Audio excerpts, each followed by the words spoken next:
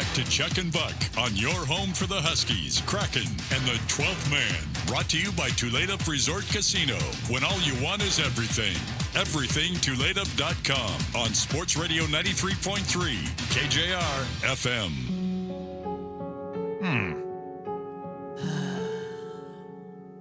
You're getting really annoying, buddy. Don't you have a home? Why don't you go home?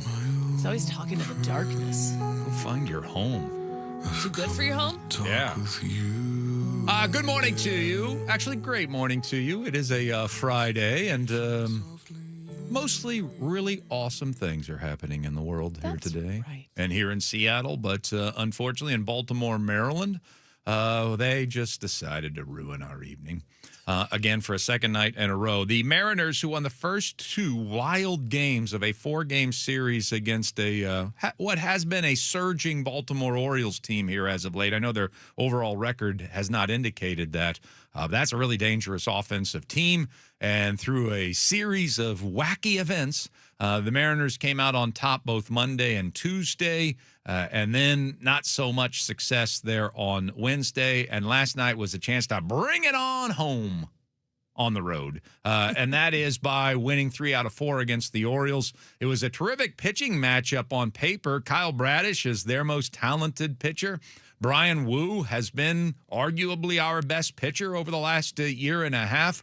But neither guy was good last night. As a matter of fact, they were getting smacked all around the ballpark.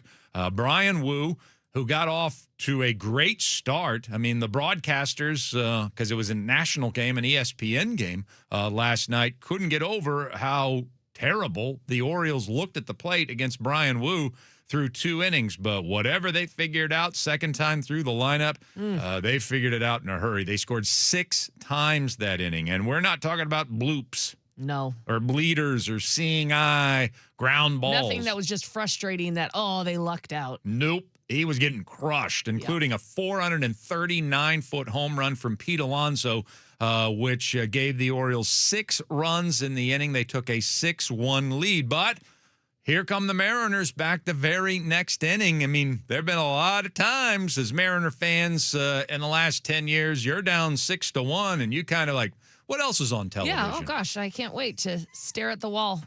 Yeah, Bobby Flay. Is anybody beating Bobby Flay today? But, man, did the Mariners answer in the 4th inning. Luke Raley hits a 2-run home run, and then Dom Canzone follows right up. They've got power, but these guys are going to put up a crooked number. Canzone golfs one to deep right field, and the Mariners go back-to-back. Raley and Canzone, both from the left side, both assaulting Bradish breaking balls, and Seattle, after giving up 6, has scored 3 without an out here in the 4th. Back-to-back home runs. Suddenly you're back within a run at 6-5, and then for whatever reason, the Orioles bring in Tyler Wells, and he solves the Mariners' offense that night. He was untouchable for 3 innings, and the Orioles tacked on another in the 5th. To make it 7-5, and that was all she wrote. Final score, 7-5, Baltimore over the Mariners. So the series ends in a split, 2 games apiece, which is not satisfying at all, considering that you had a 2-0 series lead in this game. Brian Wu, who has been struggling lately, that ERA is all the way up to 4.28. It was 1.5 2 months ago. It's up to 4.28, and he is particularly struggling when he's on the road. He's great at home, but when he goes on the road, he is getting hammered. And Brian Wu said after the game, I've had enough of this. I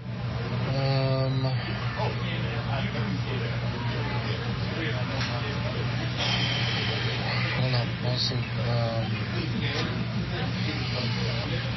I mean, it's different on different days, you know. Sometimes you're trying to do too much. Sometimes you just don't have it that day. Sometimes,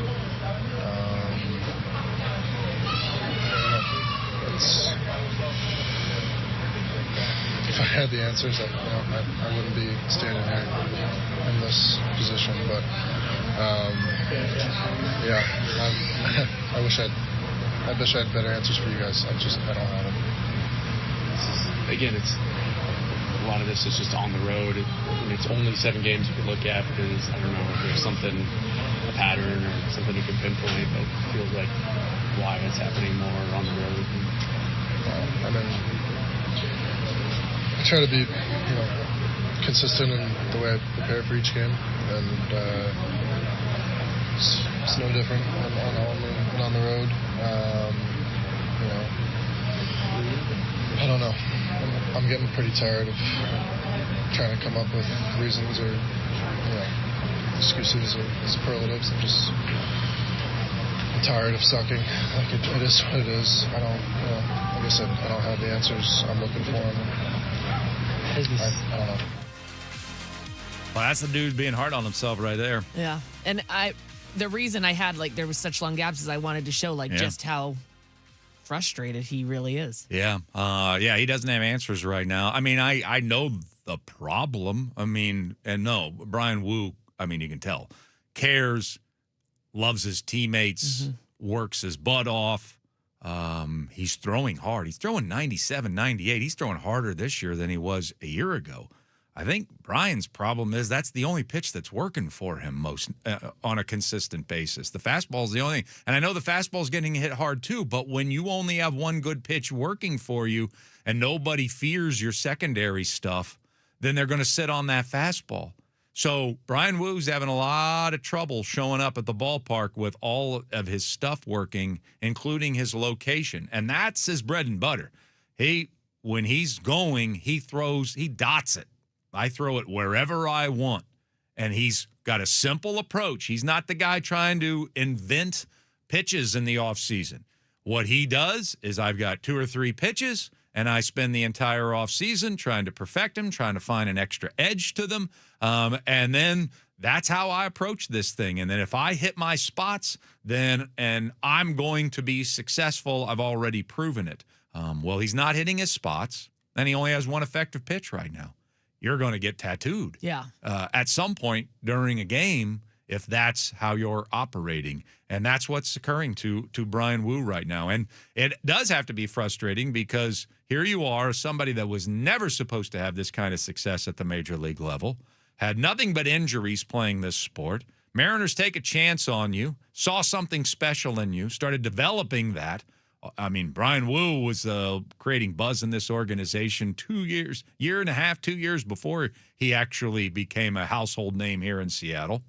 And then he arrives on the scene, you're like, oh, gosh, this guy's really good. And he just kept getting better and better and better. And so you went from somebody that probably didn't even think you were going to have a major league career to suddenly receiving Cy Young votes a year ago, making it to the All-Star game, being the number 1 starter on a team that has a bye in the first round of the playoffs as division champions. And you expect in 2026, because I'm 26 years old, I'm going to build on that next year. Well, he hasn't built on that. So he's very frustrated. And understandably, when you have too many pitchers for too few spots sort of deal that we've got right now in Seattle, I mean, right now we've got 2 struggling pitchers. Piggyback him. Brian Wu and George Kirby. Done. We know how to fix them. I don't think they would like it. As a matter of fact, I think those 2 guys would be the hardest 2 guys to kind of try to convince that this is good for you. So I don't even know if the Mariners will approach the subject with them. I think part of the reason they did it with Miller and Castillo, because those are the 2 most easygoing guys. Yeah, and it was super easy with Miller coming off the IL. Those are the 2 most easygoing guys on the roster, and so you can approach something like that, and even they fought back on it. What would George and Brian do if you brought the proposal to them? I don't think they would take it as well. I'll tell you that much. But I don't know. We still have the issue, and I don't want a 6-man rotation. And obviously, Dan Wilson can't juggle a bullpen when he's a man down. So Brian Wu might have to confront a little bit of a different role. We shall see. But he got roughed up last night. We'll see if Bryce Miller in Washington, D.C. tonight can get the team back on a winning track as they sit just 2 games over 500 here this morning and now on a 2-game losing streak. So Miller versus right-hander Zach Littell of the Washington Nationals tonight. First pitch, again, another 3:45-ish start on the East Coast for the Mariners here this evening. We'll talk more about it with ABC's of the M's coming up on the radio program. But coming up next, the Seahawks offseason has come to an end, and so we will see how we're going to fill our days without Seahawks offseason news to report. Sports Radio 93.3 KJR FM.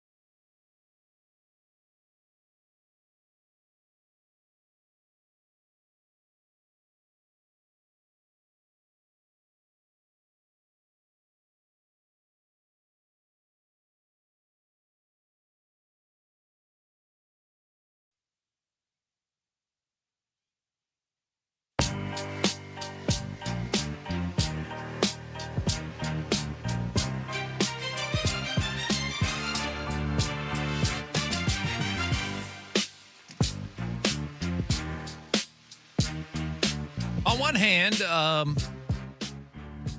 we're kind of accepting, like, the NFL is king in this country, sports talk radio certainly.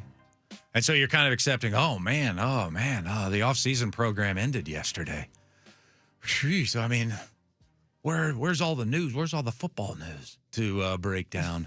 Oh, gosh, this is going to be, oh, man, an offseason. Oh, boy, this is the stretch that terrifies some sports talk radio hosts. They don't have football stars to lean on. There's nothing else going on. What else are they possibly going to talk about for the next 5 to 6 weeks? On the other hand, training camp is in 5 to 6 weeks. That's really quick. Can you believe, No. we're like a month away from getting the football season started, which is exciting. I mean, I'm excited about it. I don't get intimidated by the lull. Never have. Then again, I'm a baseball junkie, so this is kind of the opportunity to put baseball on the front burner, even ahead of the National Football League for the next 5 to 6 weeks. So I love that. But I'm also so excited. I'm excited about our one series that we got going on right now. We got an entire month of that. And I'm looking forward to training camp already. I can't wait to see the beginning of the defense of this team's Super Bowl championship. The fact that they put rings on yesterday. I mean, a year ago, we weren't thinking about that. Let's be honest. We weren't thinking that that at this time next year, the team's going to be receiving its Super Bowl rings. No, we were thinking, like, this time next year, we're getting ready to think about going after a Super Bowl. Right, Yeah. exactly. It was, I think that I might have led the station with a 12-5 record prediction for the Seahawks. So I was expecting a really good year last year, but you're right. I thought this year was going to be about, man, we put the league on blast. Yep. Now get ready. Here come the Seahawks. Here we go. Now it's time to make Super Bowl championship a legitimate, realistic goal, and now we've already got one in hand. As a matter of fact, we've got one on hand because players received their Super Bowl rings yesterday. Yeah, it's like that Monty Python. He says he's already got one. Yeah, that's right. We already got one. Now what? Fetcher Lemieux. Huh? Fetcher Lemieux. Yeah. He says he's already got one. What? They said they've already got one. So here we go. We got a few weeks here before the defense of the Super Bowl championship happens. Already mentioned this once, but I'll mention it again because I do think it is the takeaway from yesterday. I really don't know. I didn't spend any time this morning seeing how NFL teams hand out their championship rings. Maybe everybody's done it the same way throughout history. But I do like the way that Mike McDonald did it. We're going to have our offseason program, and it is going to be a really lax mandatory mini camp. I mean, at one point they just went on a field trip. And then we're going to have one last day of practice together before we take a break for the summer. And before you go, we're going to have a big party, and we're going to give you your rings, and we're going to have a ceremony, and they're going to be gorgeous, of course. Of course. But I wouldn't do it any other way. I mean, if that's not the way NFL teams have been doing it, they should do it from now on because, to me, it's the greatest symbol you can have of, hey, great work. But last season is over. Yeah, don't think that meant anything for this season because it doesn't. We start all over. When I see you again on July 23rd, 24th, 25th, whenever they're going, 25th is when training camp begins of July, but who knows how early they get there. When Mike McDonald says, when I see you again, it's not going to be about last year. This is the guy that took Richard Sherman posters and Russell Wilson posters down from the wall as his first act as head coach. I don't want anybody resting on what others have accomplished. And I'm certainly not wanting anyone to rest on what we've accomplished. When I meet you again, have the eye of the tiger. We're going for a championship, and nothing about 2025 matters in 2026. Yeah, I love it. Yeah, that's not helping you in 2026 to think, well, we won it in 2025. No, it's actually going to be harder. Don't wear your rings to work Yeah, on the please first leave them day on of your training camp. nightstand. Yeah. Find a nice, good spot for them at home. You want it for the next 5-6 weeks, you want to take it out. When you go to dinner, you want to show it off. Yeah. Feel free to do that. You want to go to bed and cuddle with it? Great. Yeah, but you better not have it on a chain around your neck when you run out onto the field for training camp on day number Knock one. a tooth out. All right, coming up next, Greg Bell will join us. We'll get his thoughts on the offseason program ending as our Seahawks insider joins us at 7:05. Plus, we have your headlines, Sports Radio 93.3 KJR FM.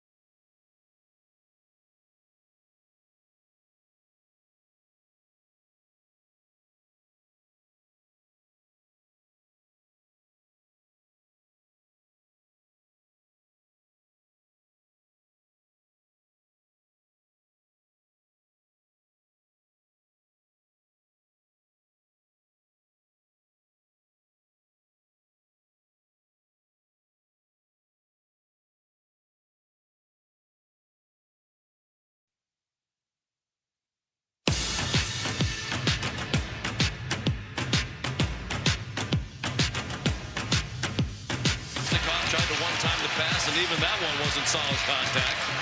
Svechnikov again. Back to Gostisbehere. Sissons pressured. Svechnikov scores! Andrei Svechnikov! A power play goal! A little too late, buddy. And a 2-1 Carolina lead. I think it's so selfish of him. To have not scored more earlier. Just trying to win the Stanley Cup. Meanwhile, he's a key member, my last remaining member of my Green Jacket fantasy team, and now he decides to show up and score goals. I think really your whole team was selfish. Yeah. Think about others. Think about somebody other than yourself. Yeah, think about people trying to win stuff. Svechnikov. If that is your real name. Probably isn't. It's probably Andre Spencer. It's Andrew. Chuck, and it's Ashley with you as we roll into our 7 o'clock hour here on this Friday morning. Greg Bell's going to join us here in a little bit as we wrap up the Seahawks offseason. Let me fire through your headlines. The Stanley Cup final is down to just one more win needed from the Carolina Hurricanes after last night's 4-2 victory over the Las Vegas Golden Knights. They could celebrate with Lord Stanley come Sunday evening in Charlotte, North Carolina. We shall see. Game 6 will be played in Las Vegas. NBA Finals, Game 5 will be tomorrow, and it could end in San Antonio, Texas. The Spurs are going to have to win 3 straight games against the Knicks in order to win the NBA championship. Spencer Hawes will join us today to discuss that at 8:30. Storm in action tonight at 7 o'clock against the Golden State Valkyries. College World Series starts today in Omaha. West Virginia taking on Troy as your first game of the College World Series at 11 o'clock. 2 games today, 2 games tomorrow. Baltimore wins over the Mariners 7-5 last night. So after winning 2 wild, crazy games in Maryland, the first 2 games of this 4-game series, Baltimore evens things up by the end of matters. And so at 36-34, the M's pick up their wounded hearts and pride and head down the street to Washington, D.C. to take on the Nationals starting tonight in a 3-game series. Meanwhile, Cal Raleigh continues, almost called him Cal Tacoma. Cal Raleigh continues to hit home runs in Tacoma. He's hit 3 in 2 games. He looks ready, but sounds like they're going to slow play this through the weekend and then activate him for Tuesday when a homestand begins against the Baltimore Orioles. And, of course, the World Cup going on. It started yesterday with a 2-0 or 2-0 victory for Mexico over South Africa. A little more action going to take place today with the U.S. taking on Paraguay to start their World Cup experience this evening at 6 o'clock. And you can hear that action right here at Sports Radio 93.3 KJR FM. But joining us now, and for the final time of the Seahawks offseason, it is Greg Bell that is going to join us. Of course, we'll have him on all the time, but it is a commemorative day because the mandatory minicamp ended yesterday, and so we get caught up to date from our Seahawks insider, Greg Bell. Good morning, sir. Good morning. How are you? I'm all right. I'm all right. Did it feel like a finish line for you yesterday? No. Okay. It feels like summer's about to end. I got 5-6 weeks left. A reminder. Ashley, most people's summer's just beginning. Mine has a clock on it. Ashley and I were just discussing this. I really don't know. Maybe I should have looked into this before. I talked about it 3 times before 7:15 today. But I don't really know how NFL teams have handed out their championship rings, or at least I cannot recollect. But I do love doing it this way. I love that Mike McDonald pretty much was making the gesture yesterday that last season is over as of right now. So when I see you again, it's all about 2026. We're not going to have any ceremony celebrating 2025. Obviously by design. What did you make of all of that? Well, yeah, Ian and I were talking about this yesterday on the air. We can't remember when we were covering those Seahawks that won Super Bowl 48. We can't remember when they got their rings, but it was later than this. It might have been in the preseason or during training camp at some point. There is a natural logic to this. And the player, Gray Zabel, talked about this yesterday, doing it last night is a natural break for, okay, we're putting everything behind us now in June so that when we go in July, it's for 2026. And it's a fresh start.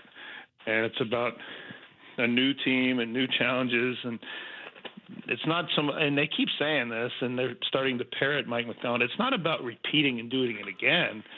It's about doing it this year because it is its own entity. It's not. It's true. The Rams, the 49ers, nobody on their schedule is going to play them this year and say, well, they won the Super Bowl last year, so this game's going to go different than it would have been otherwise.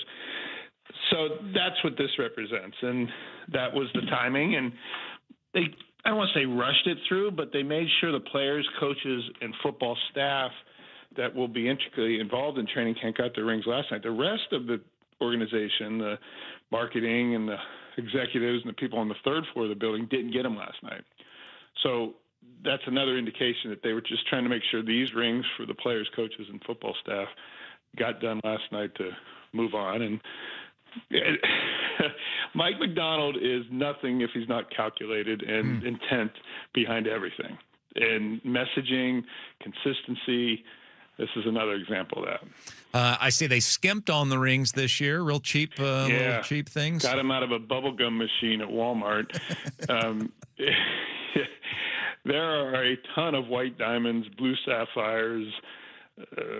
They've got pieces of a football used in games last year that are embedded underneath a side of the ring that you pop open. I don't know anything about the technology behind that. Wow. But there's actually pieces of leather inside the ring. My story at the News Tribune, newstribune.com, has that and all the details and video and pictures from last night's ceremony. It was a very closely guarded secret. They were at a restaurant, I'm guessing in Bellevue or somewhere on the east side, and it was a gala. They had a big, big event. The players are really looking forward to it, and Gray Zabel was looking forward to cracking over some more Busch Lights and a celebration. This doesn't happen very much. Yeah. This franchise has been in existence for 51 years, and last night was only the second time a Seattle Seahawk got a Super Bowl ring, and I've been doing this for 25 years now, and this is the second time I've covered a Super Bowl champion. So as much as we're optimistic and saying, can they run it back, do it again? This doesn't happen very often. Right. Last night was a really, really special event. Greg Bell is with us, our Seahawks insider, and he has a brand new sponsor. It's the Emerald Queen Casino. Bet, watch, and win at Emerald Queen Casino, Emerald Queen Casino Sportsbook. Visit emeraldqueen.com for details. Emerald Queen Casino, always entertaining. So I did find it interesting, Mike takes a field trip with the group, in essence, as part of minicamp. Sounds like Sean McVay shut things down for the Rams and just started their vacation a little bit early. Is that just a matter of great teams can do that don't have as much to work on, or are some head coaches out there, Greg, getting the idea of, man, we don't have to just go, full scale 12 months out of the year. These guys need some breaks, and we're going to give them longer breaks. It's an easy way to get on the good side of the players and to give them a cookie, as Mike Holmgren would say. The 49ers did the same thing. They canceled their entire minicamp. Now, some of that, I was talking to my 49er writer buddies down there, and some of that was because the World Cup has overtaken 49er headquarters and the practice facility, which is attached to Levi's Stadium in Santa Clara, and the World Cup games are being played in that stadium. So logistically, it was very hard for the 49ers to have minicamp in June for the World Cup taking over. But, the trend is that let's give these guys honestly, these practices don't matter. They're in T-shirts, shorts. You don't need your starters practicing. Now, that helps the younger players, the rookies, accelerate and acclimate and get used to the NFL game and the playbook. But for the guys that are going to be playing this year, it doesn't matter whether Devin Witherspoon practices on June 10th. So they bag them, and it looks like a reward, and the players think that the coaches are on their side, and then it sends the players off into this 6 weeks until training camp starts with motivation to follow the training coach, the strength and conditioning coach, and position coach's plan for them the next 6 weeks. When they take this break now, they don't just – the coaches just don't say, hey, we'll see you in 6 weeks. They have a detailed plan that the strength and conditioning staff gives each player on what to work on and how to keep their benchmarks for weight and height, or speed and agility and flexibility and all the metrics that they use now. how to keep those consistent heading into camp. The days are gone where guys just show up to training camp and then the coach puts them on a mile run and there's a fitness test and whoever barfs and throws up gets fined or put on the side. That's not how the NFL works anymore.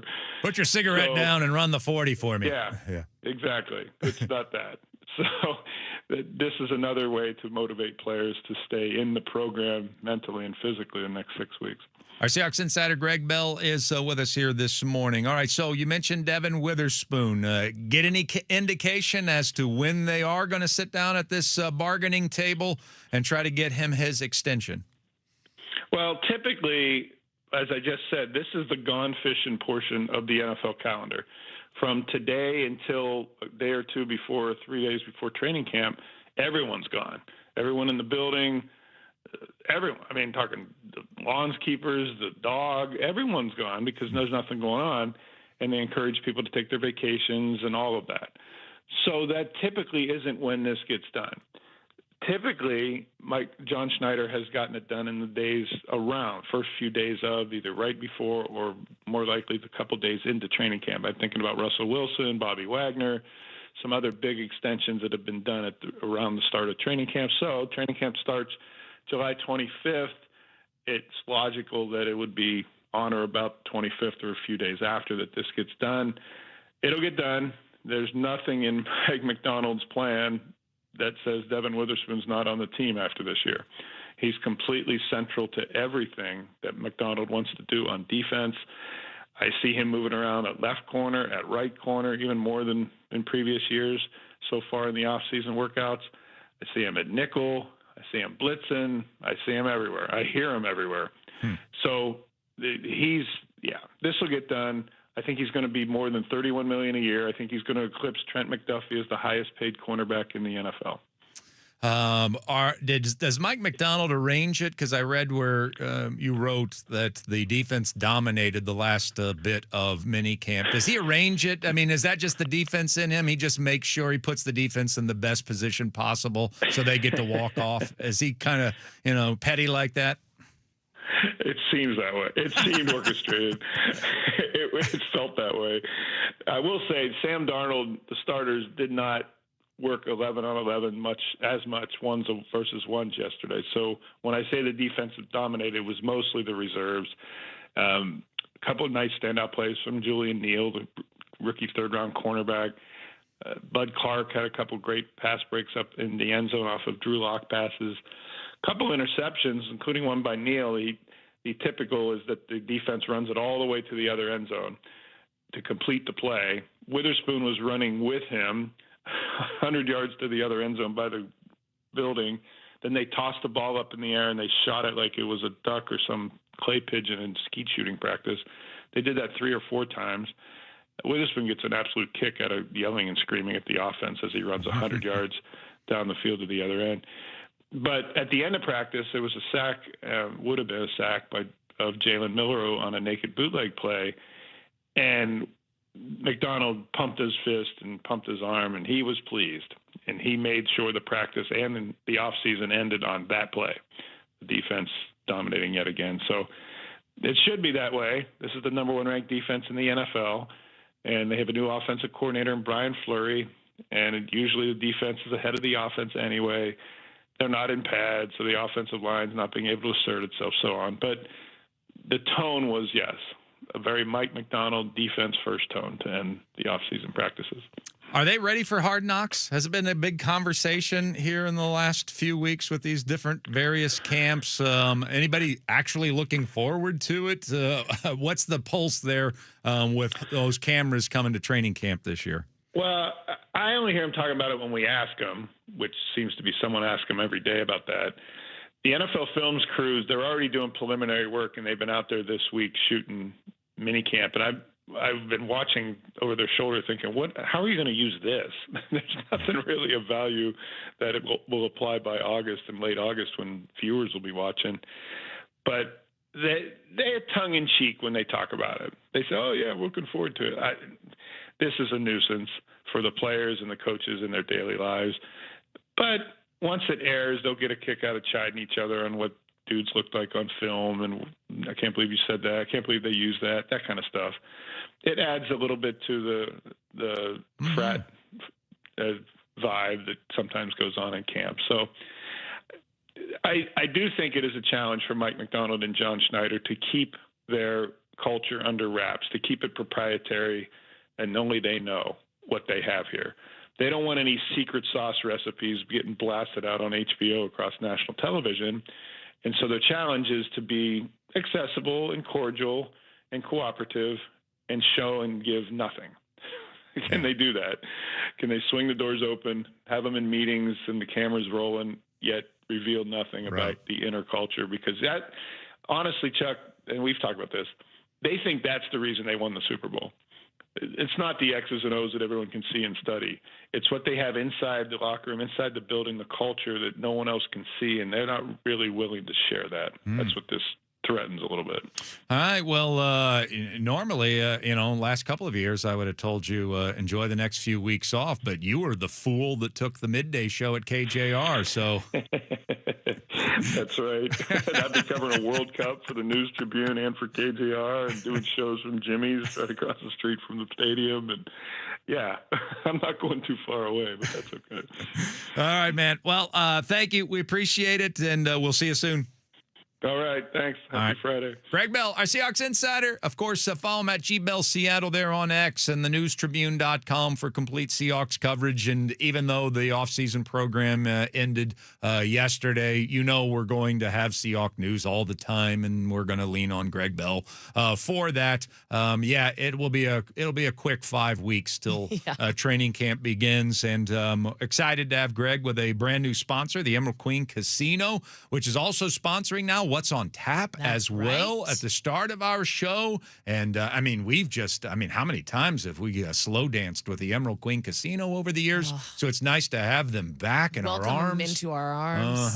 Just put your head right here in the crook of my neck. Yeah, a little cheek to cheek. Yeah, it'll feel great. I'm going down to Tacoma today, for goodness sake. Might as well go to Emerald Queen Casino. I will certainly wave.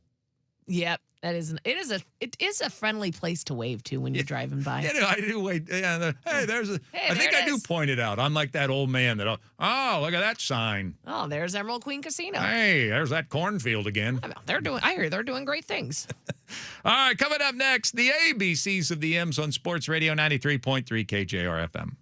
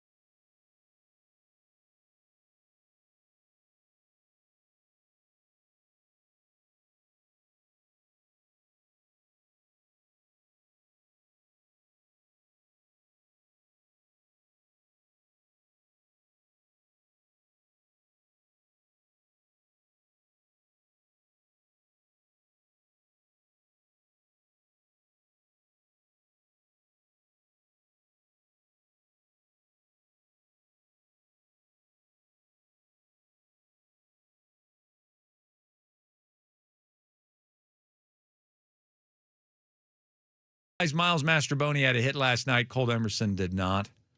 But it is so unnecessary in today's day and age, especially that Cole Emerson is hitting behind Miles Mastroboni in our lineup. Yeah.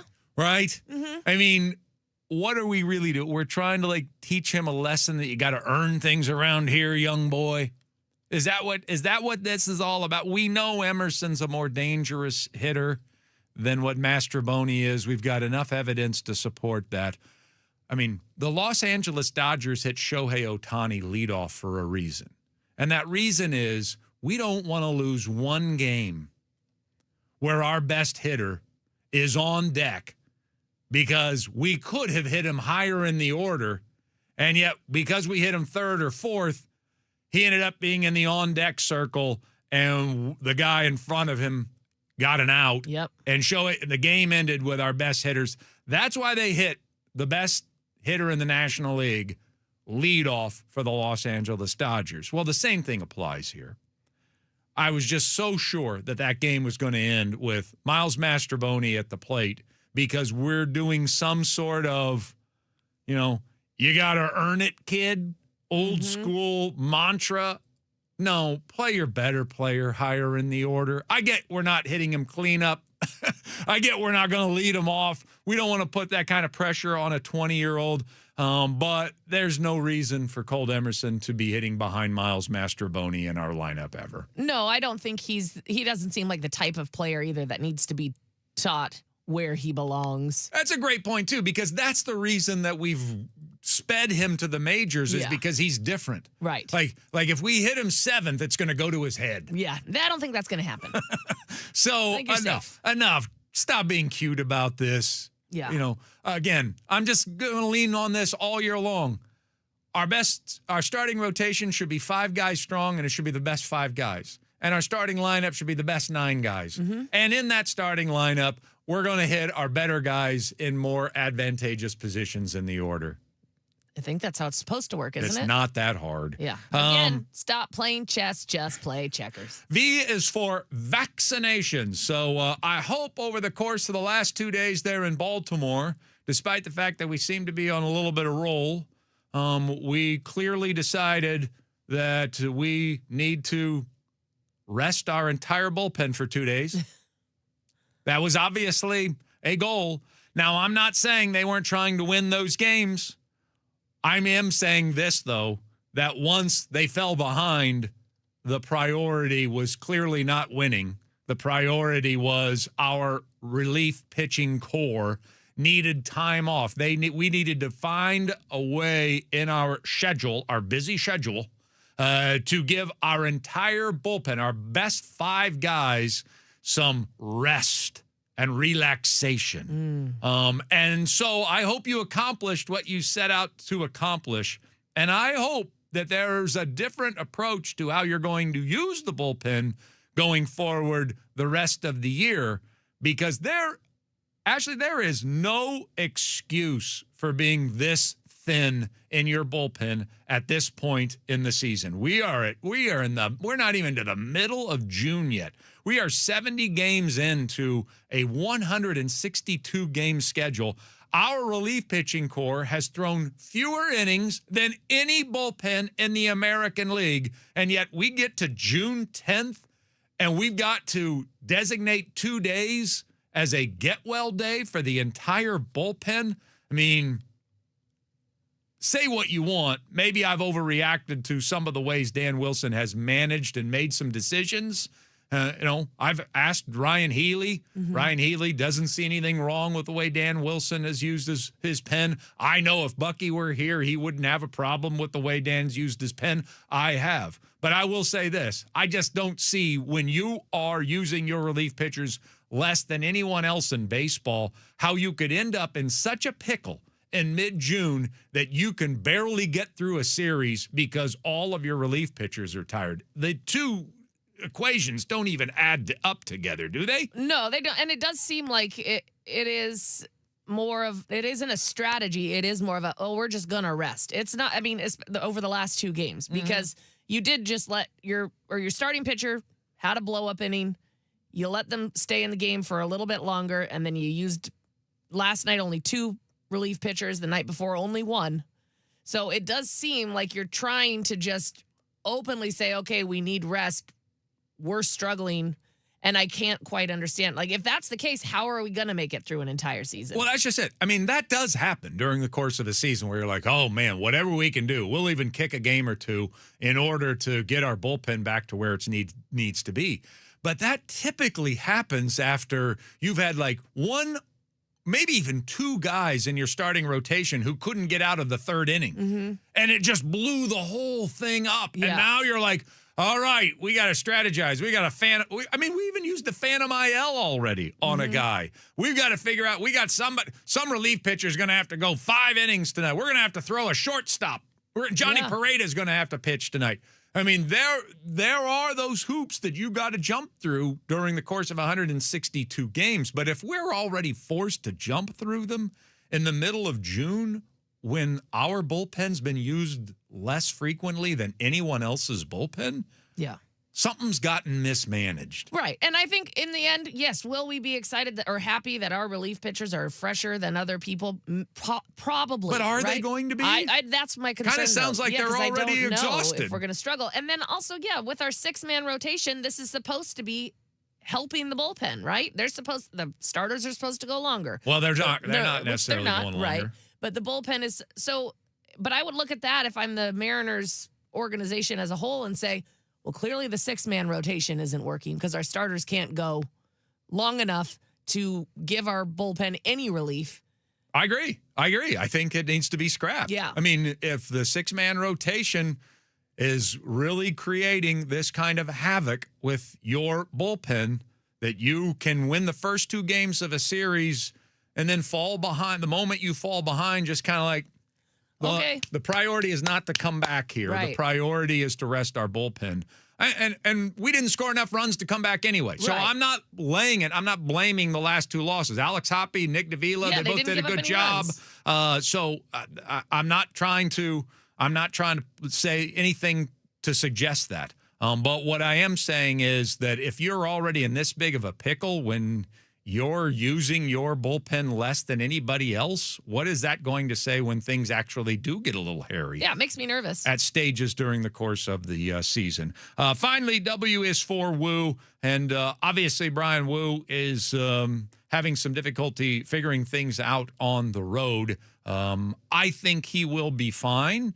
But in light of a 6-man rotation or a 5-man rotation with a piggyback, I mean, there's no question about it. The 2 guys that are struggling right now are Brian Wu and George Kirby. Those are the 2 guys that are struggling right now. Logan's back on his game. Bryce has been dominant. Castillo's found something. And Hancock's our all-star. Of all the people on our rotation, he's the guy that's going to be in the all-star game this year as long as he keeps things going through July. So I don't know how they're going to handle that. I don't think Brian Wu and George Kirby would handle being piggybacked very well at all. Probably not, but you might need to just deal with it for the team. But right now, there's no doubt the 2 starting pitchers that are performing the worst are George Kirby and Brian Wu. All right, coming up next on the program, I was going to talk about something else, but I've got to ask this question. When did Dick Fane become Matt Foley? Sports Radio 93.3 KJR FM.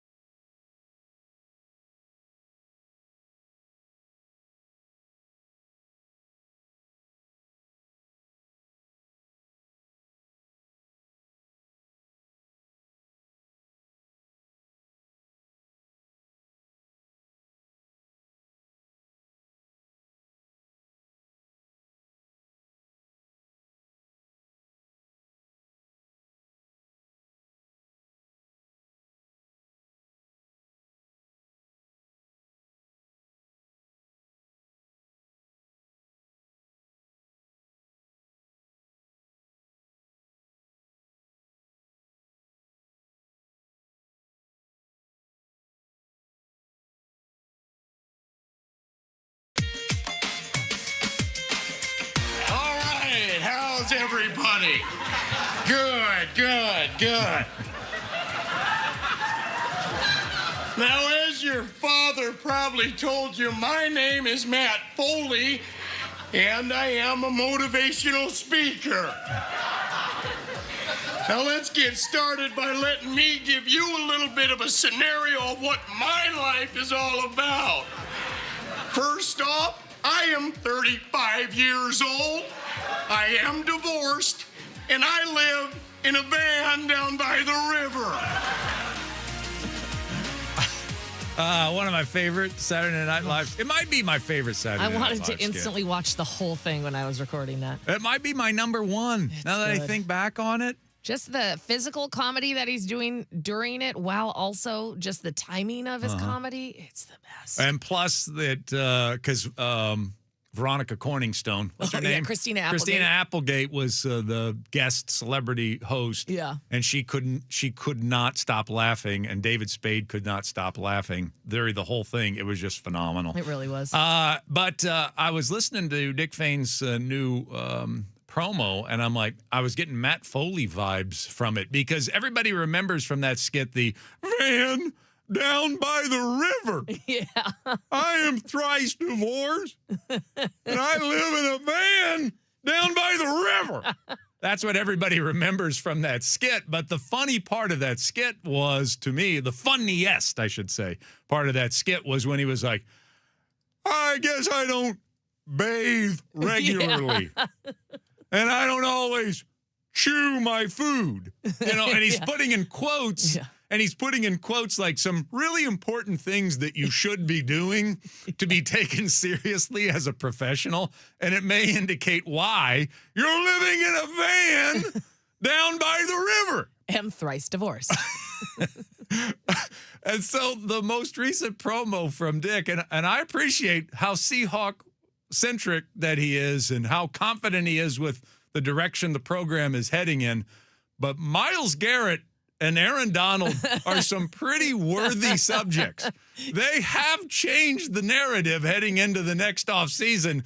And Dick Fane's on his radio program like, I guess the Rams, they think they're hot crap because they signed Myles Garrett and Aaron Donald, and that's supposed to make a difference. Actually, yes, Dick, it does. It does actually make a difference. I guess they're going to be Vegas favorites. Correct. Yep, they are. I guess Charles Cross is going to have his work cut out for him. Nailed it. Yep. Sure is. I guess Sean McVay thinks they're better. He does. You are correct. Yes.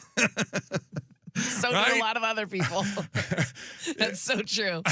It came off so Matt Foley to me as I've been listening to it all week long. Now I want to hear it again. Yeah, look, I'm with you, Dick. Okay, like we're on the same side. You know the promo we made on my show was like, bring it on, chumps. Right. I'm kind of titillated that they've improved their team by a Myles Garrett. Bring it on. Let's see, because I do think the Seahawks are going to be better this year than they were a year ago.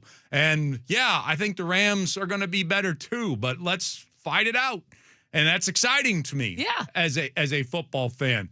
But Dick's just flat out just like, Myles Garrett. Yeah, actually, Dick, that is his real name. You don't need to put in. And he's really, really good. Really, really good. And it does make me a little nervous. Yeah. If you want to believe in 23 sacks.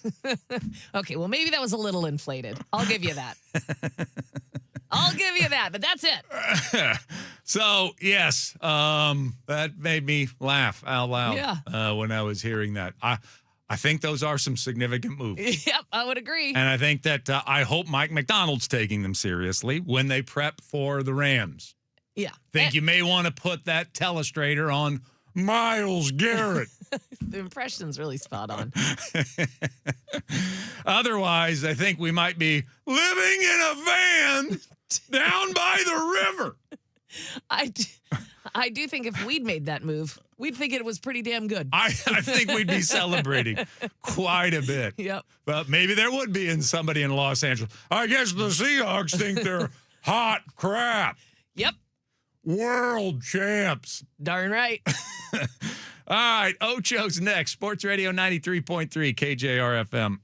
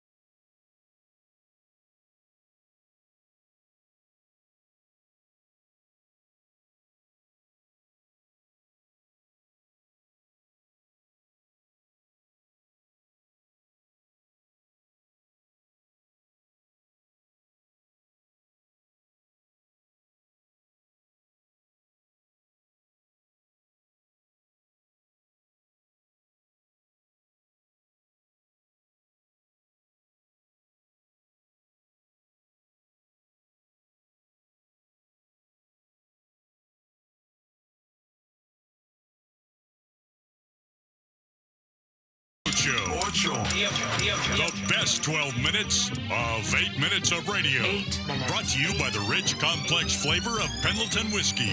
Let her buck. Please drink responsibly. Oh, great Friday morning to you all as we enter this magical moment of the radio program. It's time for the Ocho.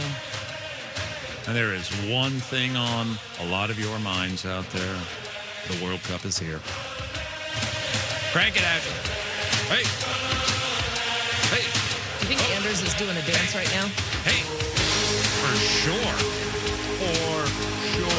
He's dancing with his baby in his arms. Oh, yeah. Wearing an Argentinian soccer jersey. Uh-huh. I'm wondering if U.S. is properly represented in that household, Doubtful. frankly. Doubtful. By the way, your keyword this hour is America. Very fitting. Yes, we have a $250,000 USA giveaway. You can win $250 of that.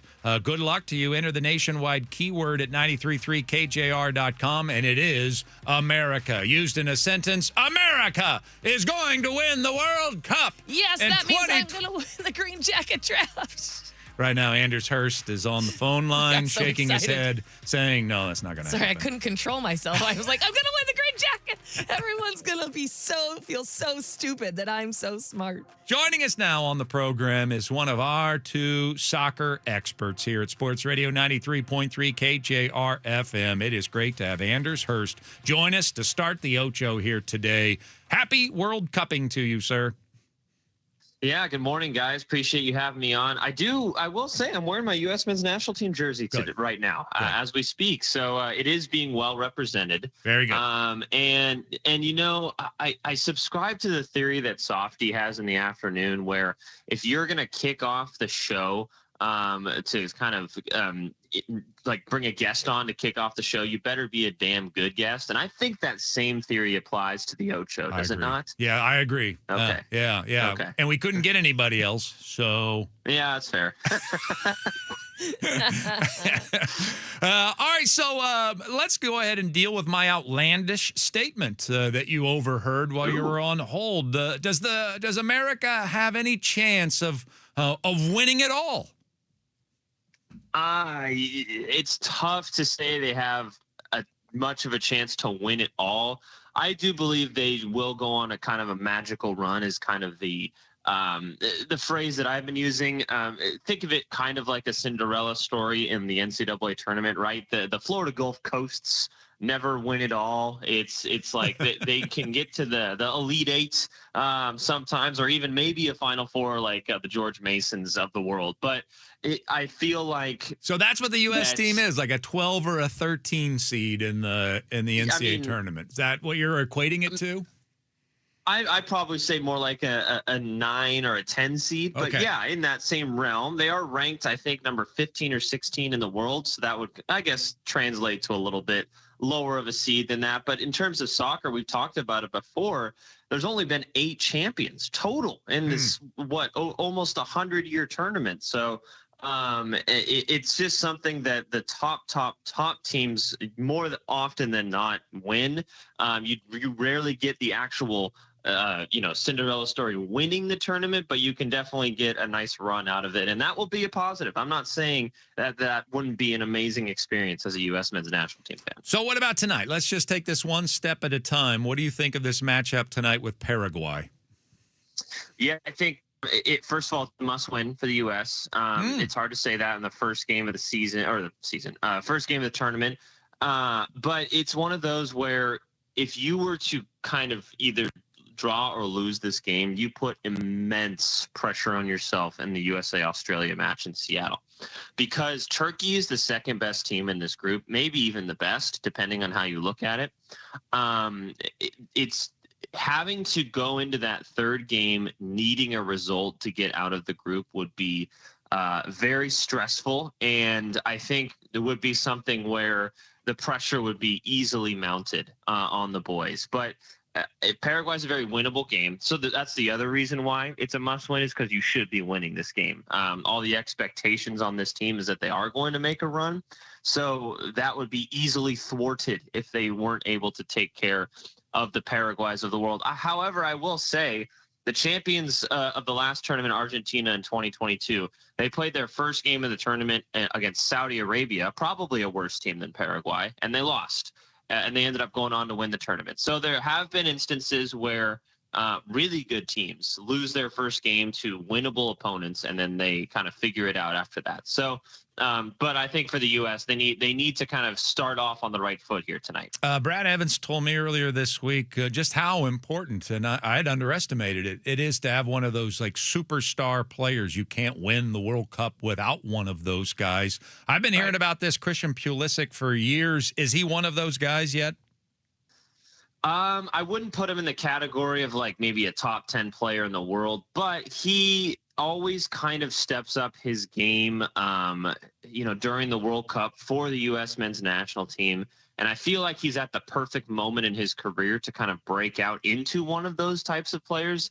Like, he's not the Lionel Messi, Cristiano Ronaldo, Kylian Mbappe, those type of world superstars just yet. But I feel like he actually gets relatively underrated across Europe. I mean, he played for Chelsea, he played for Dortmund, some big teams. Now he plays for AC Milan in Italy.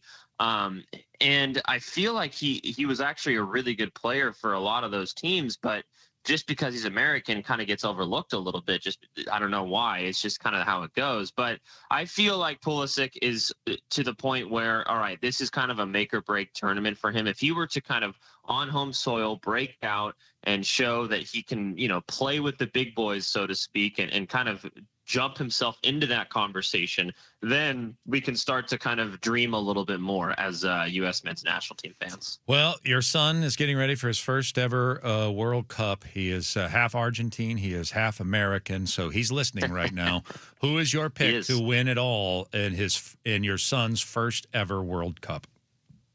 My pick to win it all is Argentina. Okay, I think they're going to go back to back. I don't think they have as good of a team in 2022, but a lot of the same players, a lot of the same chemistry, and Messi will go back to back and finish off his career and ride off into the sunset. All right, man. Great stuff. Thank you very much. Have a blast with it. Enjoy it all. I know it ramps up here today, and we will be bugging you a lot this month. Yeah, no, I will be bugged by more than you guys. It's just going to be a part of the gig with everything going on in the month-long festival of football. But I hope I sufficed in kicking off the Ochos. Like Softy's theory of you better be a damn good guest. You were a damn good guest today. You can take that home with you. All right. Okay, perfect. All right. Anders Hurst joining us right here on Chuck and Buck in the morning. Again, U.S.-Paraguay tonight, 6 o'clock coverage right here on the Mothership, Sports Radio 93.3 KJR. FM. You'll be hearing from Brad Evans and a cast of thousands as we deliver for you a ton of World Cup games, both here on 93.3 KJR FM and also our sister station 950. So this is where you're coming to hear all of the World Cup action. But we've got 7 other items to get to in our Ocho. Seahawks mandatory minicamp came to an end yesterday, which means that the Seahawks 2026 offseason program came to an end yesterday. Greg Bell was with us on the program an hour ago. Mike McDonald decided to give away the championship rings to the players. He and John Schneider organizationally deciding now's the time. We'll have a big party tonight. Everybody gets their Super Bowl rings. And I think there was a message sent by Mike McDonald and crew about giving them their rings now. Greg Bell agrees. There is a natural logic to this. And the player, Gray Zabel, talked about this yesterday, doing it last night is a natural break for, okay, we're putting everything behind us now in June so that when we go in July, it's for 2026. And it's a fresh start. And it's about a new team and new challenges. And it's not and they keep saying this, and they're starting to parrot Mike McDonald. It's not about repeating and doing it again. It's about doing it this year.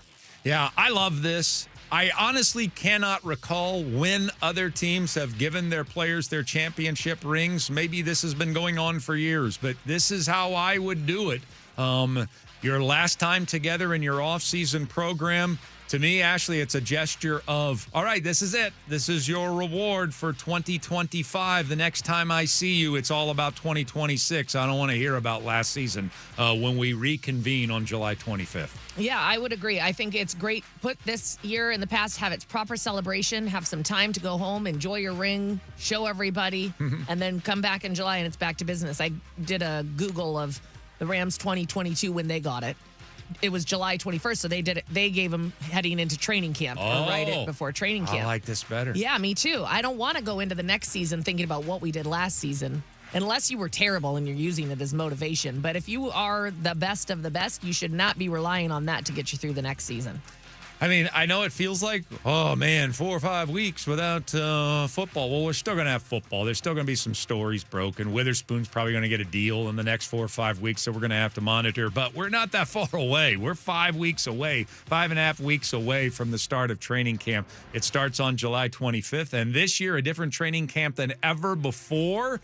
Not just because you're returning champs, but Hard Knocks is going to be covering this team. So that's going to be a daily conversation for us. Which I had actually kind of forgotten about. I mean, when it came out, I was excited. I know that there's obviously negative sides to it, but overall, I'm excited to get a little bit more of an insight into what's going on there and just see all the personalities. And I'm excited for other people to see the personalities because this is a team of great people, great personalities. Yeah. All right. So, yes, there we go. We get a little break for the players. Mandatory mini camp coming to an end, and then training camp starts on July 25th. The hockey season's just about over. Carolina Hurricanes are 1 win away from being Stanley Cup champions. Svechnikov tried to one-time the pass, and even that one wasn't solid contact. Svechnikov again. Back to Gostisbehere. Sissons pressured. Svechnikov scores! Andrei Svechnikov! A power play goal! And a 2-1 Carolina lead. Oh, man, what an energy, what an atmosphere, both in Las Vegas and in Charlotte throughout this entire series. That's Sean McDonough on the call at ESPN last night, ABC last night. Svechnikov broke a 1-1 tie in the second period, part of a stretch of 4 consecutive Hurricane goals. They win against the Golden Knights by a final score of 4-2. And that was the most lopsided game of the entire series. And I know they were up 4-1, but it was still just so evenly fought throughout the entire contest. Well, and if the series has taught us anything, it's that no lead is safe. I mean, look at what happened in last Saturday when Carolina came back and scored 4 goals in the third period to tie it and send it to overtime. So, yeah, you're on the edge of your seat this entire series, but it is funny that I was thinking the same thing. That was the least exciting game that we've had, and it was still an exciting game. Awesome. Yeah. Jordan Staal, I don't know why he decided to become the best hockey player in the world, but it's worked out.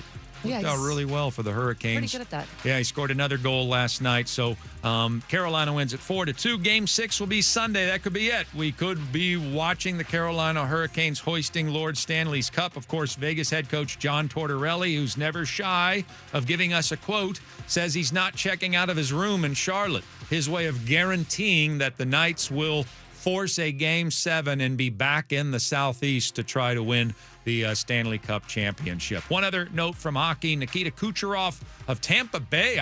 To me, this is a little bit of a surprise. I thought this was going to McKinnon or McDavid, but it's Kucherov that wins his second MVP award, edging out McDavid and McKinnon in a very close vote. So you didn't help me at all in my green jacket quest, Kucherov, you son of a biscuit. Yeah, but he did win a trophy for himself. Very selfish. Another selfish hockey player. I'm just surprised that Nathan McKinnon didn't win it. I mean, the Avalanche were so good, and he was such an important part of that. I think he's the best player in the world. He's so good. NBA Finals Game 5 will be tomorrow. It could end tomorrow in San Antonio. And the Spurs, man, they could have a lot different lot in life, but they blew a 29-point second-half lead in Game 4. For Jalen Brunson, allow him to operate at the top, 101. Brunson gets it, fires up a 3. Shot no good. The chip, it's gone! It's gone! It's gone! With 1.2 remaining. Knicks take the lead. OG Anunoby, and it's 107-106. Bedlam here at the Garden. They can't believe it. Also, ABC there with the highlight. How do you come back from blowing a 29-point second-half lead in a finals game? And I'm not talking about coming back from it tomorrow night. I mean ever. I'm not sure they'll ever come back from it. I don't know. I mean, that's probably me being a prisoner of the moment. Spencer Hall is probably listening right now and can't wait to give me a 2 cents of his opinion coming up here at 8:30. But 3 days later after that, I think it's one of the biggest, if not the biggest choke job of my life. And now you're going to try and come back and win 3 days later? Good luck. Yeah, I don't know. You're definitely never going to forget it. That's for sure. I mean, if you can find a way to use it as motivation and not as a way that of like, I can't believe we did that. How on earth are we ever going to play basketball again? Yeah, well, Game 5 Saturday night, and it will be in San Antonio, Texas, so at least they'll have the home crowd on their side, even though I'm sure Ben Stiller, Chalamet, Jenner, Taylor, they'll probably all be there. Liv. Probably. Yeah. Let's go to the Mariners. They truly did settle for a split in Baltimore. They lost 7-5 last night, all because of a big third inning from the Orioles against Brian Wu, who was dominating through 2 innings, and then all of a sudden in the third, and it wasn't a bunch of bloops and bleeders, he got crushed by a series of Orioles hitters. He ends up leaving the mound in the third inning down 6-1, and he took it hard after the game. I don't know. I'm getting pretty tired of trying to come up with reasons or, excuses or superlatives. I'm tired of sucking. Like it is what it is. I don't, like I said, I don't have the answers. I'm looking for them. I don't know. Well, the answer is you only have one effective pitch right now. And if you just lean on a fastball and nobody respects anything else, they're going to hammer it. And that's what's happening to him right now. I think he's great. I think he'll rebound from this, but he had a 2.25 ERA on April 19th. He now has a 4.28 ERA, and it's all trouble on the road. At home, he's been fine. He is getting crushed on the road for whatever reason. Yeah, and last night's third inning was the worst of his entire career. On the bright side of things, Dan Wilson got his wish. He rested his bullpen for an entire 2 games. Once we fell behind, it seemed like it was the only objective the last couple of nights. But the 36-34 Mariners should be well rested for Friday in Washington, D.C. The bullpen should have received its vaccinations and good to go on Friday tonight against the Nationals. The series starts at 3:45. It'll be Bryce Miller for us, and right-hander Zach Littell will pitch for the upstart Nationals. Cal Raleigh was in Tacoma yesterday and hit another home run. It's his 3rd home run in 2 rehab games for the Rainiers. Now, I'm supposed to be in Tacoma tonight broadcasting the game, and I hope it's to see Cal. If you need a better car, go see Cal. For the best deal by far, go see Cal.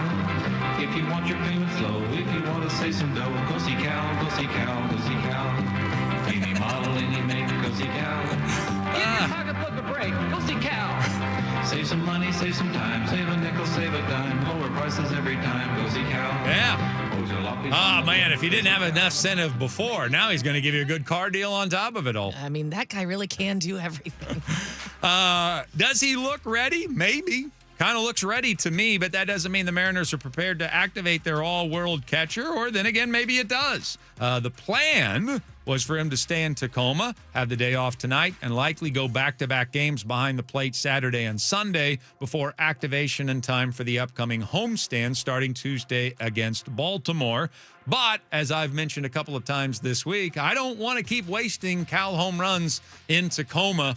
I wouldn't hate the idea if I found out later today that he was on a private jet to Washington, D.C., and was in the lineup tonight. I wouldn't hate it. I wouldn't hate it at all. But at the same time, I would also understand if they want to keep him home. I mean, they're coming back. They're just in D.C. for the weekend, and then they have a nice long home stand. So I could also see if they want to, you know what?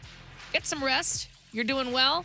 We'll keep you warm down here in Tacoma, and then send you on up north. I think that's what they're going to do. I don't even know if I'll get to see him tonight, much less see him play. But we will be on the broadcast call tonight, Riley Pay and myself. So check it out. I'm sure Cal will be a huge topic of conversation. College World Series starts today. The face of the College World Series, the pride and joy of Omaha, Nebraska. Kyle Peterson was on with us yesterday, as he is annually. And, of course, the SEC dominates the field this year at the tournament, and for good reason. They're dominating college baseball right now.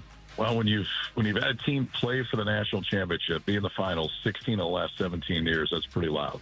Nobody's ever had no conference has ever had 5 teams here until this year, and the SEC has done that. So, and one side of the bracket is all SEC. So they're guaranteed to have another team in the finals. It is the most complete league in college baseball, and it's not debatable. And it wasn't before this. Now, is there somebody who can beat them? Sure, absolutely. North Carolina's loaded. West Virginia, I think, can make a real run. Those are teams on the other side that I think could potentially get to the finals that are not Ole Miss. But still, there's no league that commits to the sport more. There's no set of, I would say, collective fan bases that cares about the sport more. And there's a reason why. There's a reason why they lift the trophy more than anybody else. They care. Well, that's great because they're no longer college football's power, so they got to have something. Got to go somewhere. Yeah. Or SEC. Peterson says Texas or Georgia is they're the team to beat, and they actually face off against one another tomorrow night at 5 o'clock. But the tournament gets started today at 11 o'clock in Omaha, Nebraska. It'll be the Cinderella team in the field of 8, Troy, taking on West Virginia, who will lead the weekend in alcohol consumption.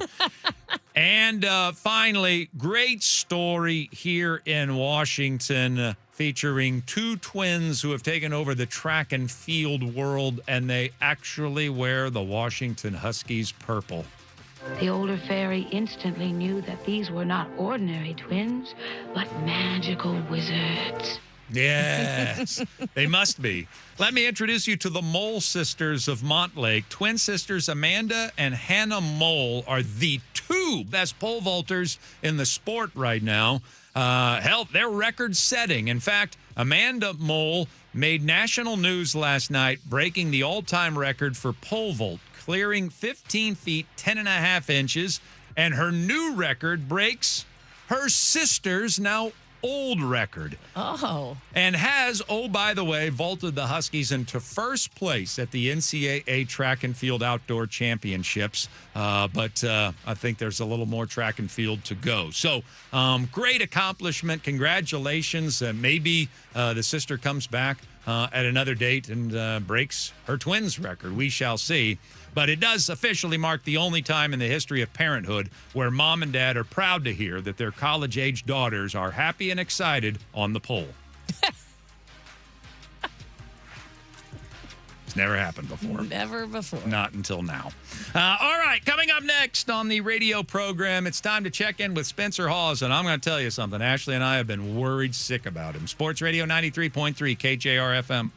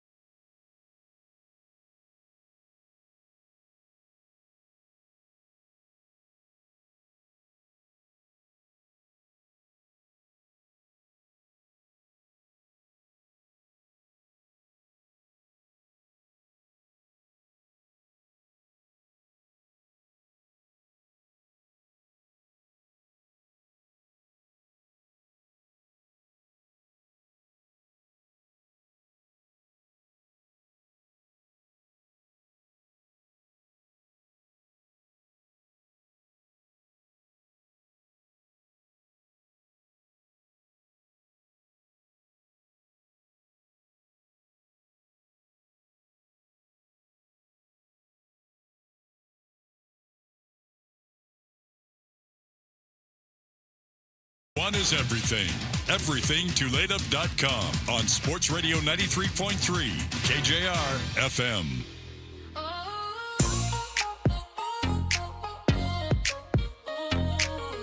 All right, we couldn't get through this week without checking in with our guy, Spencer Hawes. He's been our NBA insider throughout the last two postseasons, and this year, obviously, it's been a little bit of a special report with him following around his very good friend, one of his best friends in the world, Mitch Johnson, and Mitch Johnson's quest to win an NBA championship. So here we are in the NBA Finals, and I want to check in on how Mitch Johnson's doing through Spencer, but first we have to check in on just how Spencer's doing. Are you holding up all right after that 29-point blown lead in Game 4? You okay? We're worried about you. I've been better. Parlayed that into a bachelor party in Chicago, so we're ready for the bounce back in Game 5. Yeah. What was it like? I mean, just kind of describe it from your seat, the devastation that game, how it laid waste to San Antonio a couple nights ago.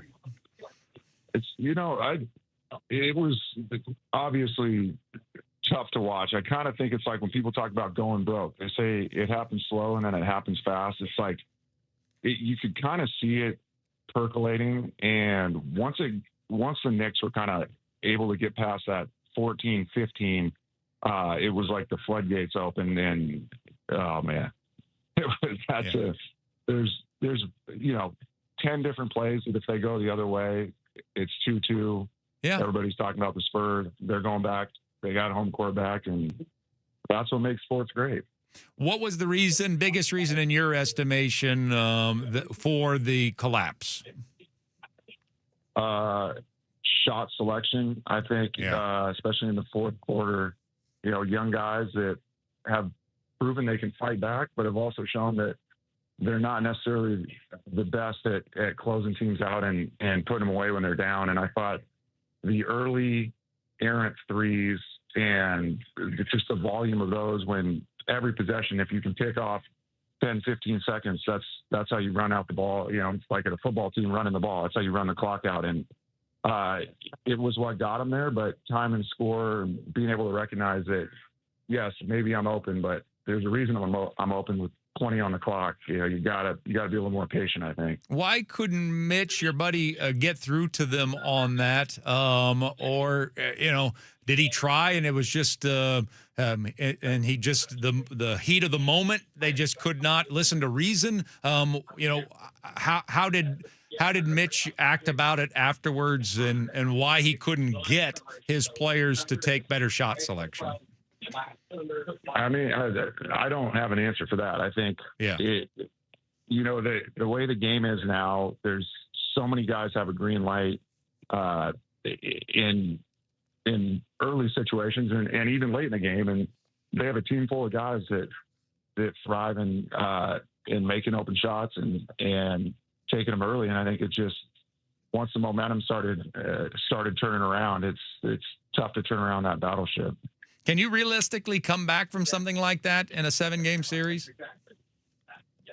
Well, it's unprecedented. I think it's unprecedented for the team with home court to come back 3-1, but we saw, I believe, in 2016 it can be done, and it's a tall hill to climb. But I think these guys, their youth and inexperience, I think, on one side of it puts them in positions like this, but on the other side, they might not know the difference that it is such a tough task to try and pull off. Where would it start for you? What are the marching orders heading into Game 5? Because they've built a lead early in all 4 games to this point. So what is something that the Spurs just have to do in game number 5 to avoid being eliminated? Well, good starts haven't been their problem. They've got up to those in all 4 games. I think they got to come out and blow them out and really put their foot down once they get out to a lead, and put some fear in the Knicks that they found something. They've made an adjustment that they can use going forward. And I think you win Game 5 at home, get a little reset, and then it really comes down to Game 6 in New York, where they've proven they can win and should have won twice. What's the character of Mitch Johnson, since you know him personally, that leads you to believe, do not count my man out? He's a winner. He's been a winner on every level, and he's a competitor, and he's not going to let his hands off the rope. And I think his team all year have shown that character as well. And I think, they're going to fight until the whistle, and I have a lot of faith that they're going to come back and do it. Did you get near Timothy Chalamet to push him down at any point during the celebration? Did you at least, were you within arm's reach to, maybe give Ben Stiller an elbow? Anything like that? No, but it was weird. I was kind of down looking for my friends and then running into a bunch of old teammates and catching up. But I got a picture of it that I'm sitting on. They really treated it like that was it. Like that was a championship. And who knows? It may, if they win in San Antonio, then that's their opportunity to celebrate. But I thought it was a little premature, something I tried to make a little note of. Okay. I would love the idea if you have a picture of like you got Larry David in a headlock or something like that.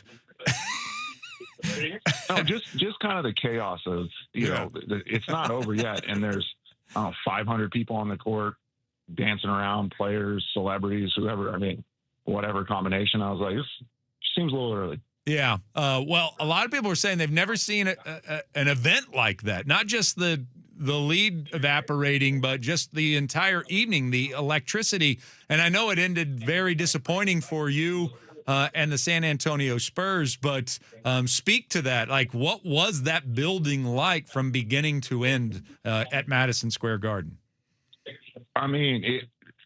It was incredible.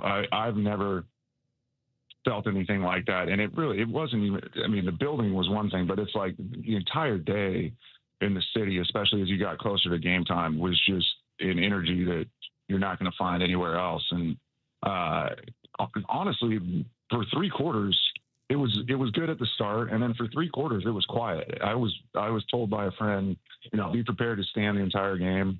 I was sitting, standing, and really until that run in the fourth, the crowd really wasn't a huge factor. Right. All right. Well, have you had an adult beverage in the last 3 days? Have you slipped one of those in? I'm having a coffee right now. We gotta get back to sea level. What's the next plan on the bachelor party then? Do we get to know who you're celebrating, or is that a secret? Yeah. No, it's no secret. Shout out Shano back here. We are going to Wrigley tonight to see Rufus the Soul. And then tomorrow we got a little spot at the sports book rented out for game 5. Okay. All right. So you're not making your way to San Antonio. You're going to do it during the bachelor party. No, we're going to be watching from here. All right, man. Well, have a blast. Enjoy it. And who knows? Maybe we can see history made the other way around going forward here in the finals. Gotta have faith. All right, man. Thanks. Appreciate you. All right. Thanks for having me. All right. Spencer Hall is joining us right here on Chuck and Buck in the mornings. I have a feeling he was around his buddies, like over listening. I just love, I was like, so did you decide to go to Chicago because you didn't want to come home before you go to San Antonio? He's like, no, actually, I'm hosting a bachelor party that has been on the books for a long time. And I'm like, of course you are. Just keep that train a-rolling. Bring in the cocktails. That guy's got a busy life right now. I know. I'm tired just thinking about it. All right, coming up next, we'll get you ready for the baseball weekend. Sports Radio 93.3 KJR FM.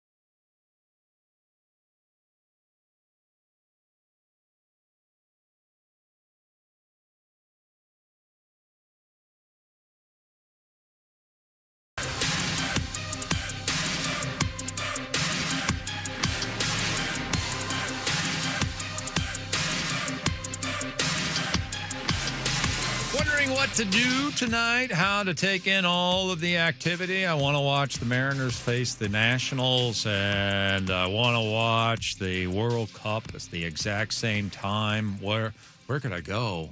What could provide that? Something with multiple televisions. Yeah.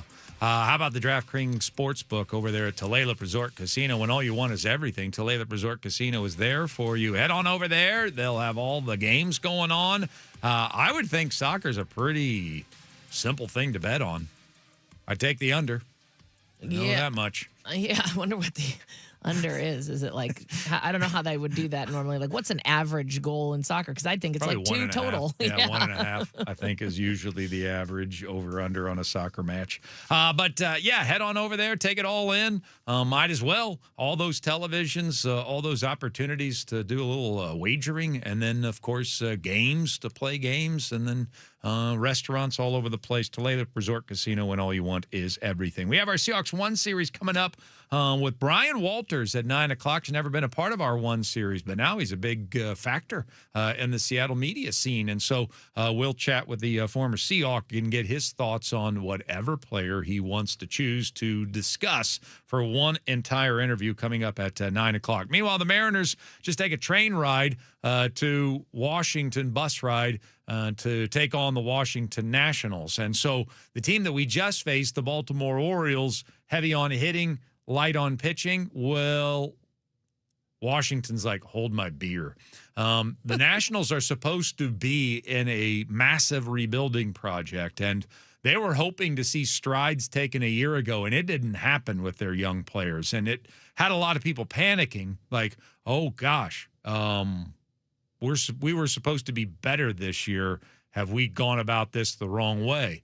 Well, they show up this year, 0 expectations at all for this team. A lot of people thought they were going to be the worst team in baseball, period. And instead, the Nationals are 35-34. There's just a half game difference between us and them, a team that's in the middle of a rebuild.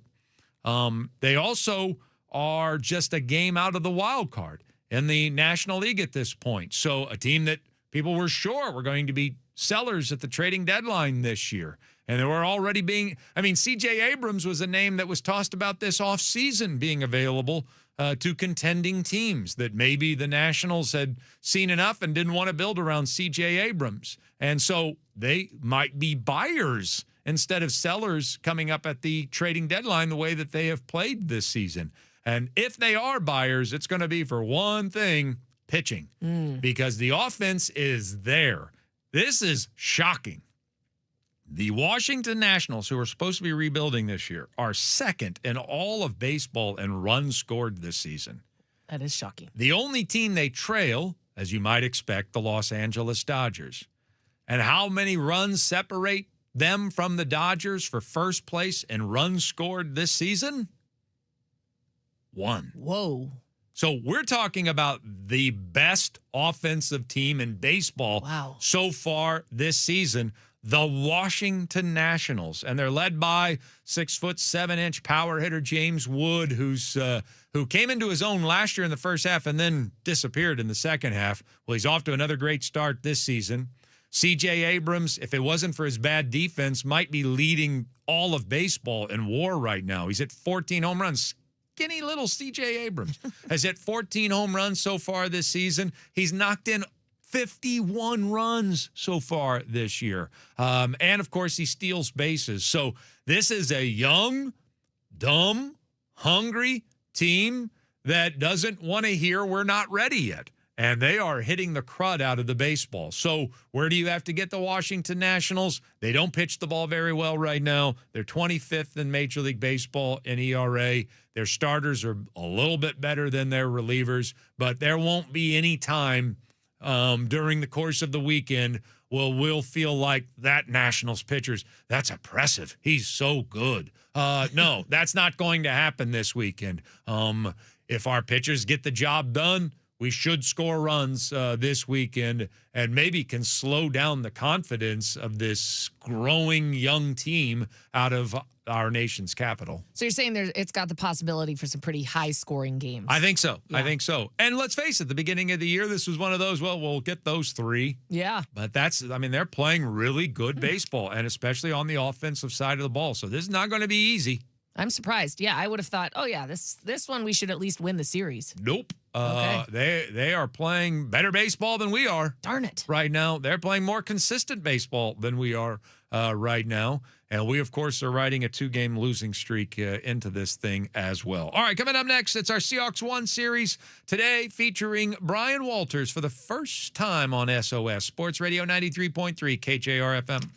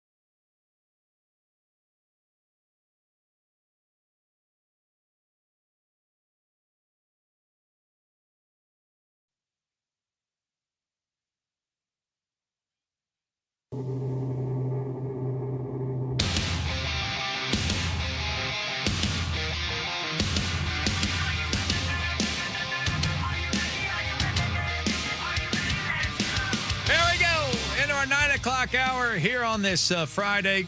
Outstanding to have you with us. My name is Chuck Powell. Ashley Ryan is here. And, of course, throughout the month of June, our Seahawks One series where we, on a daily basis, bring on one Seahawks insider / analyst to break down one key Seahawks player for one entire interview.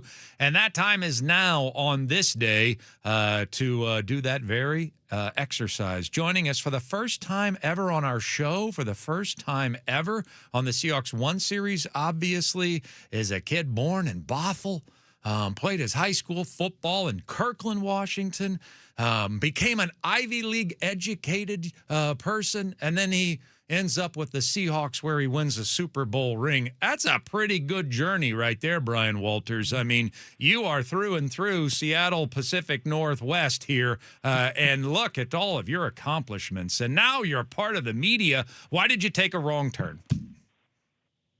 I didn't see it going that way. I'm not going to lie to you. I thought you were going somewhere else, and you said, "Where's the wrong turn?" You're right. That's a good question, and it's a turn I didn't see coming either. But I just had to join, as the Seahawks would say, join the dark side, and so far it's been good. I've really enjoyed it. But thanks for having me on today. This will be fun. I like what you guys are doing, just breaking down individual players. I think it's pretty cool and unique. Yeah, great. Well, thank you. I appreciate that, and I'm excited in getting into it. But I do want to ask you, you do have that Super Bowl ring, and that's part of the daily news today that the Seahawks got their Super Bowl rings. I mean, they get just bigger and gaudier and more expensive every year. You did not win your Super Bowl ring all that long ago. You are a young man, for goodness sake. Can you believe how much bigger and more expensive they are now compared to yours? I mean, it's crazy. When we got ours, we were like, I think at the time it was the most expensive ring that's ever made. And we were looking at that thing like, oh my goodness, how can this get any bigger? I'm not going to say better, because I actually like the size of ours, because I feel like I can wear it, to normal events and stuff. And it's not just getting in the way. I'm not running into door jams, walking through doors with it on. And I like that about it. But man, it's absurd where they've gone to, and I feel like it's almost like a transformer. You got buttons and things that come off of it and all that, and not just the Seahawks new ring, but all the rings. I think the Rams kind of started that trend. They had like a stadium when you open up the ring, stadiums inside of it, so you can do all kinds of things. But it's pretty cool, pretty fun seeing kind of where they can go, how creative they can get, and I think the Seahawks ring, it looks really, really clean. It's going to end up being like a transformer. They'll be able to wear it and then drive it home eventually. I think that's where it's going. Brian Walters is with us for our Seahawks One series, and we always allow our analyst to pick the player he wants to break down. So who are we going to break down today with Brian Walters? Well, this was an easy one for me. Just going with, I played wide receiver. I was a punt returner. I was a kick returner. So when they say, hey, let's pick a player, I'm going to go right to the man himself, Rashid Shaheed, a guy that came in midseason and really was a huge spark for the Seattle team. So I'll break him down a little bit, kind of what I saw from him last year and just what to expect this year, because I love watching him play. I love what he brings to this team, and I think one thing about him is he can bring it. What I appreciate about him is he's not just doing it in one aspect of the game. He's not just doing it as a wide receiver. He's doing it in multiple ways. He's doing it in special teams. He's changing the game in many ways. And also, he's not just catching passes. He's getting runs. He's getting reverses. He's out of the backfield getting handoffs at some point. And so there's a lot to his game that I love. So it'll be an easy breakdown. Yeah, he did not stack the statistics, especially from an offensive standpoint a year ago, but he authored some of the biggest, most game-changing, season-changing plays in his short time in a Seahawks uniform a year ago. I'll just ask you to get us going. Would the Seahawks have won the Super Bowl without Rashid Shaheed last year? Well, I'm glad you asked that, because I've made this point kind of all off season and even going into the Super Bowl. And I say it's hard to say that one person gets you to where you're at on any team. It's hard to say one team or one person really got him to the Super Bowl, won him the Super Bowl, whatever it is. But when you look at the timing of Rashid Shaheed and the plays he made when you absolutely needed it, there's nobody that stands out more than Rashid, because I mean, without that punt return against the Rams, do the Seahawks beat the Rams? Do they win the NFC West? Do they get home field advantage and make it to the playoffs? I don't know. And you could go to so many different plays throughout the season. And, one people forget about, I mean, you're 6-6 against the Atlanta Falcons at halftime. Yeah, you go down, you're in Atlanta, and you're having a slugfest down there, kind of a little snoozer, honestly. And where's that spark come from? Well, he returns the opening kickoff for a touchdown, and then it was over after that. It's like the little sparks that he presented. Again, 49ers game, playoffs, the divisional round. Not really a clutch. I wouldn't say it's a clutch play because it's the very first play of the game, but it's kind of like that spark, like, okay, like, here we are. Like, and you didn't even look back after Rashid Shaheed returned that for a touchdown. So there's just so many little plays, or I shouldn't say little plays, I should say big plays. Yeah. But that stand out to me about Rashid and how he got this team to where they're at. But again, you already mentioned it. I mentioned it. The biggest one was against the Rams in the regular season, the second game at home. You're down, 30-12, something like that. If I recall, 30-12 or 30-14. Yeah, maybe. I think it's 30-14. I think it was 16, but you might be right. Yeah. Yep. And I think it was 30-14. You're right, because it ended up being 30-22 after this. They made the 2-point conversion, and you needed it. And I was in the press box. Looking down at this game like, oh, man, I think the Seahawks lost this. And then I turned to my colleague, Michael Bumpus, another analyst. And I said, hey, the only way the Seahawks get back in this game is if Sean McVay actually kicks it to Rashid Shaheed and he scored a touchdown right here. Like, that's it. And right before that punt, I said that to him. I said, that's it. This is the only way the Seahawks can win that game is if Sean McVay chooses to punt the ball to Rashid Shaheed. And fair enough, there it was. They punted to him. They score. No time came off the clock. And then, the rest is history in that game. They made a big run and didn't look back after that. So, look, did Rashid Shaheed win them the Super Bowl? Well, you can make an argument for it, that's for sure. Yeah, former Seahawks Brian Walters, our guest here on our Seahawks One series. One analyst breaking down one key Seahawks player for one entire interview. And Brian has chosen Rashid Shaheed to break down with us here today. And so there was a question. I mean, would he price himself out of Seattle this offseason? I mean, 15 catches, 188 yards over 9 games. Even with special teams, you do wonder whether or not that warrants a $17 million per year contract. Brian, why is he going to end up being worth $17 million a year for this football team? Well, I think you have to kind of look at the circumstances he was in, I think. The reason, one, yes, his production was down when he came to Seattle. One, just kind of getting in the swing of things. But you also have guys like Cooper Kupp and JSN you're playing alongside. When you look at what he did when he was with the Saints earlier in that season, I mean, it drastically changed when he came with Seattle, how many targets he's getting and just more of the opportunities he's getting. I mean, you go to the Saints, and I'm just going to look at it. I'm going to read it. He played, 9 games with the Saints? And, I mean, you got 9 targets, 5 targets, 6 targets, 5, 6, 9, 12, 9. I mean, he was getting so many targets. He was their go-to guy because it was him and Chris Olave in the Saints. So it's kind of like him, JSN, but you had a Cooper Kupp. You had guys like that can make plays as well. And also the scheme, Kubiak's scheme. What I appreciated about Kubiak last year was he wanted to run the ball, and he committed to that. He committed to that a lot. And so that's going to take those targets. But again, with Rashid, I don't think it's about the volume at all, but it's about when he does get his opportunity, he does get his chance to make an impact. Can you get those explosive plays from him that pretty much that can turn games around, that can change games for you? And I think that's where he earns his $17 million. That's where you really see the game-changing effect that he has. And then now you have an off season with him. You have a whole off season, so everyone's learning this new playbook at the same time. And what I'm most fascinated going into this season is he the number 2 guy, or is Cooper Kupp the number 2 guy? Oh. If Torrey Horton comes back, is he going to be the number 2 guy? Because remember what Torrey Horton did before they got Rashid Shaheed. Remember how he was on that role too. So you have 4 wide receivers now that all can make big time plays and have all proved it at some point or another in the NFL. And I think that's pretty remarkable. But Rashid, I just see him expanding his role in this offense. There's a few things I can get into here in a bit that I think he needs to improve on. if he's gonna take that next step with the Seattle offense. But I think he's just a perfect complement to JSN, really, to open up the field. Well, let's get into those. What are those things that you see that could make Rashid Shaheed that much more impactful for the Seahawks this year? I think it's going to be, one, catching in traffic in the quick game. So these slants, these little short passes. Yeah, you see the explosive. They want to take shots down with Rashid Shaheed, but if he's going to really maximize those explosive plays like that, like the deep shots, he's got to show that he can go in the middle, catch a little slant, catch a little 5-yard in route, and make it smooth. We see JSN do that all the time. Cooper Kupp's the master at just kind of being in the middle of the field, catching it in traffic.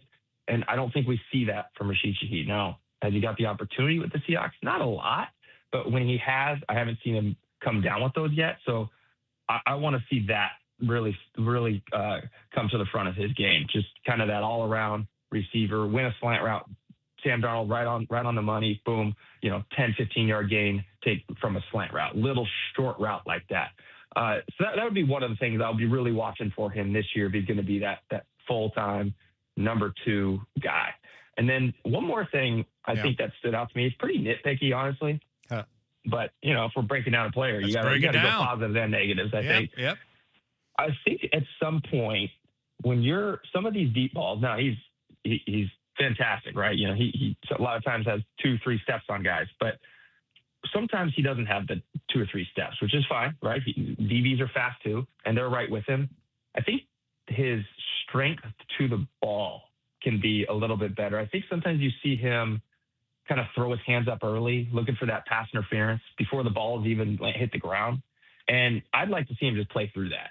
Play through it, go up, try to high point it. Doesn't matter if you get pass interfered or not, but you're trying to make a play. Like, it's all about the ball. And I think a few times last season, I saw him just kind of almost give up on a deep ball because he's trying to sell the pass interference.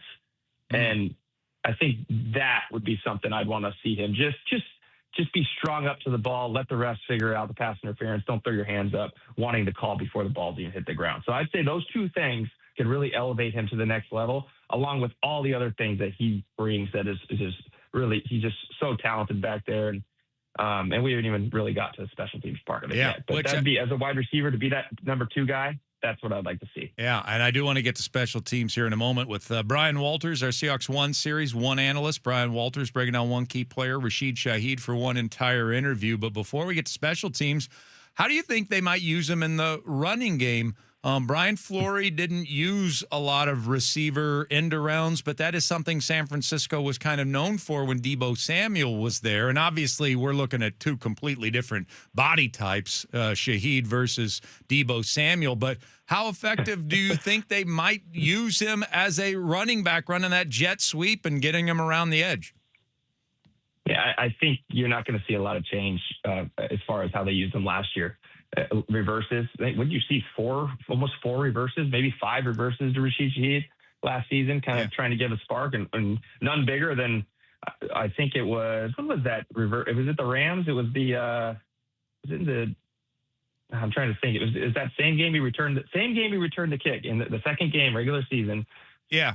They also had a point where the offense was a little bit stale kind of later in the game, and you're like, and it was 30-22. Remember this now. And they kind of threw a reverse to Rashid, and he took it for about 30 yards, 25, 30 yards, and it sparked everything. From there, it was like, okay, this game's it's going to the Seahawks. And this was after his return. So it was Rashid again with back-to-back with 2 big plays that really was the spark. So I don't, if I'm an offensive coordinator and I'm going into this season like Brian Fleury is, and you're kind of getting your game plan going, and how am I going to use Rashid Shaheed? Well, the film doesn't lie on what his strengths are. And so it's reverses. It is the fly sweeps. You saw him out of the backfield in an I formation. There was a fullback in front of him early on when they got him, and they handed it off the left tackle, a little outside zone or pitch to him, and he got 10 yards. So he's so versatile in that way that I don't see him changing it up at all. Maybe a few more screens, maybe some wide receiver screens. I don't think we saw a lot of that to him. But that's it. I don't think it's going to be anything crazy, and you can't do that all the time. You can't just sit there and try to run reverse after reverse to Rashid Shaheed. But when you need to shock that defense and surprise that defense, boom, you have a guy like Rashid Shaheed who can do that and get the corner. Yeah, anything to get him in space. That feels like would be the objective. And let's talk about that return ability. Is there a better guy right now in the National Football League? Would you trade him for anybody, kick punt returner in the entire league right now? No, I don't think so. And I think the reason being is I'll just start with the basics. Just he is so smooth catching the ball. Like that's a rarity. It really is. You have guys back there, a lot, even some of the best returners you've seen in the league, who they look a little bit uncomfortable trying to catch a punt, and they're moving last second. They're not really getting their feet underneath it, and they're catching it in awkward positions. And that's, as a coach, as a special teams coach, as any coach, that's kind of puts some doubt in your mind if you have a guy back there not judging the punts very well. But Rashid is flawless at it. I mean, he really is. The way he sets himself up, he's always catching the ball in the same spot, and you just trust that he's always going to catch the ball. And that's the number one thing. That's always what I was told when I was punt return. Pete Carroll used to tell me before I got on almost every single punt return out there, hey, get the ball back to our offense. Get the ball back to our offense, And so it's like, all right, yeah, I guess that is my job, technically. Get the ball to Marshawn Lynch and Russ and let them do their thing. So that's very, very just basic. Rashid is probably the best in the league at that, the way he does it. And then you look at what he does with his explosiveness. And what I love about Rashid is he doesn't try to be someone that he's not. And when I say that, I mean, he's not back there dancing around, going side to side, waiting for something to develop, trying to juke and reversing field. He's not doing that. That's not his game. His game is being decisive. His game is trusting the return and using his speed to find the gashes in the return. And that's exactly what he has done. And that's how he has 3 return touchdowns last year, 1 punt, 2 kickoff returns, maybe even more if I'm not mistaken. But that's when you watch all those returns, they're all the same. It's just, I'm catching it and I'm going, and I'm putting my foot in the ground and I'm making my one cut and I'm gone, and I'm using my speed to outrun everybody. And that's what he does best. So it's fun to watch a guy who trusts his speed so much, and you're not sitting there as a fan, not sitting there as an analyst, not sitting there as a coach, kind of like, come on, make up, like, get upfield. You're now don't have that thoughts with him. He's going, he's hitting it, and if he only gets 10 yards, great. That's awesome. He makes those 10 yards count, because he hits it hard, and that's like the first down for the offense. So that's what I love watching him. He's just very, very decisive, knows where he wants to go with it, and can spring it at any moment. Love it. Great stuff. Thank you, man. We appreciate it. Good having you on. We'll have to bug you more frequently. It was a pleasure. Awesome. Well, hey, thanks for having me, and good luck with the rest of it. Do you know who you have coming up? Well, we keep it a little bit of a secret, but on Monday we'll have our own Hugh Millen, and he's our resident quarterback, so that probably gives you a hint as to who we're going to do on Monday. There we go. Yeah. Love it. Awesome. Thanks, well, perfect. Brian. Well, good luck with the rest of it. Thanks for having me on. Yep, Appreciate you. Brian Walters, former Seahawk, joining us right here for our Seahawks One series, now part of us here in the Seattle media with the television post game. And so we appreciate him coming on here today and breaking down Rashid Shaheed. That's how you do it right there. He was great. Yeah, he was great. That's how you do it. You break it down from rooter to tutor. Coming up next, speaking of which, let's talk Piggies. Sports Radio 93.3 KJR FM.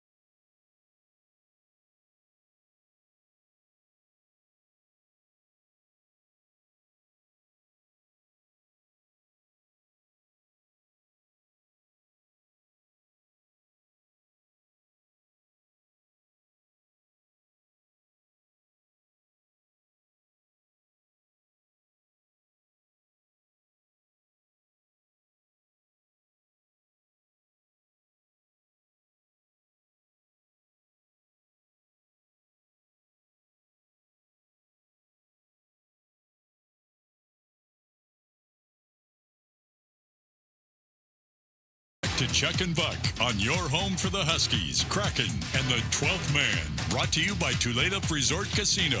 When all you want is everything. Everything Tulalip.com on Sports Radio 93.3 KJR FM. I want my baby back. Chili, baby back rib. I want my baby. Chili, baby back rib. I got my baby back ribs. Oh, yeah. We getting our piggyback ribs going on again? Getting our piggyback on. It's Chuck and Ashley with you here on this Friday. Booze News coming your way in a little bit. Nothing like taking your piggyback ribs and then just pairing them with a good old Booze News. That's the way I always do it, especially with that Yellowstone bourbon. It goes so well with your piggyback ribs. Mm-hmm. Did you have anything at the cafeteria yesterday? Did you? I did actually not have anything. No, there was no food available. Just warm temperatures and a lot of speeches. What is the point of going to a grade school cafeteria without getting like, a little meatloaf served to you by somebody with a hairnet? I think the same. I had the same thoughts and the same visualizations, but it is the cafeteria and the gym. So and the auditorium. So it really triples. It's a triple workspace that we were going with there for the 5th grade graduation. If nothing else, just like a fruit salad, like a mixed fruit, from the can, because that Fruit was cocktail? always so delicious. Yeah. It's the best. Or a pear half. I feel like my day yesterday was a complete failure. Is really all I'm thinking. Because I you didn't get any of this. You didn't have any cafeteria food. Yeah. You just went to a measly old graduation. Yeah, my kid's done with elementary school. Okay, well, what did I get for it? No cocktails. You have a graduation. You have a party. cocktail. You probably have a ceremony inside a cafeteria, and the cafeteria doesn't cater the party. I mean, what are we doing with our lives, Mill Creek? Yeah, I think all the parents should have been able to go by and pick out a milk. I would have hated that one, actually. Did you ever have a thing called a frittata? We had a frittata. And I think in the Midwest, somebody just made it up. They're like, it was like a pizza with like Mexican ingredients on it. And it was flat. And they just called it a frittata. But everybody looked forward to frittata day. I mean, it sounds pretty good. I've had a frittata, like when you actually make a frittata, which I believe is with egg, right? Yeah, I've had that, but never this one you speak of. Yeah, we called it a frittata because we'd never heard of actual, gourmet recipes. Well, who hasn't in a lunchroom cafeteria? Yeah, but anyway, Dottie West and her big giant butt serving me Dottie. frittatas on a bi-weekly basis. Serve them up, Dot. Some of the best times of my life. By the way, you could have the time of your life. Tulalip Resort Casino. Head on up there. When all you want is everything, you can go to Tulalip Resort Casino. Could be a really good weekend. I mean, I talked about the merits of tonight, but tomorrow you'll have NBA Finals. You could watch at DraftKings Sportsbook, plus the World Cup, plus Mariners baseball. What a wonderful Saturday I've just carved out for you. And it's supposed to be pretty warm, starting to get pretty warm here, so why not just take advantage of the free air conditioning? Sounds like a really good plan, actually. Right? Yeah. Tulalip Resort Casino.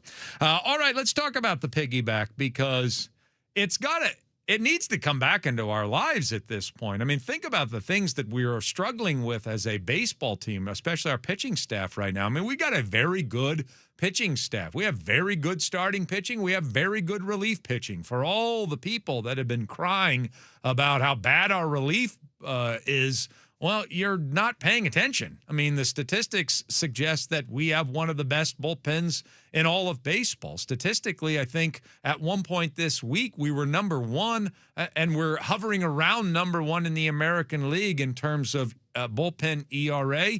And obviously, we're well known for our starting pitching. We have so much starting pitching that we had to invent this piggyback thing. So it's good, and yet we still are trying to figure out how to piece this thing together. And despite all of those good things happening for our pitching staff, apparently we reached a crisis this week with our bullpen, that everybody was tired and nobody was available. And for 2 straight days, it seems like nobody was available. And even when guys were available earlier this week, I mean, we're just asking too much of them. I frankly don't know how you could have painted yourself in this corner, because one thing we lead the American League in is fewest pitches thrown by our bullpen in the American League. Mm-hmm.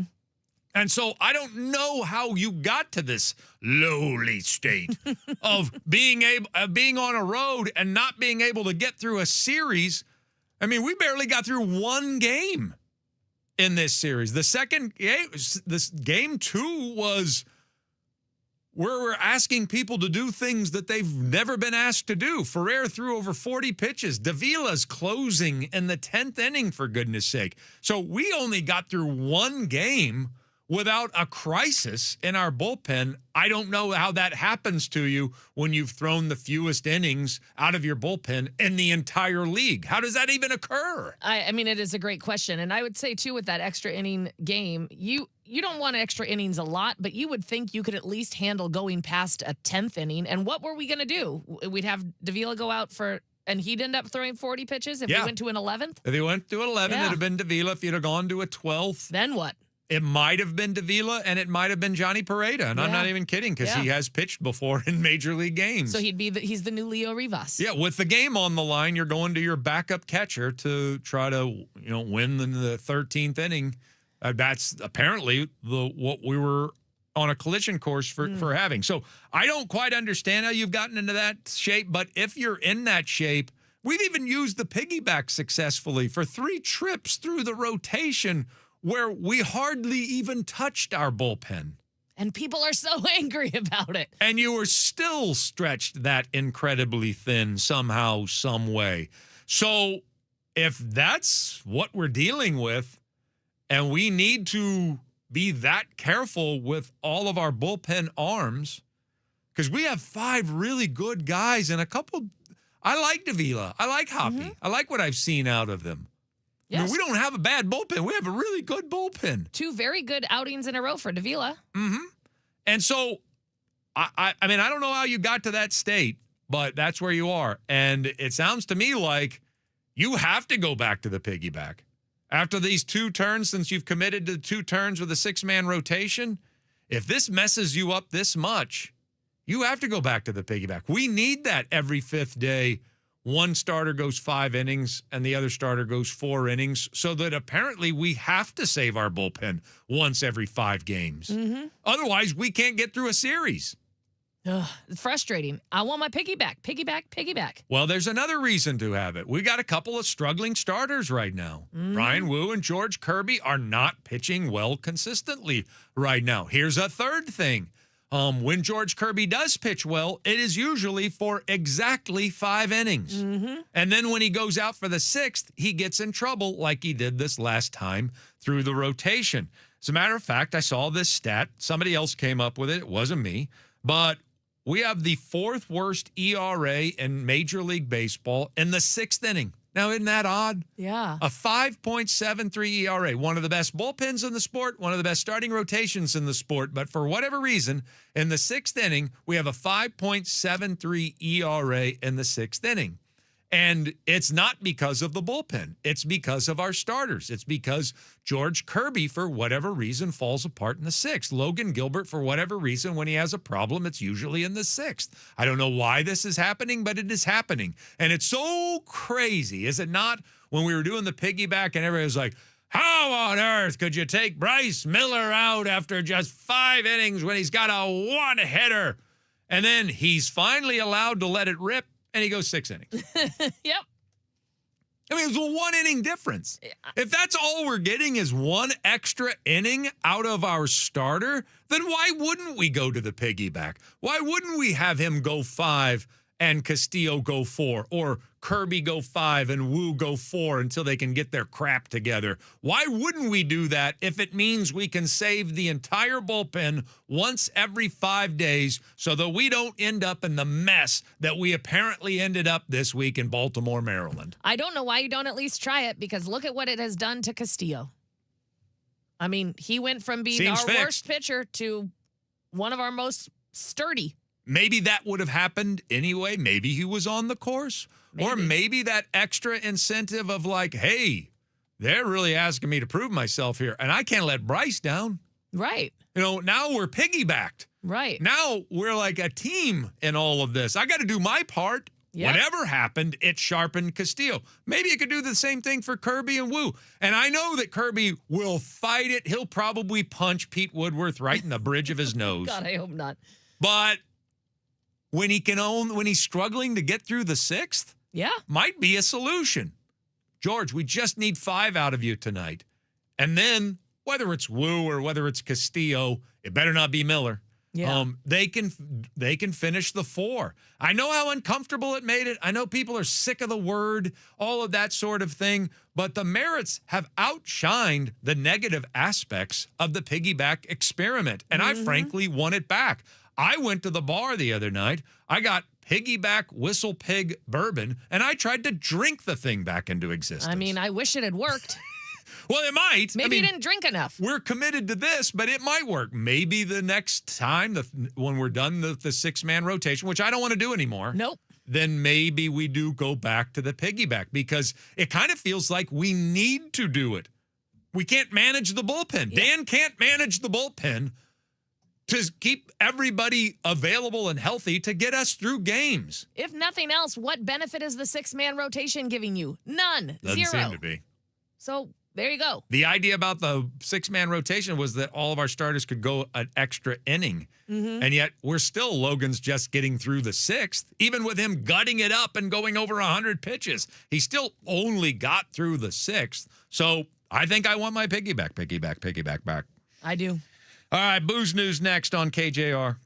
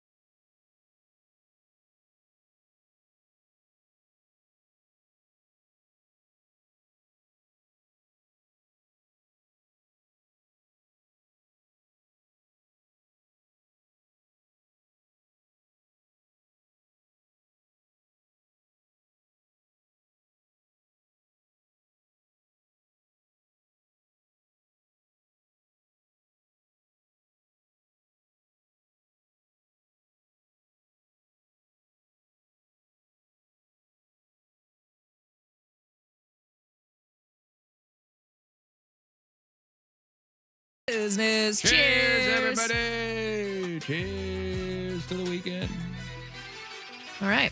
We're drinking Yellowstone cocktails because Booze News is sponsored by Yellowstone Ready to Serve Cocktails. First, select our old-fashioned espresso or Gold Rush. Get yourself a drinking vessel. Open the bottle and pour. That's about it. Other than sipping it, must be 21 or older. Enjoy responsibly. Straight bourbon whiskey cocktails. 25% and 35% alcohol by volume. Limestone Branch Distillery, Lebanon, Kentucky.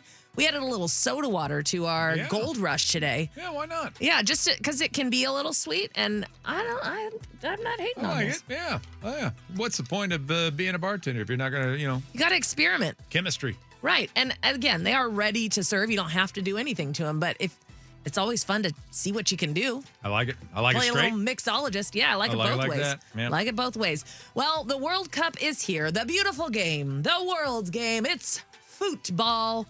That's right, soccer freaks. This is your Super World Cup. This is your World Cup. Now, I have heard our listeners. I have taken note, and I shall heed your request for analysis. You want it? You got it. Consider my sleeves rolled back. Here we go. All right, I'm ready for this. Can the U.S. win the World Cup? Let's take a look at the stats, Chuck. Mm-hmm. The number one FIFA-ranked team has never won the World Cup. Is the U.S. the number one ranked team? No, they're not. Sure aren't. Yeah. All right. Check. Check. Okay. The reigning Ballon d'Or winner, which is a really good award for an individual player, has never won the World Cup. The old Ballon d'Or. Ballon d'Or. That person has never won the World Cup. Au revoir, France. Oh, you are out of here. Process of elimination. I'm Check. liking this. Get out of here, France. You were going to choke anyway, like everybody else from France does. And if you weren't going to, you were going to headbutt someone if you got angry. A team making its World Cup debut has never won. Sorry, Uzbekistan. Oh. Sorry, Curacao. Oh, Cape Verde. I'm sorry. And Jordan, you're out. Eat it, Jordan. No playoff team has ever won. See ya, Qatar, Saudi Arabia, Bosnia-Herzegovina, Sweden, Turkey, Czechia, Congo, DR, and Iraq. You're out of here. Only two, that's right, Chuck, two coaches have ever won the Champions League and the World Cup, but no manager has ever won both the Premier League and the World Cup. Despedida, Brazil. Read between the lines, Brazil. I almost spit that out of my nose. No manager in his 60s or older has ever won the World Cup. So kick rocks, Scotland, South Africa, Austria, Colombia, Netherlands, Spain, Iran, Uruguay, Algeria, Mexico, Paraguay, Belgium, and Ghana. Ghana was holding on way too long. I was worried that they were going to end up winning this. Yep, they're not. 60-year-old coaches can't do it. Glad P.S. they've been eliminated. Pochettino's only 54. Boom. The only first-time trophy winner since 1966 was a host nation. Now, I don't know if you know this, but we are a host nation who has yet to win a World Cup. Yeah, we didn't get overtaken by Canada. That's right. You know who hasn't won it and isn't a host nation? Croatia, Norway, Switzerland, Ecuador, Haiti, and Panama. You're out of here. You're gone. Don't let the door hit you. See, they wanted analysis. They got it. They did. No team ranked worse than 18th in the FIFA rankings has won the World Cup. Hasta la vista, New Zealand, Egypt, Ivory Coast, Canada, South Korea, Australia, and Tunisia. Thank God. Good knowing you. Thank God we're 17th. Yeah. Now, this one hurts a bit. England has never won an international tournament outside of England. Are we in England? No. Sure not. Sorry, lads. You're not good at sports. No player over the age of 40 has ever won the World Cup. Ronaldo, you old fart. You in Portugal, you're out. Hit the bricks, geriatric. Every World Cup winner since 1982 has employed at least one player from one of these top teams: Bayern Munich, AC Milan, Inter Milan, or Liverpool. Thanks, Pulisic. He plays for AC Milan. Okay. Or has at one point. Yes. Did at one point. A team. Can't verify that. But. I saw it on the thing that I stole all this stuff from. A team that has been eliminated from the group stages in 2 consecutive World Cups has never won the World Cup. Wiedersehen, Germany. Down the road with you.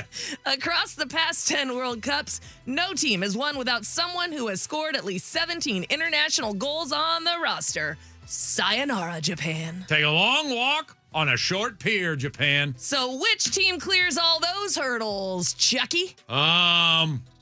America? USA! USA! USA! That is analysis. Thank you to the ESPN article I stole it all from. Very nice. Cheers. Well done. Cheers, everybody. Enjoy the weekend. Greg and Chris are next. Sports Radio 93.3 KJR FM.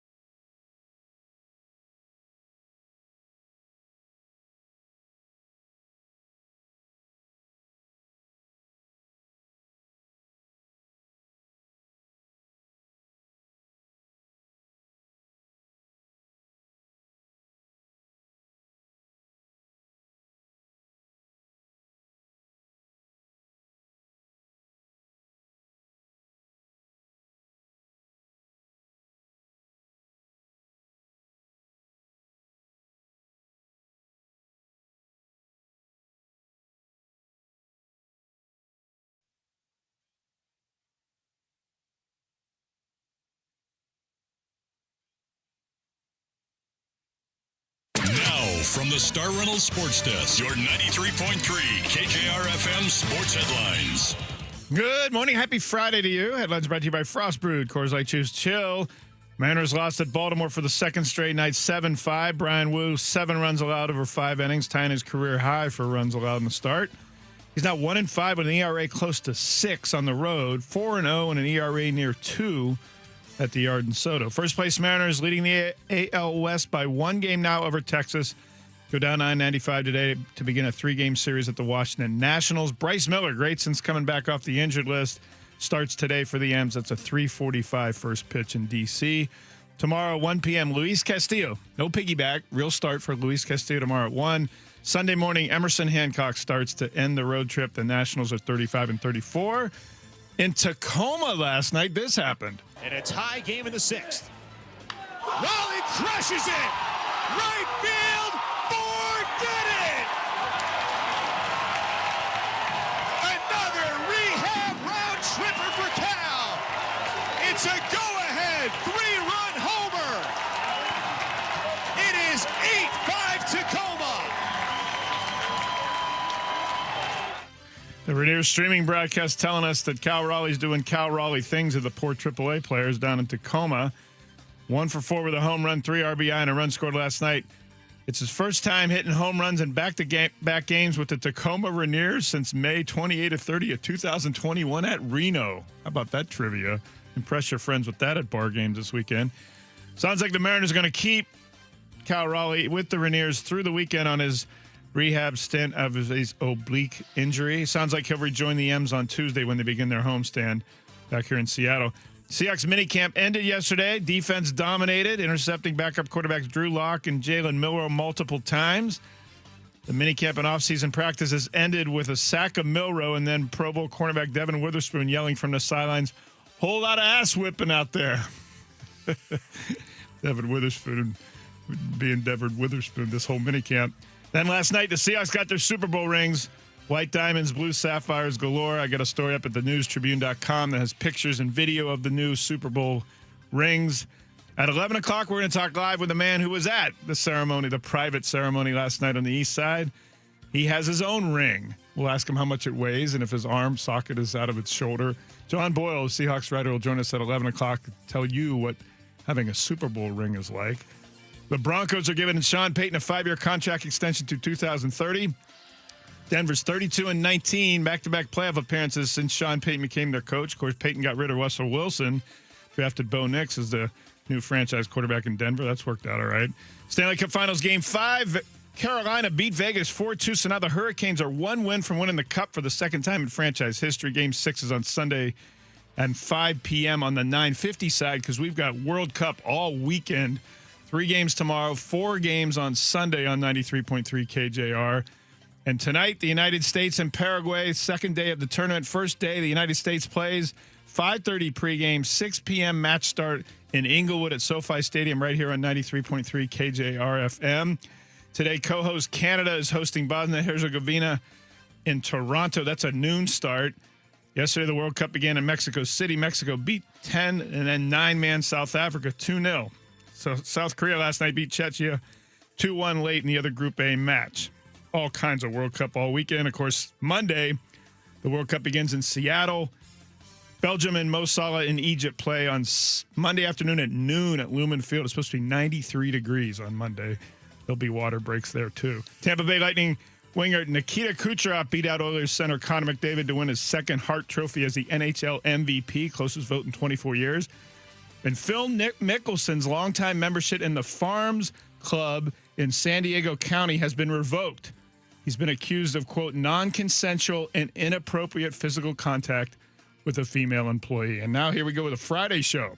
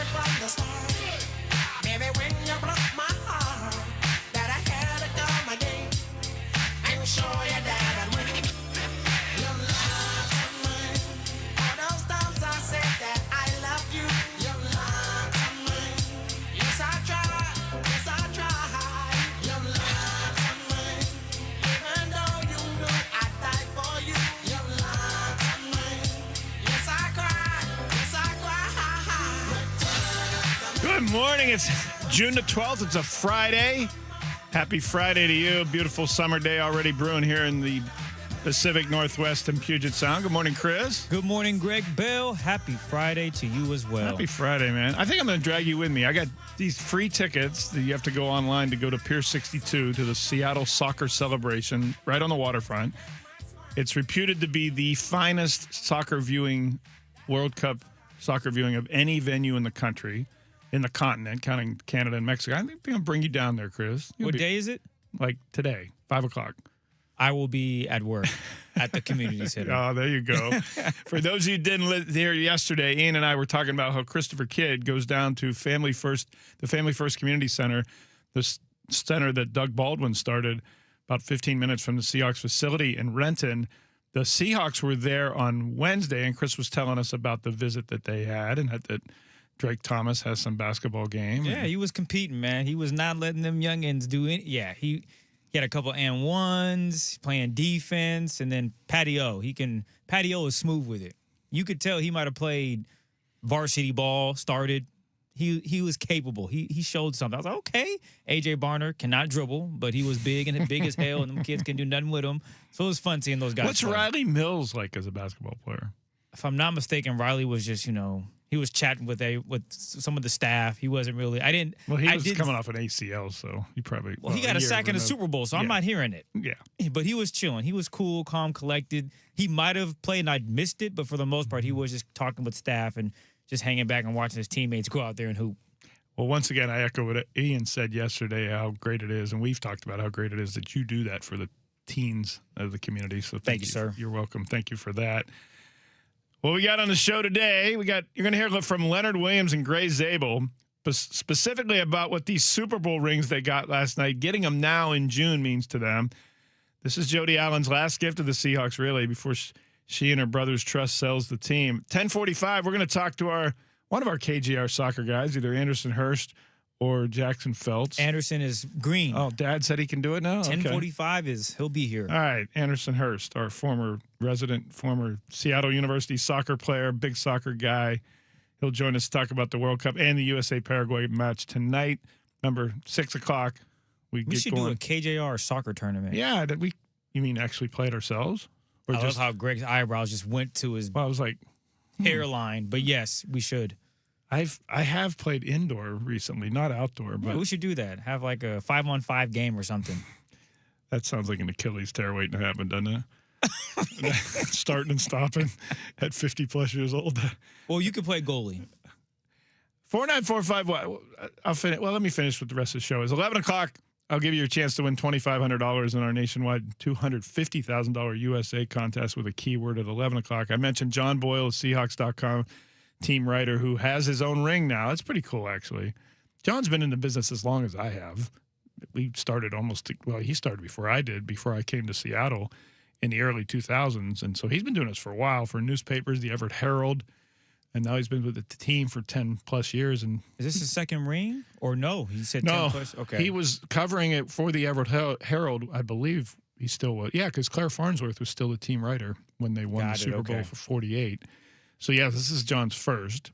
And I just wanted to get him on to talk. I don't know how much he's going to tell us. He probably won't tell us where it was. It was this restaurant on the east side that was super secret. I'll be interested. John's pretty close to the vest on that stuff. So makes sense. We'll see how much we can get out of him. He can tell us how much it weighs and how cool it is and how big it is on his hand. And probably as much as an iPhone. Gray Zabel was saying he was wondering if his hand was going to drop to the floor when they put it in his hand. They brought the rings down from a ceiling, like hot dogs from heaven, except they're $50,000 hot dogs. They descended from the ceiling of the restaurant in boxes, and that's how the players received them, I'm told. I wasn't there. No, I didn't get one. Some people on the text line have been asking. No. Yeah, you have to work for the team. Yes, you have to be paid by the team, and I'm an Unfortunately, Greg is, Tacoma News Tribune. I'm not a fan. I'm not paid by the team. So 11:30, we'll read back your text on the Tacoma Dodge text line 49451. The first question I'm going to have for you is, are you going to watch the World Cup casually, everything? Are you catching World Cup fever, or you want nothing to do with it? and just wish it wasn't even here. 49451. I want to gauge what our audience feels about the World Cup. There's a lot of soccer here in the Pacific Northwest, obviously. I'm into it. My kids both played college into soccer. My son played college soccer. My daughter played into college. They've grown up playing soccer. So I've been to thousands of games all over the world for them. So I've learned the game through them. I played when I was a youth up until in Ohio, Chris. It's football, right? So if you're a football player, also plays soccer, your coach says you're playing football only or you're not playing. Really? Which is really, really wrong, but that's how they think. Isn't it spring and fall? In Ohio, it was fall was boys soccer.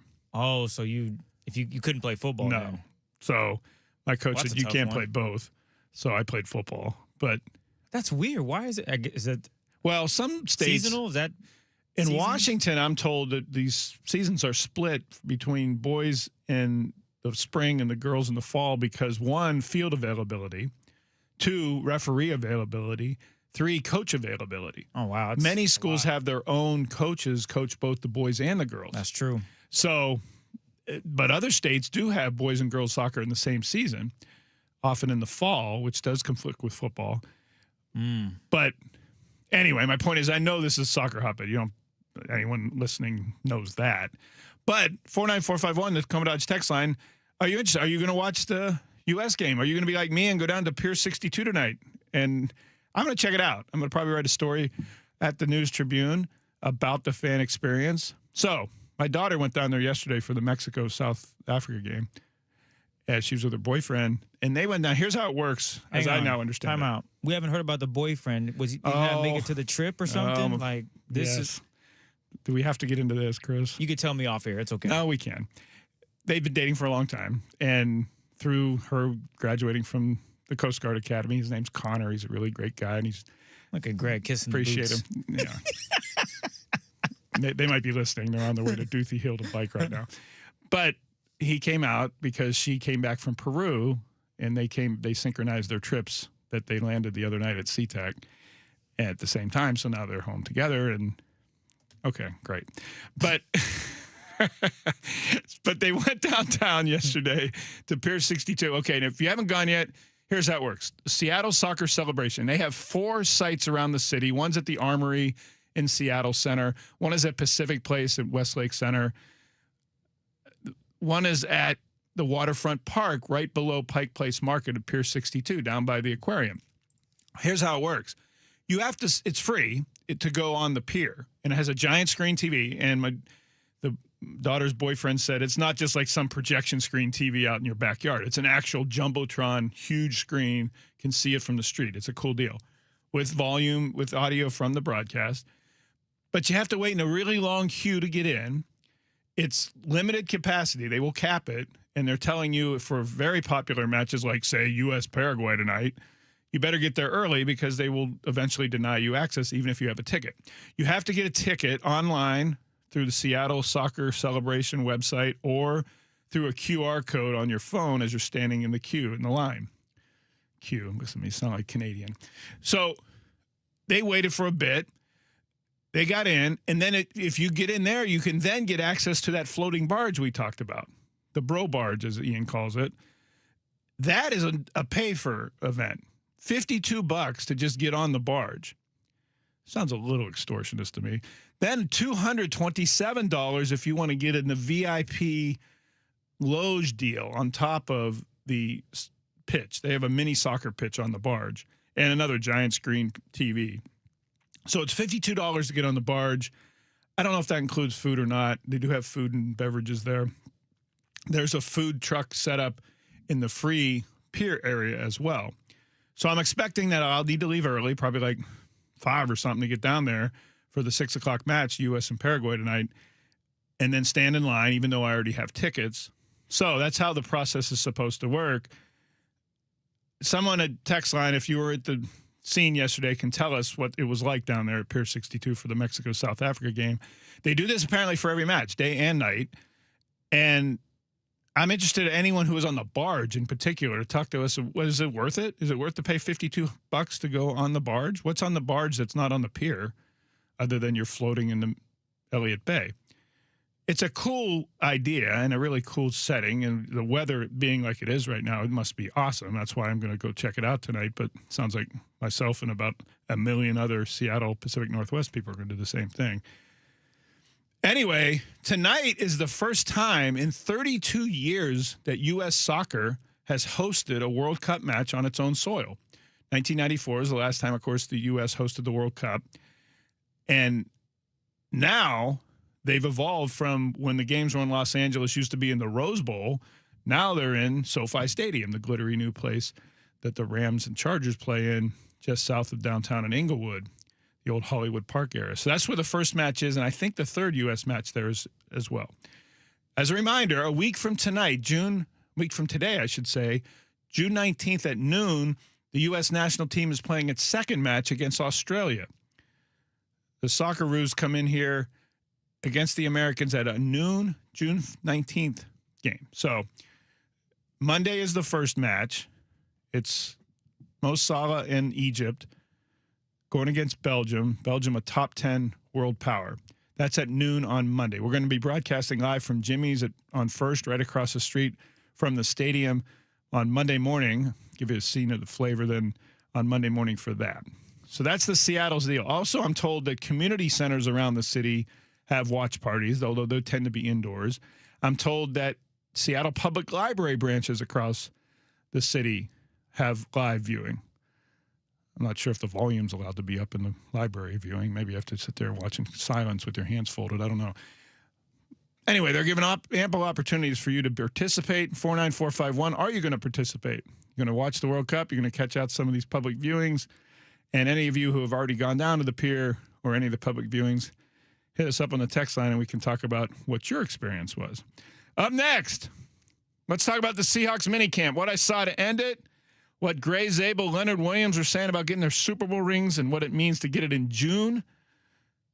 There's a little closed book, move on to the next thing going on there. That's next at 11 o'clock. John Boyle is going to join us, tell us about getting a Super Bowl ring, his experience last night at the ceremony. 10:45, Anderson Hurst to talk World Cup. All that's coming up on 93.3 KJR FM.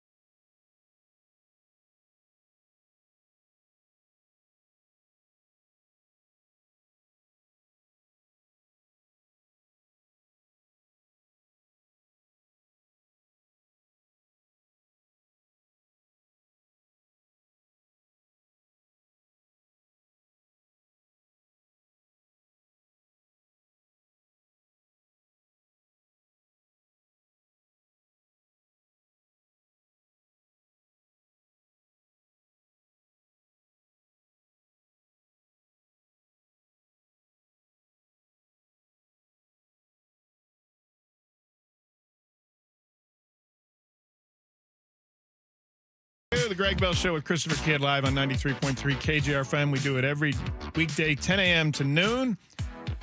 6 p.m. today, live here on 93.3. The U.S. and Paraguay first World Cup match for the Americans in Inglewood, California, live here on your radio, 6 p.m. kickoff. It's pretty cool, I think, the World Cup being in the United States, Canada, and Mexico. Canada, by the way, is starting on its home soil today, a noon kickoff against Bosnia-Herzegovina. In Toronto, there are pictures online of videos of Canadians and Bosnians marching through the streets of Toronto on their way to the match. That's the stuff we're going to get starting on Monday here when Egypt and Belgium play. I've already seen Belgians and Egyptians around town with their flags and their jerseys and some of the spirit of the World Cup. The Seahawks finished their mandatory mini camp, the only mandatory event of the offseason yesterday. 3 practices ending yesterday. Defense dominated, as they should. This is the number 1 ranked defense in the NFL last year, fewest points allowed. I'll tell you what I saw yesterday. It was a shorter practice than the first day. And the starters didn't do ones against ones, 11 on 11 in the shorts and T-shirts as much yesterday as they did on Tuesday. Remember, Wednesday they basically took most of the day off to go volunteering across Seattle to Puget Sound, to the VA hospital in the Puget Sound, Seattle Children's, Ronald McDonald House, and Chris's Family First Center in Renton. But yesterday, back to football, and they were less 11 on 11, ones against ones. So it was more 2 and 2 and 3 and 3s. And Nick Emanwari was John with everybody. He's like a mini Devin Witherspoon. Emanwari at one point was John with Charles Cross and Gray Zabel across the line of scrimmage from each other in a red zone drill. I did see Sam Darnold throw a touchdown pass to Jackson Smith and Jigba when they kind of turned around and got Devin Witherspoon and Josh Jobe looking at each other on who was supposed to have Witherspoon down the sideline into the end zone. But that was about the only other time that Mike McDonald's defense got beaten. I mean, they were dominant yesterday. Second and third team defense particularly. Julian Neal, third-round pick, cornerback, intercepted a tip pass from Jalen Miller at the goal line. He sprinted all the way from one end zone, the south end zone, all the way to the end zone that's next to the building. Witherspoon ran with him.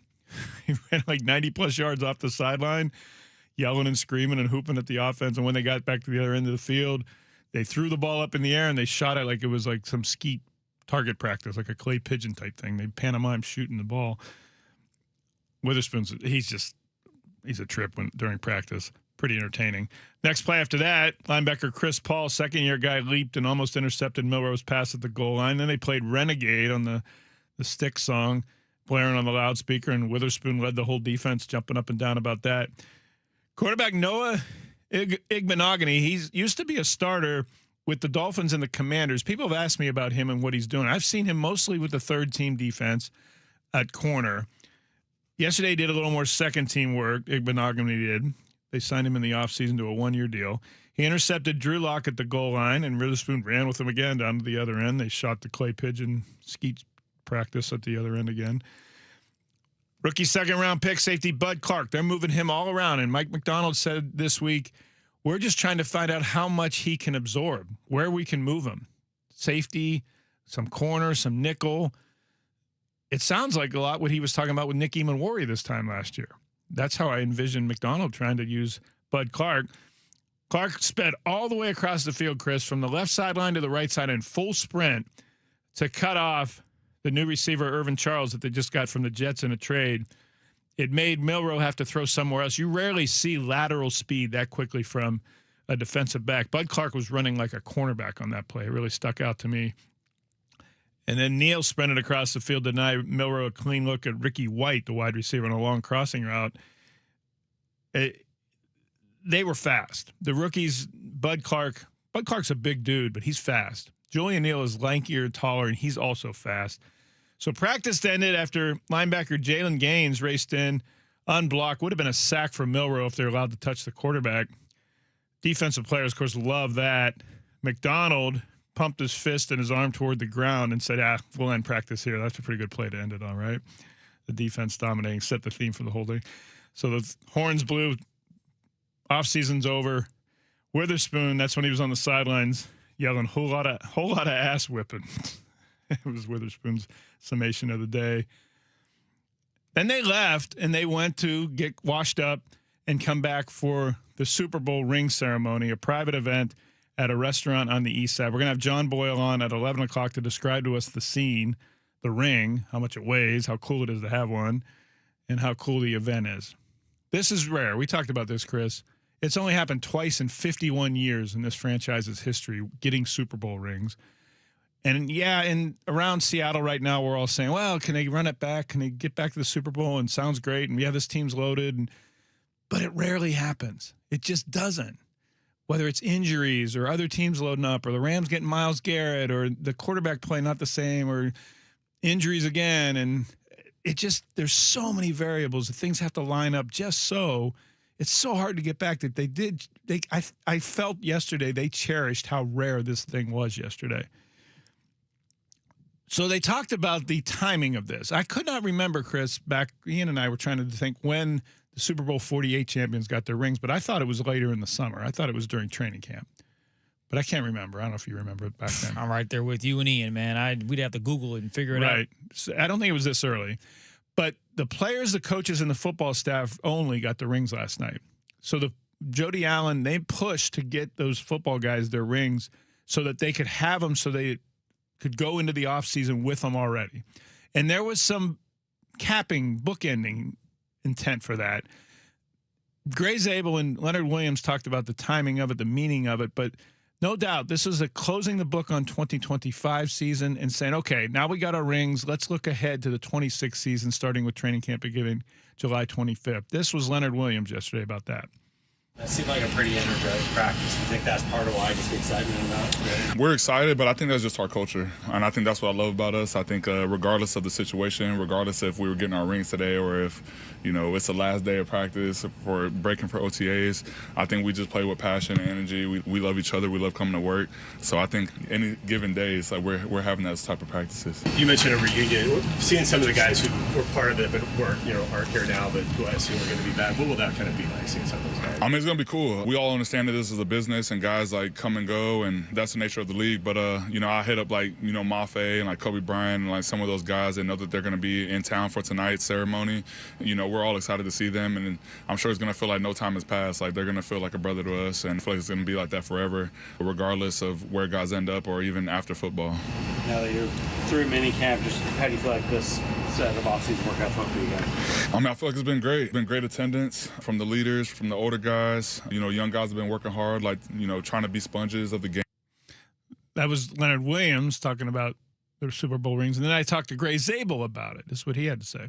What are you anxious most about the ring? The weight, the design? What are you curious about? I want to know if, my hand is just going to completely fall down to my waist with how heavy it is. A lot of people are saying it's a big ring, but it's one of those deals. It's going to be cool to celebrate, kind of put the final bow on this past season, and then at the end of the day, it's June of 26. We got to start preparing for this next year and kind of understand we're a new team, got a lot of new pieces, and figure out how to win games this next year. A couple guys have mentioned that. How much do you guys appreciate bookending the offseason, being done with the offseason, doing the ring, and that's almost a put it behind you launch point for this? What a better way to kind of celebrate the end of OTAs and minicamp than to have this kind of party. But I know there's a lot of guys on the team that are wishing they could come to it, and they want to kind of get going to this next year so we can do this all over again next year. But like you said, it's going to be great. We're going to have a ton of fun. Probably have a few brewskis in there tonight and enjoy each other. And then, like you said, just move on. Gray Zabel brings up a good point. It was a weird dynamic yesterday that the new guys, the rookies, some guys they've signed, Bobby Hart, the tackle they just signed the other day, they didn't go last night because they weren't getting rings. They weren't on the team last year. So it wasn't the entire current team. And then, as Leonard Williams mentioned, Kobe Bryant came back. Kenneth Walker came back. Boy Mafe came back. Tarek Woolen was there last night. I saw on his Instagram him posting videos of getting his Super Bowl ring. So the ones who signed elsewhere came back to get their rings. And that was another advantage of having it at this time of year, so the guys could get back. It wasn't in the middle of someone else's training camp where they'd be a little – wouldn't it be really cool to leave the new team to go get your ring with the old team in the middle of training camp? But they could do it here in June. 49451. the Seahawks putting it behind them. What do you think of the timing of it? Would you rather them do it on opening night in front of everyone on national television? They'll raise a banner in the stadium that night, but to get their rings the game day? You like how they did it? Jody Allen in one of her last acts before they sell the team. That sale's in process. They're collecting more bidders and seeing how high the price can get competed up with competing bids. Up next, I see Anderson Hurst and his Stars and Stripes, his jersey. He's going to join us next to talk about the U.S. and Paraguay's opening match of the World Cup tonight right here at 6 o'clock on 93.3. 11 o'clock, John Boyle will tell us what it was like to be in the room getting a Super Bowl ring last night. Seahawks writer, Seahawks employee on one of the cool experiences of his life. That's next on 93.3 KJR FM.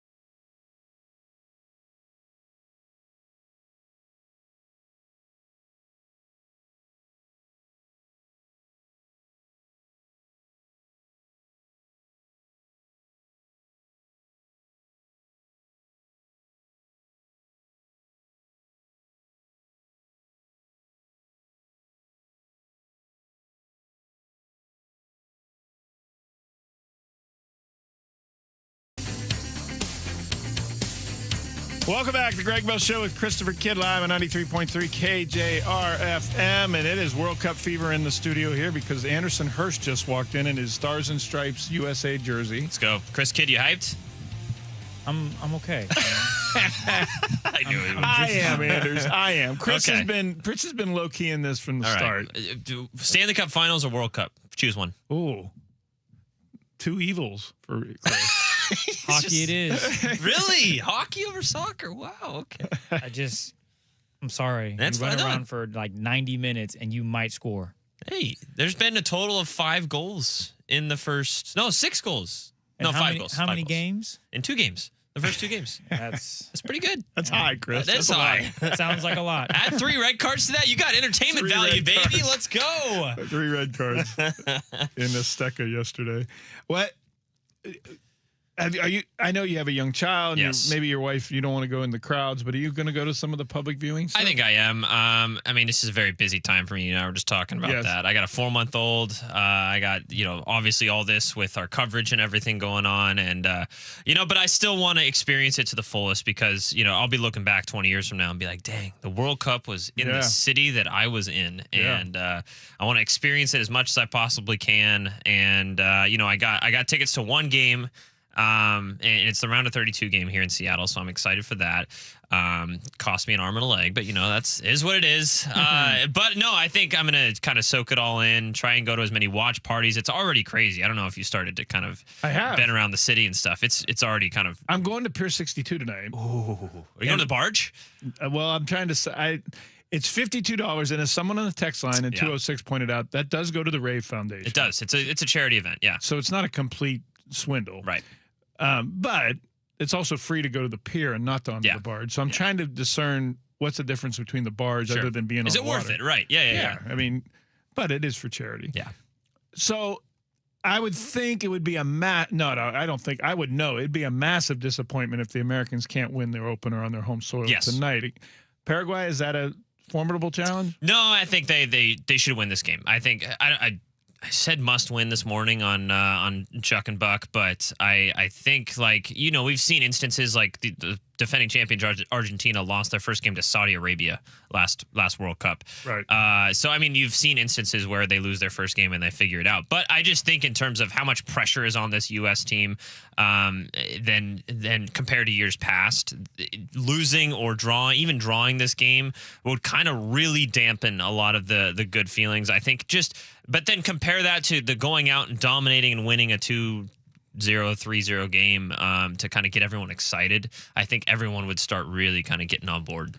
How is Mauricio Pochettino, excuse me, the Argentine coach, changed them tactically, personnel-wise? How are they different? Yeah, I mean, if you're talking specifics, he is kind of changing the formation a little bit. I think under Greg Berhalter, they were very much a 4-2-3-1 kind of standard formation in modern soccer. Pochettino is kind of going to a 3-in-the-back system where you had 3 center backs.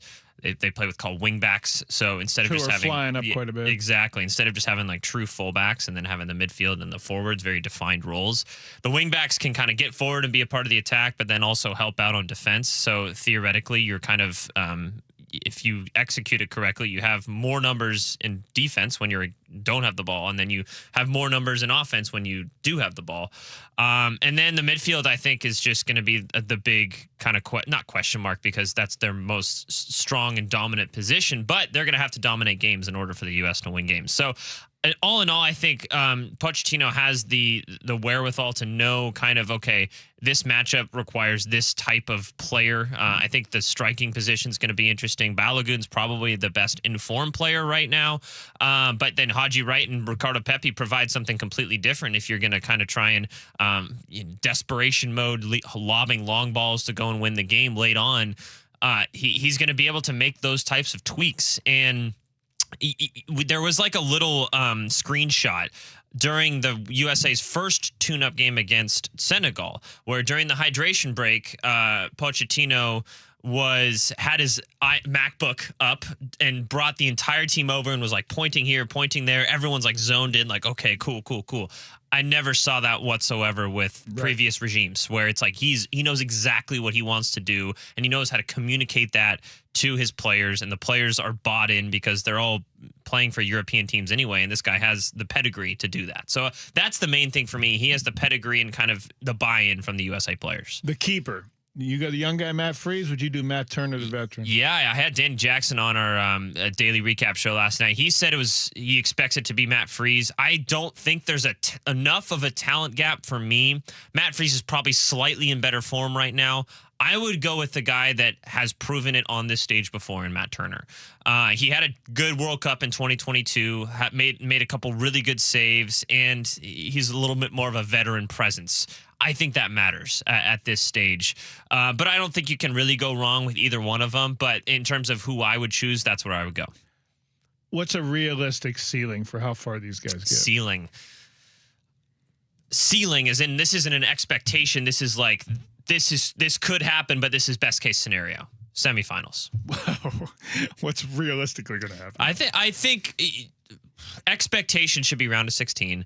I think realistically, I see them going to winning the round of 16 game, going to the quarterfinals, Really? and then Likely Belgium in the round of 16. I think U.S. is better than Belgium this year. The Belgium's a very aging squad. They have some talent for sure, but Kevin De Bruyne is really on the last legs of his career. Same with Romelu Lukaku. They got some good wingers and Jeremy Doku, who plays for Manchester City. But I still believe the U.S. as a whole has a little bit more going for them, especially being on home soil as well. So I think baseline should be round of 16. I think realistic expectations should be quarterfinal, and then for me, ceiling would be a magical semifinal run, because you never know what can happen if you get to that quarterfinal. If Anderson Hurst is correct and they get to the semifinals, that would be 3 times more knockout wins than they've ever had. Yeah. They've only had 1 knockout win in the history of the World Cup. Of course, this year, there's an extra knockout round. Correct. Because the round of 32, that used to be the starting point of the tournament. So now there's a round of 32 that will be, in essence, a knockout round to get to 16. Yeah, I will make one slight correction. They did technically make the or they were third place. Yes, 1930. 1930, yeah, which was a weird. How many were in that tournament? Not 8? very many. But they also made the quarterfinals in 2002. That's right. But it's like one of those situations where it's a completely different, ballpark that we're talking about here. In recent times, the U.S. has always gone out of the round of 16, like almost always, unless they don't go in 2018. So 16 years ago today, the U.S. tied England 1-1. Yep. And the headline in the New York Post the next day was U.S. wins 1-1. I love that headline. Clint Dempsey being the hero of that team. We'll see what happens tonight. U.S. Paraguay. It starts at 6 p.m. right here on 93.3 KJR FM. Thank you, Anderson Hurst, the busy father. Oh, yes. Homeowner, husband, and he's in his USA gear. Let's go. Up next, Seahawks. They got their rings last night. John Boyle got a ring last night. He was in the super duper private ultra fancy event. He's going to tell us what it was like to be there, how much his ring weighs, if he's ever going to wear it. John Boyle up next on 93.3 KJR FM.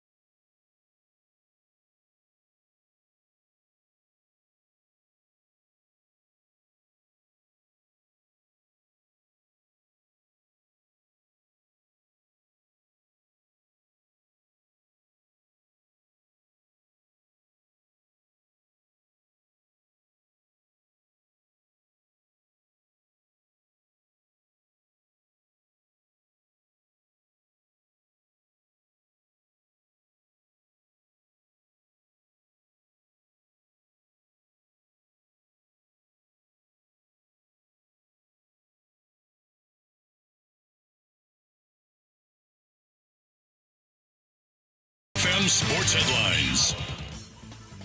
John Boyle, the Seahawks writer, joining us right after headlines, brought to you by Frost Brewed, Coors Light, Choose Chill. Mariners lost at Baltimore the second straight night, 7-5. Brian Wu's 7 runs allowed over 5 innings, tying a career high.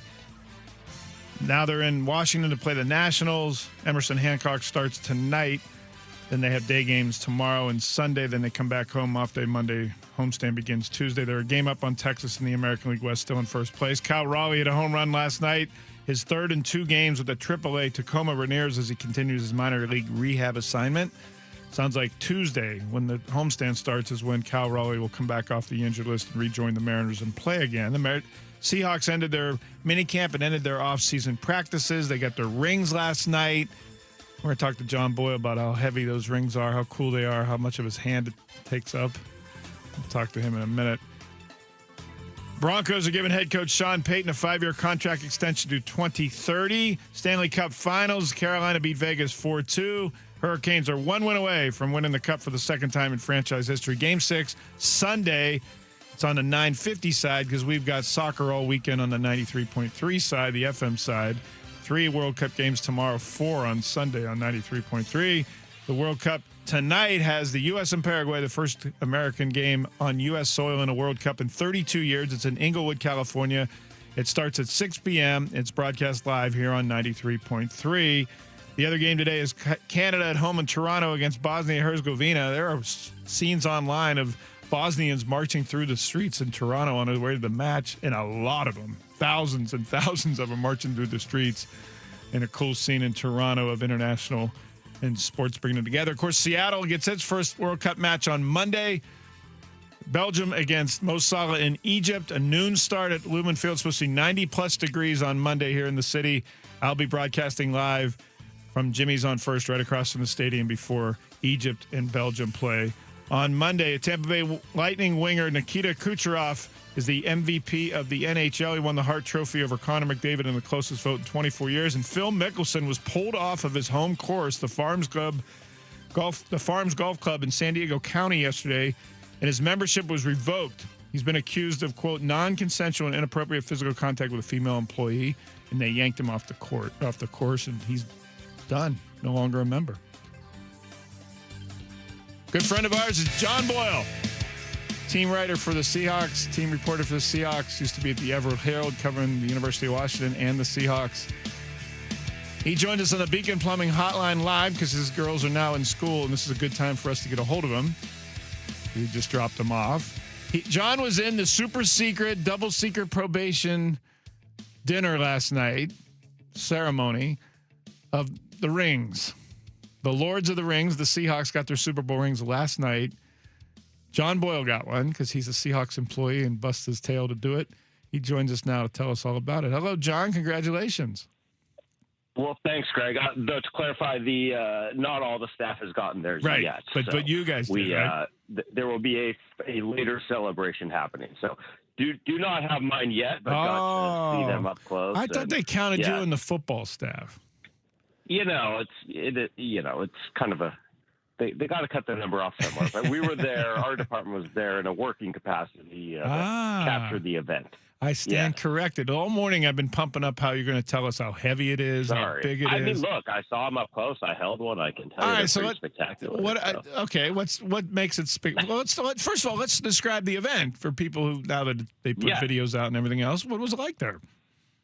I mean, it was a good time. So now that it's over, we can tell people where it was. It was in a big old hangar at Boeing that they did up very nice with a lot of curtains and basically created like separate rooms for a cocktail hour and a dinner and then the after party. It was a good time. We'll have a story publishing soon about the event. And my biggest takeaway is, as someone who was around this team, you would appreciate just like how much fun these guys were having together, and how they were having the hardest time like staying on schedule. Players would just run off to get drinks with each other and chat, and like, you need to sit down, just like do the ring. I'm sure everyone saw the videos.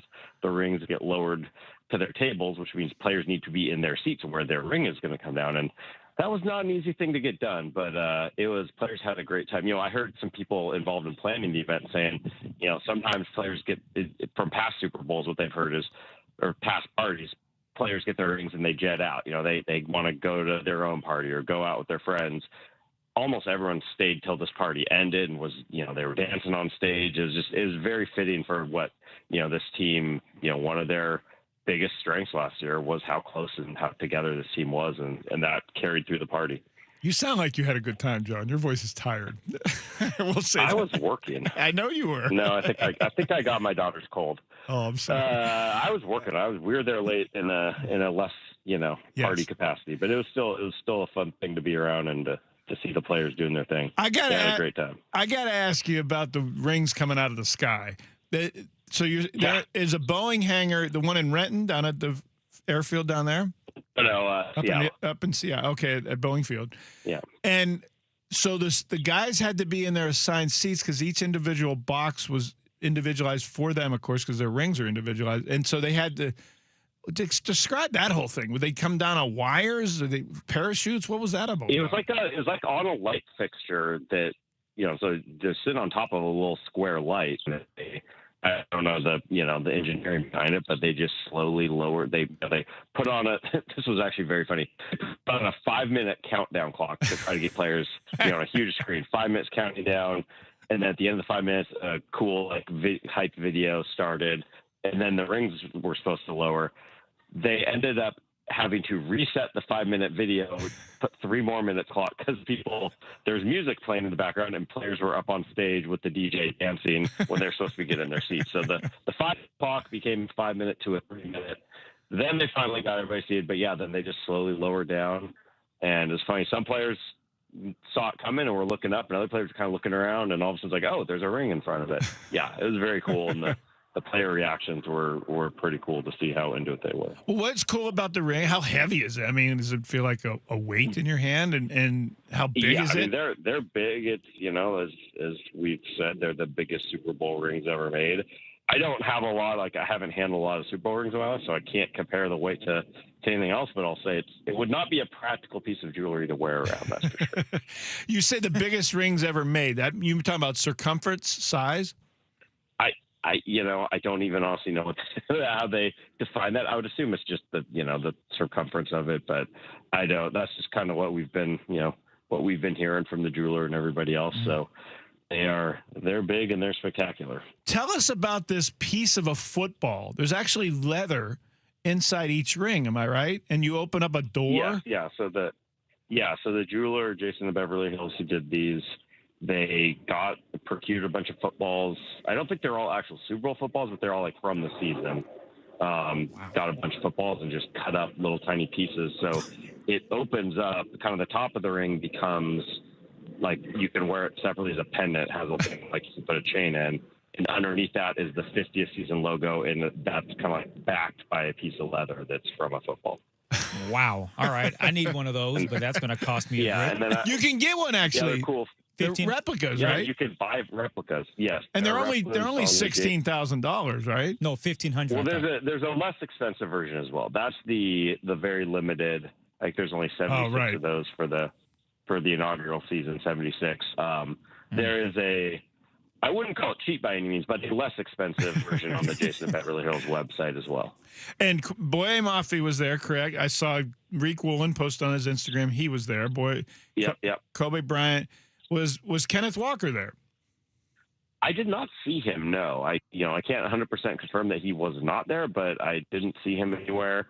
It was a cool thing, when Mike and John Schneider and Chuck Arnold all gave little speeches, and Mike made sure to kind of shout out and thank those guys who are no longer, members of the team, but for their contributions. There were some former coaches there, including Clint Kubiak was there. Yeah. Nolan Teasley made it back. He was there. So they all got, Mike made sure to shout all those guys out as well. John, I understand you spoke with Jason about how collaborative the design was, but was there one specific feature or maybe a detail that generated the most discussion or debate before the final design was even approved? Yeah, from talking to him and people in the organization who are involved in it, sounds like it was very, as you might expect, kind of how this horse has always been. It was very much about celebrating the fans, and with that lumen field, there's the sides of the rings are the arches of lumen field, and actually if there's a 12 flag button that when pushed causes the arches to pop out. So it's a very like connected to the fans. There's a few different representations of 12 on the ring. There's like 12 feathers. It says 12 on one side. So it was a very cognizant effort to make sure that the fans in the stadium were a part of this. MOB, money over BS, became that mantra for this 2025 team. How much of that mindset influenced the, I would say, not money, mission. I thought it was, that's what I said, MOB, mission. Oh, You said money, I but said that's money. okay. My bad. MOB Mission. MLB is on the side of one of the sides of the rings. Yes. Why was that important enough to earn a permanent piece on the ring, you think? Yeah, I think it was just kind of celebrating part of what that particular team, what was one of their rallying cries and what made that, whether it's the way Mike McDonald talks about process or that term MOB of like, they don't, they were focused on the important stuff and not all the things that can cause distractions and cause division on a team. Like they were a very tight-knit together group and stayed focused on what they needed to. And that was a big part of last season's success. John, when we were covering the Super Bowl 48 champions, I can't remember when those guys got their rings. Do you? I believe it was similar timing, but I don't. I think it was around this time of year, though. So talk about the timing of it. Gray Zabel, Leonard Williams talked about getting it now. And Zabel in particular, you were next to me when Zabel was saying how it bookends and closes a chapter of the last season and moves them mentally onto this season. Did you sense that too, that, okay, this is our last hurrah and now we got to go to work for July 25th? Yeah. It makes, just logistically doing it around minicamp makes sense because that's like the one mandatory part of the off-season calendar. Right. So doing it when you're going to have everybody there. But also, like if you're going to do this and like, you're well into training camp, then it's going to feel like, okay, well, our attention's on 2026, and yet we're talking about last season still, which kind of gets in the way of Mike's forward mantra. So it did feel like a nice, okay, we're wrapping up mini camp and the off-season workout program, and now have one more celebration. Remember last year, turn our attention forward. It was funny, actually, the DJ at the event, Metro Boomin, he a couple times would take the mic and say some things, and one of the times he says something along the lines of, y'all ready to run it back? And you could hear the players go, no. They're so in tune with Mike of, no, we're running it forward. So even when the DJ at the party wants to run it back, they were correcting them. For those of us who are not in there, what is Mike McDonald like in these type events? Is he in character? He's having a good time. He's not like, all of a sudden some different person, but he's enjoying himself. At one point I did notice it was, pretty late in the night, and he and Clint Kubiak were having a long talk. I was like, they're probably talking about some nerdy football stuff right now, knowing those two. But he's having a good time, and just like everybody else, it was a lot of fun. All right, you and I were watching practices the last few weeks. What stood out to you about these off-season practices, if anything? Oh, several things. But you were there yesterday. Like it felt very like spirited. Yes. Like they knew that was the last day. The competition seemed to kind of ramp up. The trash talk seemed to ramp up a little bit. I think we all know this defense is going to be really good, and they had some really good moments. But I think one thing that's going to really make a difference for this team this year is, even with the new offensive coordinator, there's so much more continuity, both personnel-wise. Last year, you're changing quarterbacks, you're moving on from some key players, including DK Metcalf and Tyler Lockett, to this year. It's like you have so much continuity in the offense. The scheme will be very similar, even with a new head coach. So I think like that, we're going to see that unit, I think, a lot farther ahead than it was. Go ahead, Chris. Gambling man here, or I should say, just betting in general. What is the? I would not say me. Nah, not he's you. not allowed. I know, John. I completely understand. Not John. Get it.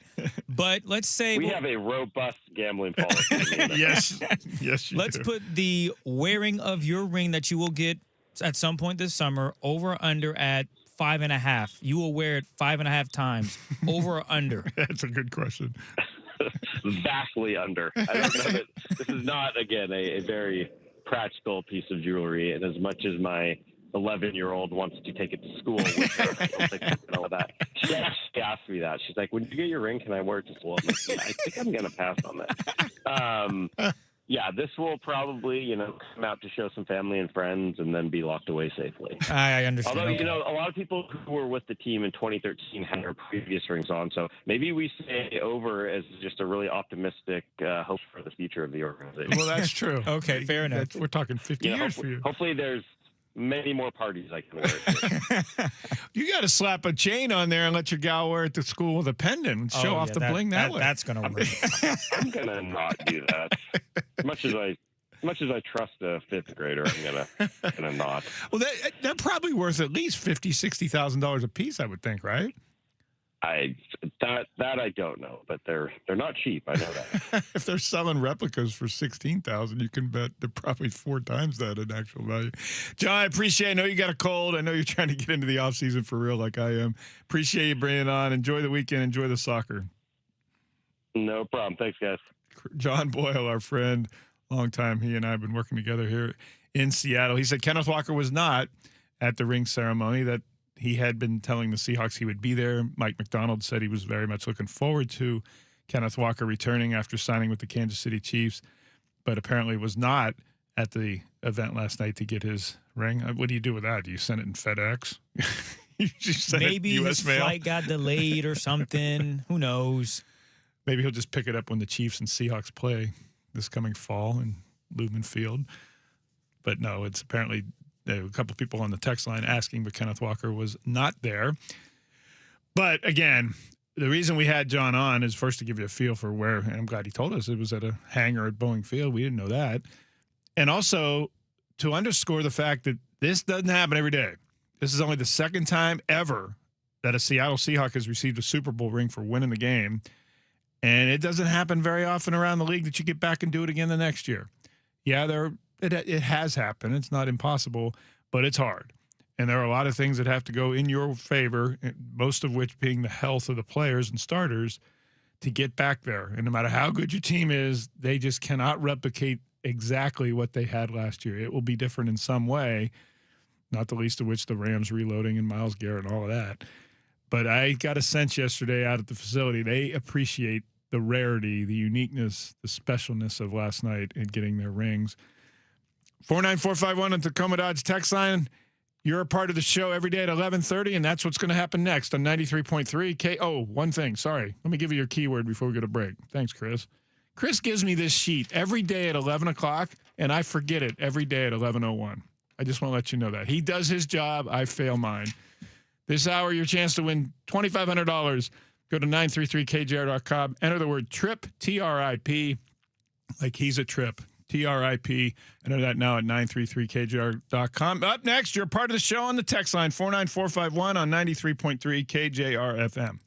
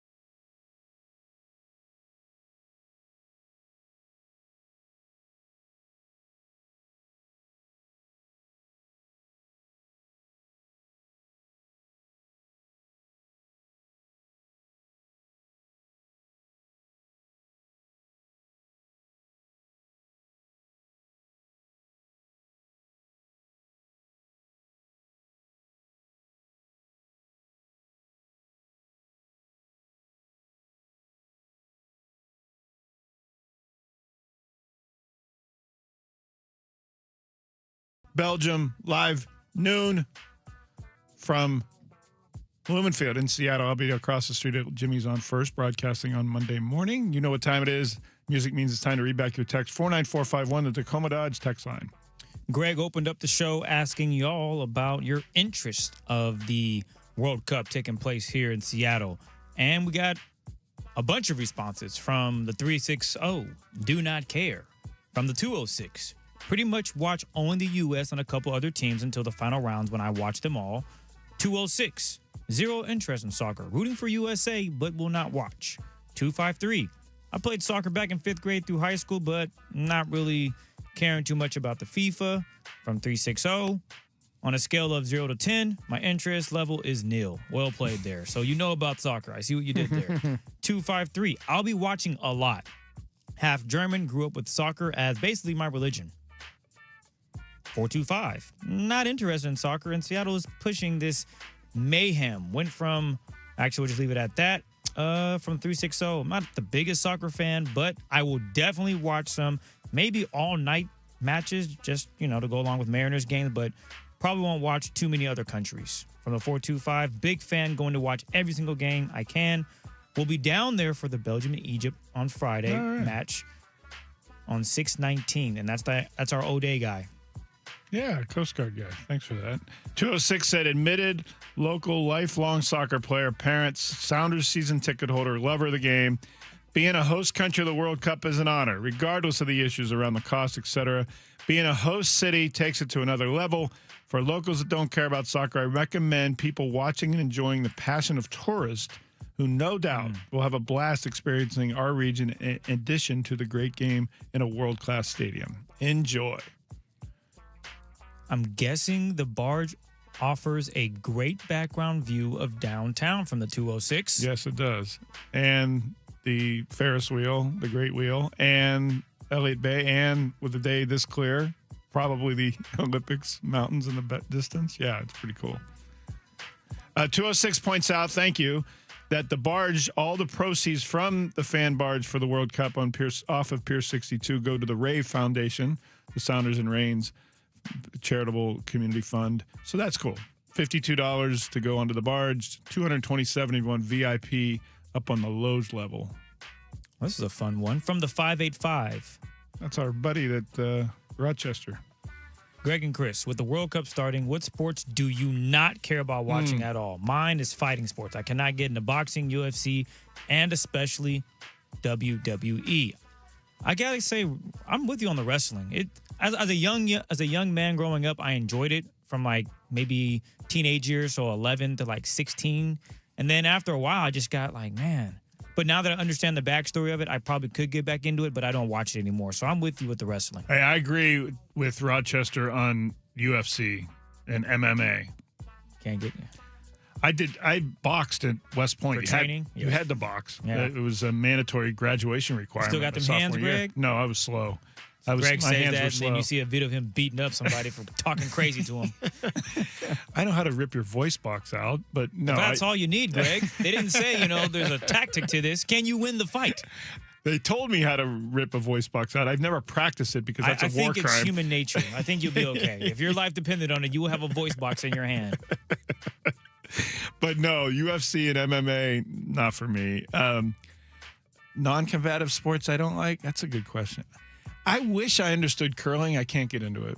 Well, I you're tried. better than me. I've never even tried to watch it. I even went to the Granite Club up across from Ingram you just High walked School. right out. I stayed. My kids, we tried. Yeah. I just couldn't get it, but we tried it. I tried. What do you want me to do? It was kind of cool, I guess. Show me the motion. Yeah, it's not easy. It's not easy. I don't think I'd be any good at it. But to it's- watch, that's non-combative sport. Yeah, curling is probably way up there for me, but I would never think, curling's on TV. I would go just check that out. I would just skip right on through. I like bowling. I could watch bowling. Really? Bowling on TV? You remember that moment where the gentleman won and said, "Who the hell do you think you are? I am." Started, yeah. That was probably the greatest bowling moment. That was who was? I can picture him, but I can't remember his name. Someone on a text line. I'm sure has Exactly. it. I will not be attending the 360. Says I'll be staying as far away from Seattle as possible. That's a lot of people think that way. Of course, 360 means you're not in Seattle to begin with. 206, Adidas and Timbers are hosting a 4-day watch party here in downtown Portland for all games through Monday. I think I'll go watch the Canada game in my all-USA gear. Canada and Bosnia-Herzegovina kick off in about 20 minutes in Toronto. Enjoy the games, 206. All zip interest World Cup, bringing 500,000 visitors to Seattle. Awesome. Because of that onslaught, Nick fucks some money, blah, blah, blah. 206. When I played high school football, our football coach required you to do at least one other high school sport or prove you were doing something athletic outside of school, karate, club soccer, etc. But that was the late 1980s. That's a great coach. That is a great coach. And the NFL coaches that I talked to, Pete Carroll, Mike McDonald, all around the league, the Harbaughs, they all extol the values of playing multiple sports. And the trend in this sports toward singular sports and all-around baseball travel teams and AAU basketball teams and 7-on-7 football teams that take up all of their off seasons and then you only play one sport is wrong. It's a money grab. It's for profit. It's all about what's wrong in youth sports. Diversify. Pete Carroll talked all the time about he wanted players, football players for the Seahawks who stood at the foul line with a second left in the game and the pressure of that, or who stared down a pitch at 3-2 bottom of the ninth, bottom of the seventh of a high school game with the game on the line. He wanted players like that who had to sink a 40-foot putt to win a youth golf tournament. He wanted that as a football player. But now it's, these kids got to go to a 7-on-7 flag whatever tournament in June in Arizona that costs $5,000, or some performance center, or AAU travel basketball, or travel baseball, or gymnastics, or what have you. It's soccer. I could go on and on about soccer and youth soccer. It's ridiculous. So hats off to you in the 206 who had a coach who saw the importance of playing more. I played 4 sports in high school, and I was really glad I did. But soccer and football wouldn't max, so oh well. I'll be watching. Let's see. I'm a soccer fan. I am not. 360 says I am not a soccer fan at all, but I will definitely watch some or maybe all of tonight's match along with the Mariners game. But I probably won't watch other countries' matches. There are a lot of people like that who will watch that. They will watch the U.S. matches, and rightly so.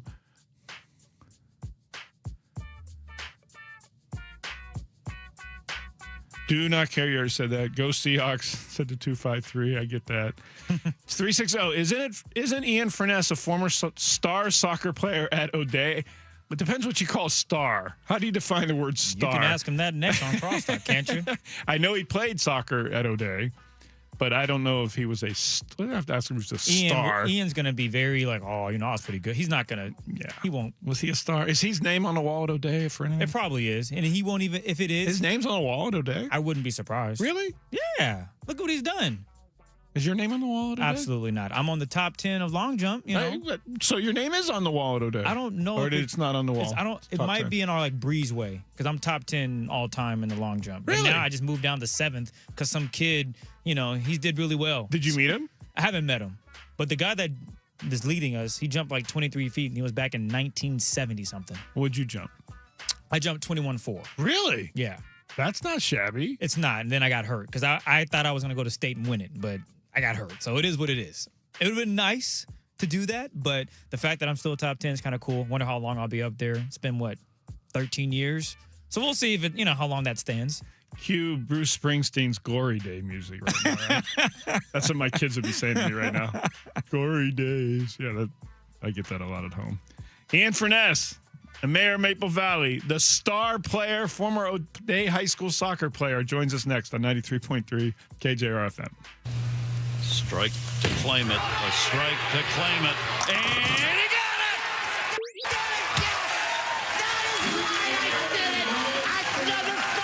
Are you kidding me? That's right.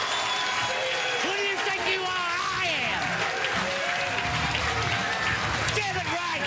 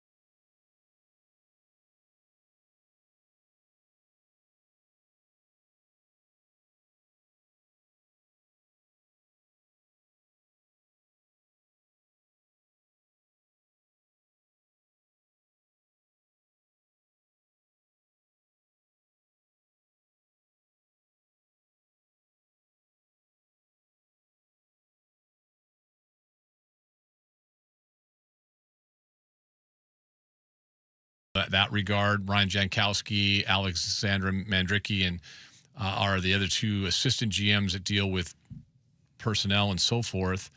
But they're not at their titles, their expertise, their experience is different than Patrick Alvin. And then the third one is Ricky Olczyk, and he's assistant GM, but he's basically their salary cap guy. He's the old Matt Thomas.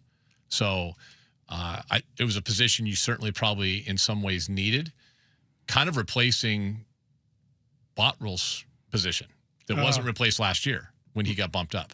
Gotcha. Right. So I think it's a good move. I think it's a good. On the surface, Vancouver fired Vancouver Canucks GM, worst team in the league. You're like, what the hell? And then you kind of look at how actually it ran there, and it wasn't like here where it was Ron Francis, Jason Bottrell, but Francis was just kind of up in a bigger, kind of on the exit plan. It was all Bots last year with the responsibility. The model they had in Vancouver with Jim Rutherford and Patrick Alvin was a lot like Jerry Dipoto and Justin Hollander, if that makes sense. Yeah. Right. Gotcha. We all know who runs the show. So it ain't Justin. So Bottrell, of course, he used to be the Sabres GM. Yeah. A lot of people 17 to 20, and a lot of people in Western New York chuckle when you hear that Bottrell is now the Kraken. What's different under him than under Francis? You can ask me that on July 3rd or 4th. It's after free Honestly, agency. after the draft and free agency, because I can't tell you right now. I wish I could. Honestly, I can't tell you. But they have money to spend. So does everybody else. Okay. That's a problem with the league. It's the salary cap's gone up so much that everybody has money. The free agent class is awful. So you've got to go out and get aggressive, like in trade draft picks and trade prospects and trade some guys that might be popular for the fan base. You got to do some uncomfortable things this next 3, 4, 5 weeks. Period. End of story. I don't think there's an option. I don't think the option is stand pat. If you stand pat, you're cutting yourself off at the knees. You're making it really hard on the business side to try to get people excited about hockey. You've got to do some things. So there's a lot of rumors out there about Matthew Barzal. Yep. So we'll see if that maybe comes to fruition. That'd be a big fish. That'd be a big fish, yeah. And number one center. They don't have a number one center. Sorry, Matty, you're not a number one center. Just the way it is. So yeah, they got to, I think, move Shane Wright. Matty's a 2. Chandler Stevens is a 3. All of a sudden, you're a lot better at that point. Move Shane Wright. Hell yeah, yeah. He's still young. Yep. Just not working here. And I think for his sake and for the team's sake, sometimes you just gotta move on. Those are some of the tough moves Ian's talking about. Mm-hmm. What do you got on the show today? We got a Danny O'Neill weekly visit 120 today. And then we'll check in with Corbin Smith at 2, and we'll talk a little World Cup and a lot of Seahawks as well. I had a great conversation yesterday with Drake Thomas. Mm-hmm. Revisit some of that coming up at 12:20 today or 12:30. Fun guy to talk to. Great story. I love the story. I'm like you. I like the stories. Yeah. There's a lot of big names we can talk to. I like the good stories. We had Tyler Cott on a couple weeks ago. Great story. Drake Thomas, same thing. Neither one of those guys looks like an NFL player. No. I mean, they're just not big. They're not huge. They're not. But boy, both are just great stories, and they're both exactly. And so I would think you would agree with this. One of the shared characteristics of Mike McDonald and Pete Carroll, and probably it's the GM, right, as much as anything, they don't care. And I'm not saying we don't care. We didn't care. They don't care where you came from or where you were drafted or what you look like or how fast you ran at the combine or what percentile you are in. Can you play football? Yeah. Can you play football? And Mike McDonald found 2 guys in Okada and Drake Thomas ended up being starters for them and key contributors. Thomas, I had him break down the play, the interception, because I was thinking to myself, everyone was raving about the ball skills, which they were. The reaction. Because the ball was kind of tipped a little bit by Maffei. McCaffrey probably should have caught it still. Goes off, but you still have to make a great play hands-wise if you're Drake Thomas at the goal line in that last game against the 49ers. 10-point game or 13-point game at that point. It could have been a 3-point game. They score. Right. And I was thinking he had to, there was a read on that play for the linebacker with McCaffrey coming out of the backfield. And he did, we'll hear this at 12:30, a great breakdown of he's going to do this or he's going to do that. I had to react here or be there. He was there. He's going to make the tackle. McCaffrey's not going to, but it was just a great read, great play. And that's one of the reasons the guy's playing. He's Mike McDonald's guy. Right. In a very cerebral defense. If I'm not mistaken, it was a 10-3 game at the time. That the Niners. Was it 10-3 or 13-3? Was it 10-3 or 13-3? I think it was 13-3. I thought the Seahawks then went down and kicked the clinching. I think it was field 10-point game. It was a 10-point game. I thought that might have been one it was chance. 10-point game. So, they start. Okada and Thomas start because of how good they are practicing. Yeah. They are exquisite practice players, like to a detail, to a T. They know everything and where to be and how to be there. And not every guy in your team is going to be an all-pro. Right. I know we all want to, and maybe rightfully so, wrongfully so, we all want to bash on the right guard. Not all 22 guys are going to be great. By the way, Anthony Bradford is the starting right guard, and I don't see anything yet changing that, if you want to know. It's going to take a lot. Yep. Yeah. Bo Stevens, the rookie fifth-round pick, is well behind. He was third string the whole offseason. OTAs and minicamp, when Bradford missed a couple along the way, when he was out there was no question. No. None. No. The offensive line looked, if you want to know what the offensive line looked like, look at the Super Bowl. And John Benton, the offensive line coach, loves Anthony Bradford. Loves his physicality. Yeah. I saw him pick up a one-man sled yesterday and about throw it. Yeah. And nobody else was even lifting off the ground, and Bradford almost picked up and threw it. And John Benton was like, "That's amazing, that's awesome." He brings an attitude that I don't know if it exists with the other guys. Like he has. There's a little DJ Fluker in him. There's a little. I'll use a Jim Moore term. A little dirtbag in him. Mm-hmm. A little dirtbag in him, which I'm sure Benton loves. All right, were you a soccer star at O'Day? That's what the text line asked. Star. I almost let him go without asking, Chris. No. Star, no. No, I played on it when I was at O'Day, and I don't know how their team is now. I'm not sure. But when I was at O'Day, we were, all 4 years I was there, I didn't play varsity all 4 years, but all 4 years I was there, we were ranked as the #1 team in the state. We never won a state title.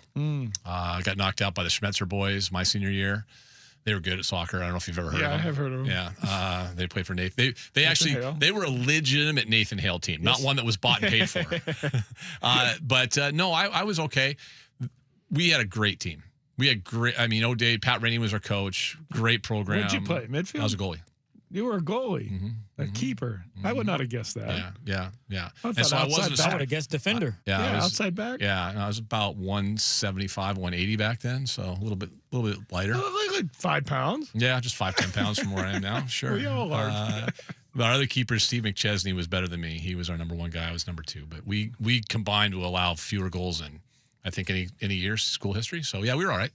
But we had guys in front. There were games we didn't even see the ball. Like, we were that good. Like, half our team got drafted in NASL. The other half was playing in Division I soccer, or at worst playing at Seattle Pacific D2, which was better than most D1 schools with Cliff McGrath. I was the exception. So to say I was a star, no. I was the outlier. I just was there. You have it, Texas. I was there. I was good enough to be on the best team in the state. I was not one of the better players by any stretch. Now we know. Yeah. There's the official word from Ian. For that. All right, we're late. It's Ian's time, so I don't care. All right, see ya. Have a great weekend.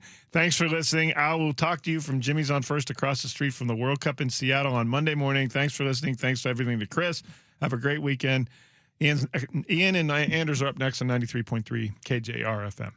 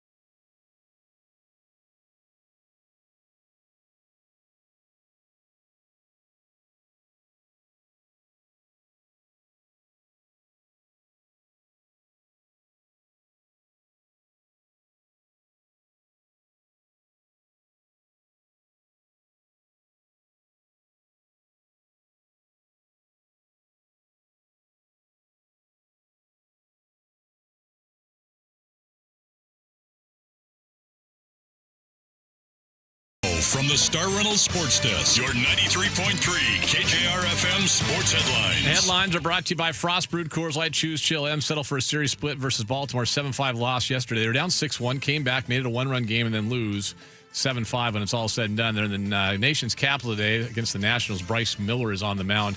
I think weather could be an issue there. That's what I'm hearing. Yeah, I think so. That's unfortunate. Storm take on the Golden State, whatever they are tonight at CPA. That's another loss. NHL, Carolina wins Game 5 of the Stanley Cup Finals, take a 3-2 series lead over Vegas. Great game last night, by the way. NFL, Denver Broncos linebacker Jonathan Cooper arrested Thursday night on multiple charges as he violated a protection order that was filed against him earlier in the week. Second time he's been arrested. See a pattern of behavior here? Nah. It's not very good. Do you see that at all? No. Ladies and gentlemen, the World Cup is underway. We had 2 games yesterday. The late game, South Korea came back from a 1-0 deficit against Czechia to win the opening game 2-1. Boy, they were jacked. That was cool. That was a really cool comeback. That was really fun to watch. I watched most of the second half of that one after the NHL game. U.S. men's national team kicks off their campaign on home soil against Paraguay tonight at 6. Pregame 5:30 right here on 93.3 KJR FM and the iHeartRadio app. Canada playing right now. I got to get the TV on. Let's go. The Ian Furness Show is presented by Snoqualmie Casino. Text us at 49451 and hit the talkback mic on the iHeartRadio app. This is the new Sports Radio 93.3 KJR FM. All right, here we go. Day 2 of the World Cup. Day whatever, the Mariners road trip. Day after the Seahawks wrap up their mandatory mini camp. Weird to be back here at the radio station. I haven't seen you all week. Yeah, I don't know if I like being here, to be honest with you. Kind of like the drive to Renton a lot better, to be honest. Very much. Fair. I don't know if you know this, there's a lot going on in downtown Seattle on the waterfront. I did, because I had to go there this morning. God, what a gong show. But kind of cool, big event. First of all, shout out to Jackson, you, and everybody. So far, so good. Our coverage is sensational on the iHeart Network app, our station, and across the country. All I've heard is great things. I'm being dead serious, too, by the way. Like, people sometimes think I'm being sarcastic when I'm giving compliments regarding iHeart or the state. I'm hearing you guys are killing it, and well done. Great job by everybody involved. Jackson's 48 pages of prep work paid off yesterday, I hear, so it's pretty cool. Listen, I know the World Cup is not for everyone. I get that. We all get that. I think I heard you with Greg on earlier, and I tend to agree. Maybe it was Greg saying this. As this thing goes, and especially once I think you said it, U.S. playing tonight, and for me locally, just locally here, I kind of hope the Mariners get rained out or something. Yeah. Because I just want people to, hey, let's take a peek at that tonight. What you said is bang on right.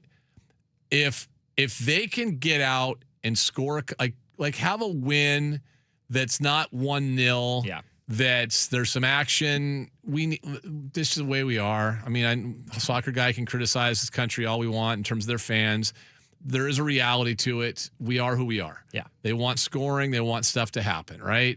And so I think if this team does go out and gets a couple goals and kind of get some momentum, it'll be really big for the sport. Yeah, and I look at what happened. And maybe you're not on the social media stuff with what's the reaction after the Mexico game yesterday. But my God, that entire country is on fire after that. Well, but it's their sport. Exactly. So for it's us, a little bit different. So for us, we need something to latch onto. Right. And I mean, it's a good question for the text line at 49451.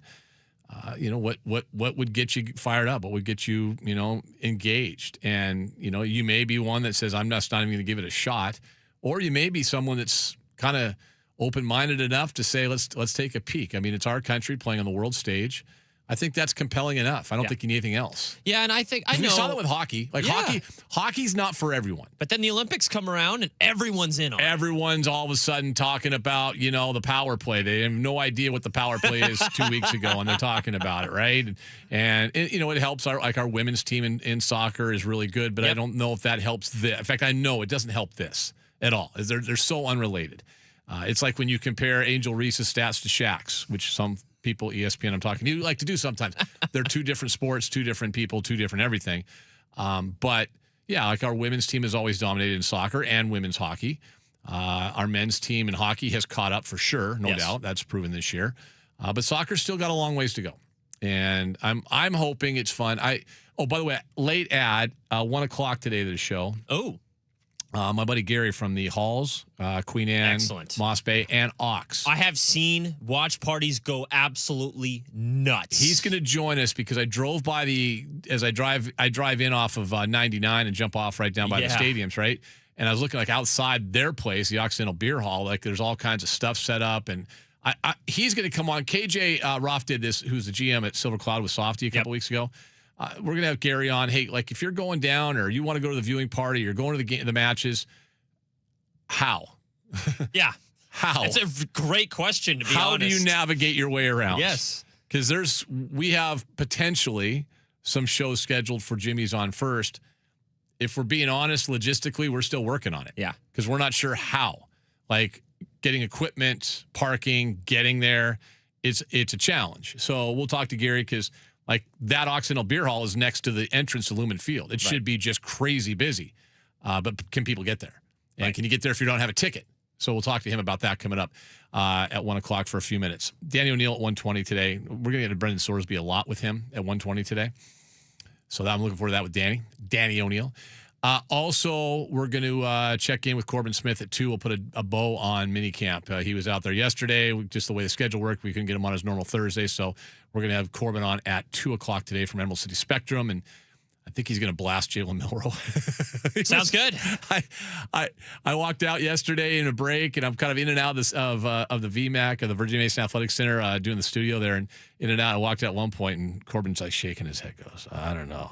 6 is really struggling. And I'm like, he's a third-string quarterback. I was going to say, it's a third-string quarterback. It isn't it? He is. He's also a guy that they drafted with the hope that they could develop, and also he could be a weapon before they need to have him as a starter. So I don't know. Maybe he hasn't got to that. Like, of course, let me just say this.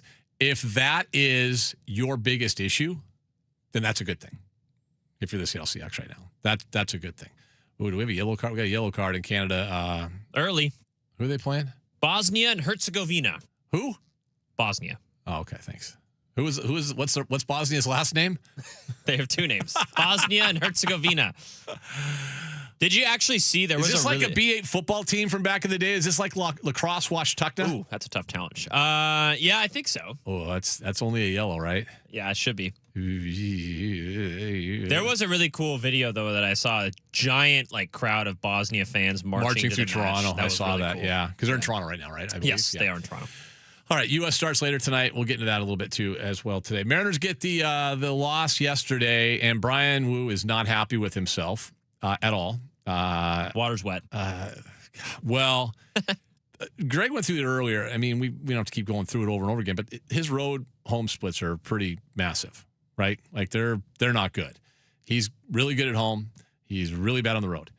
And yesterday, he kind of got lit up. He gave up the 6. And, I mean, give him the team credit. They were down 6-1. Yeah, they battled. Rain's falling. Like, it feels like we're just going to tap out and move on to D.C. It's almost that much more frustrating, though, because if you get an average start from a lot of people to believe your best pitcher, you win the game. Yeah. Someone asked me earlier who's going to the All-Star game for the Mariners, and you would always think just an automatic would be a pitcher, and it's not this year. I don't think they have a pitcher going to the All-Star. Hancock should. I don't know if he will. Name recognition, the way baseball works, he won't. Well, they have there's a lot of really good pitchers in the American League this year. And Julio and Randy, right? Should be. And that's it. Yeah. It's crazy to think the runner-up for the MVP won't be there. But, I mean, obviously, not just being hurt. He wouldn't have been there anyway. No, he wouldn't have. They're not taking a guy hitting 120. Although he's lighting it up. Softy and Fain are down at the ballpark today down at Rainier. Yes, they are. At Cheney Stadium. And he's still there. Last I checked, I haven't seen any notices that he's been called up. So he'll be there tonight, which would be fun for those guys to be down there doing the show. What, Softy been called up? Stop it. Wu actually gave up the 7 earned runs over that. He is on the road right now. 1-5, a 5.93 ERA, 29 earned runs in 44 innings is what Brian Wu has done on the road. In home starts this season, he's 4-0 with a 2.37 ERA. Now, you'll see home road splits for hitters sometimes, and for some pitchers that, like if you're going, well, you're in a hitter's ballpark, non-hitter's ballpark, those are extreme. Like those are extreme. And he talked about it post game. I prepare the same way. I do all those things. there's something mentally there. Like there's something not right there. Yeah. And what started out is like, wow, they win your first 2 games of a 4-game series against Baltimore. You're like, worst case scenario, you're going to win the series and take 3 of 4. You end up splitting, so it's not quite as conducive as it was before to that. But nevertheless, they get at it tonight, and away we go. So that's the Mariner topic of the day. We're going to talk to. I had Drake Thomas on yesterday. Oh, but did you see the rings? Oh my God, yeah. Yes. I said just on a flippant, just off the cuff nature a couple times this week before the ceremony. I said, these things are going to be crazy extravagant. Yeah. I don't know what I was expecting to see, but that's like more than I ever could have envisioned or anybody, Yeah, right? Right. They did it right, though. Softy had a great tweet last night because, I mean, this is one of the things, like how they did it. They lowered, for people to know, they lowered the rings from the roof of this, wherever they were at last night. Yep. And they dropped it, in front of each player. Yeah, like so cool. So cool. Like just the production value alone. Yes. Everything about it was first class. And, Softy said, they better not let Jody Allen sell his team. Don't make Jody sell the team. I mean, unfortunately, there's no choice. It's in the trust. Yeah. But it just shows, how, let's just say the Allen family has run things. It's just everything about it is first class. Like a ring ceremony, like last time they had Usher at the Mopop. That's what happened last time. And the rings were, for that time, extravagant. They had Metro Boomin, who's a famous DJ. Yeah. Was there kind of DJing the whole thing. They just do things right. It's crazy. And like you want that for your team because I think there is a big part of how you operate as a business that can translate to how things go on the field. Right. Those guys know that everything they're doing is for a first-class organization. And like you just think about whoever you work for. How much more incentivized are you when you know that the people up top really care and value and value you and want everything done first class? I say this often. I've only been with them for 2 years. Everything the Kraken do off the ice is unbelievable. Like that kind of stuff that you're describing. Yes. Yes. It's, that's how it is. It'd be nice to have a ring ceremony like that, but Yeah, well. We'll get there. I'm not sure. Hopefully in our lifetime we'll get there. All right. But yeah, I thought last night was cool. The rings themselves and people checking them out are awesome. Oh, Canada. Opportunity squandered. How do you not score that? Sorry, for those of you who have recorded the game, I'm not sorry. Yeah, you're going to hear us. I'm rooting hard for Canada. Yeah, of course. And who was that? That wasn't Davies, was it? No. Is he playing? He's not playing. I think he is, yes. Is he playing? Okay. You know what's amazing to me? Can I just a quick soccer thought? Yeah. How the inability of so many soccer players to finish. Either the ball goes a zillion miles over the crossbar, or in that case, you chunk one like I hit a 4-iron. Yeah. And like you get nothing on. Like what is wrong with you? Because if you watch him make a pass, it's so like guys will do tape to tape, as you'd say in hockey, from 50 yards out. Yeah. Well, first of all, why can't you bury a goal like that? Well, first of all, the shooting percentage in soccer is very much higher than it is in hockey. They just don't have as many of them. Right. Right. So and that guy that's like my U15 girls when I was last coaching would have buried that shot. The guy hit it off the inside of his ankle. Look at the coach's God, that's reaction. awful, dude. Like off his ankle. He's a world-class player. It goes off his ankle. Well, world class. It's Canada. Let's be completely honest here. Come on now. Come on now. You know the best thing about Canada playing their first game in Toronto? Yeah. Is that they will turn on these guys so quick. Because it's Toronto. Yes, it is. It's Toronto. Like it's the second things are going south. So good. They're gonna. It's gonna be like Mitch Marner's out there for the Maple Leafs. They're gonna turn on these guys so quick and so hard. And then when it's in Vancouver, it's gonna be like EP Porty out there. Yeah, it's the most miserable fan base in all of North America is based in Toronto, God, Canada. I love it. And now they had a golden opportunity to take a lead, and the guy chunks it off his ankle. Oh, they're just going to lose their mind. That'll be entertaining as hell. Yeah. All right. We'll take a break. Come back. Drake Thomas, great story. We'll hear a little bit from him coming up next.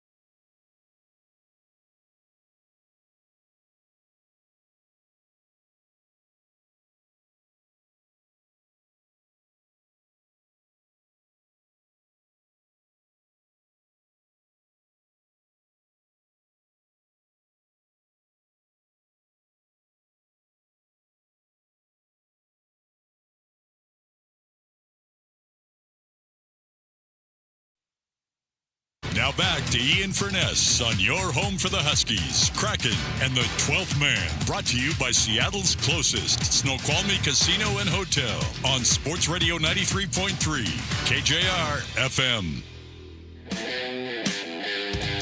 All right, wrapping up minicamp yesterday, hanging out at the Virginia Mason Athletic Center all week, and thanks to the Seahawks for all their hospitality and helping us out. On Tuesday, we tried to talk to Drake Thomas, but we had a little technical glitch with a power surge outage at the Virginia Mason Athletic Center. Our equipment got fried, literally fried. Yeah. So Drake Thomas was standing there, goes, yeah, man, there was a power surge or something, and we just saw it. I'm like, okay, well, that makes sense, and this is what a radio guy looks like when he's in panic mode. Anyway, he came back yesterday, Seahawks starting linebacker, who made one of the biggest plays of the season as well. One of the better stories on the team. He, like everybody else, got a ring last night, and we started out with Drake asking him how he's doing. I'm doing well, So it's over until July 25th. Yeah. Had a good off season, great mini camp. It was great being around the guys, working together, getting out on the field again, refreshing everything, and honestly, just more than anything, being back out there with the guys. So, Anders, do you have the piece of audio for me? 2nd and goal. Down by 10. That ball was tipped, I think, and picked off the hands of McCaffrey and into the arms of Drake Thomas. You had a smile on your face when you heard like the first words out of Joe Buck's mouth. What was that night? What was that like? Surreal, honestly. Yeah, I mean, as soon as I think he said, 2nd and 10 or something? Yeah. I knew the audio that was playing. Yeah, that moment was surreal. In the moment, I don't even think it registered. The ball just popped up right in my hands. It's just a blessing right there. That play itself, just walk us through what it was, because everyone talks about the fact that you made the play on the ball, and it was a ball skill play after McCaffrey, had it kind of there for a second, but you had to make a terrific ball skill play. But you also were right there. I don't know if you read the play, something you guys had seen on tape, but that's in a football play, especially a huge play. It's usually more than just making the play. There's a lot leads up to that. How well prepared were you for that play? Yeah, I mean, that play is honestly, no matter how prepared I was for that play, that's a difficult play to make for a linebacker in any situation. You're pretty much one-on-one with the back, and he has a two-way go on you. He can go inside or he can go outside, and he can work it however he wants to. That set, I knew that's what I was going to get, that option route out of the backfield. And we're taught to take inside leverage and have the running back break outside. But when you're on the 10-yard line, whatever, inside the red zone, when you're that tight, there's not a lot of room for errors. So, as soon as you force him to break out, you just got to be in chase mode. So, I mean, that's really the approach I took, and that's what happened, right? Like I had him break out, and I'm chasing him down, just trying to. In my mind, he bang bang play. He catches it, I tackle him, we live on, see 3rd down, and then I'm chasing the ball, pups up, and it's like got to get it. And it's that dude. Yeah. How hard is that dude to defend? He's a great player. He's a great player. And ball was a little bit, I think it got tipped or something like that. Mafe tipped it. But yeah, he brings so many matchup issues and problems that you got to be ready for. And he's a hard guy to cover. He runs the ball hard. Yeah, he's a really good running back. Drake Thomas with me, Ian Furness here at the Virginia Mason Athletic Center. We had a chance to talk to Drake a couple times last season on the phone, but great to see you in person. I appreciate you coming back, and all joking aside, doing this again today. Yes, sir. You're one of the best. I love good stories. I think we all love great stories, and we talked about this a few times last season. You even mentioned it. You're 5'11", 228. You weren't drafted. You had a hell of a career, like a hell of a college career, but you weren't drafted, and you've had to fight your way up. Yeah. To get to that moment, and then the next moment was 3 weeks later in the Super Bowl in that same stadium. Have you had a chance to kind of take it all in and just think about where you are now and where you were 3 or 4 years ago? Yeah, for sure. I'm definitely grateful for where I am versus where I was, but I'm also grateful for the entire journey. I've learned so much along the way. I've taken so much from those experiences that I've been through and carry with them with me now. That will help me and only help me grow going forward, get better as a player, as a person, in so many different ways. So yeah, I mean, I've reflected a lot on my journey and what I've been through, and so I'm definitely grateful. Drake, what is it? I mean, you're in a great situation, but you're also playing for a coach. You hear this a lot from guys. Everyone's going to get a chance to compete. Like all 90 guys out there today have the same equal chance and all those things. But it feels like this is a coach that truly does get – I think you're one of those great examples. Ty Okada is a great example of that. There's a lot of dudes out there that have been given like, hey, just you show what we can do, and you're going to be rewarded. How much of your journey do you also give credit to Mike just to give you that opportunity? Mike, along with the whole staff, with the whole organization, really, there is a lot of opportunity out there for young guys to make a name, to work a role out for themselves. You just got to show up every single day, be the same guy, and you got to fit into what they're trying to build. You got to buy into who we're trying to be as a team, as an organization, and it's been made clear that if you do that, then you're going to be one of our guys. So, I give a lot of people credit. Mike, KO has been my linebacker coach for the past 2 years here. AD, the whole defensive staff, the special teams. Jay, he believed in me to start out on special teams and make an impact. The front office for claiming me when I was in Vegas and I was cut. There's a number of people that I am grateful for, and I give credit to for believing in me and giving me opportunity to go be me. If I was in Vegas doing a radio show, I'd be like, and watching that game and that play, and like, this dude started 14 games for the Super Bowl champions, the best defense in the NFL. What the hell are we doing here? But that's neither here nor there for you. But 14 game starter, you've established yourself as a starter in the NFL. Do you feel comfortable? This is such a cutthroat league. It's like you're here, you're gone, guys get cut, guys move, and all that stuff. Is there any part of you that allows yourself to say, hey, I walk into that locker room, this is my home, this is where I should be, re-signed, all those things. But like, have you feel any comfort in that at all, or are you still like fighting like you got to, hey, I'm still fighting for a spot every day? I think the approach stays the same as far as like that, like, yeah, I'm going to work like I'm fighting for a spot. Like that doesn't change. Like the process, the approach, that the whole thing doesn't change. Like I'm very comfortable and confident in who I am as a player and a person when I walk in the building. But that doesn't like let me to relax on a day to day. I'm still going to attack every single day and like basically just like empty the tank. I'm still that, because that is me. All that, like everything that made me, that I've been through and brought me to here, like that's still who I am, and that's what has got me here. So like, I'm not going to change anything about myself because I might be labeled as an NFL starter now. Like, it was the same way in college. Like this is me, and it's worked for me, and I'm gonna buy into it, and I'm gonna stay true to myself. Drake Thomas with us.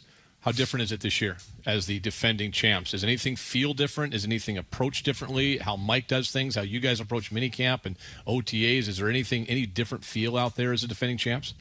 I don't think so. It feels like the guys are just back out there having fun playing football together. I don't think there's some like you don't feel like a target on your back or anything when you're out there just having fun and just being in the moment, being intentional about what you do and trying to be the best players and team as you can be. It's not, it doesn't really feel very different. It's the same thing. It's the same process. We just start over again. Targets on a team in Southern California. That's kind of good. You guys kind of like that, right? Like, it's like everyone's like, there's people like Dan. I don't know if you saw the quote. Dan Campbell had a great quote, the Lions coach. He's like, well, I guess they already won the title. Like, yeah, whatever. And it's but that's kind of the feeling. It's like, wow, look what the Rams done. You guys are defending champs, and people are probably going to be looking elsewhere, which I think you kind of like that, don't you? Doesn't this work? Like, it might kind of plays that up a little bit. To me, either way, like, whether people want to put a target on our back or people want to put it elsewhere and count us out, like, I don't care. Yeah, it is what it is. It doesn't change anything about. I don't think it changed anything about any of the guys' processes or how they approach it day to day. Like it shouldn't affect anything. Tell me about yesterday. Now I got an insider. One of our guys, our producers, works at the Doug Baldwin Center. How was I heard it was pretty competitive with you guys and the kids out there yesterday. Yeah, how was it? Yeah, it was a lot of fun. We were playing some basketball with the kids. Of course, it's going to get a little competitive. It's just us as athletes, right? But it was so much fun going out there and playing basketball with those kids. What kind of game do you have?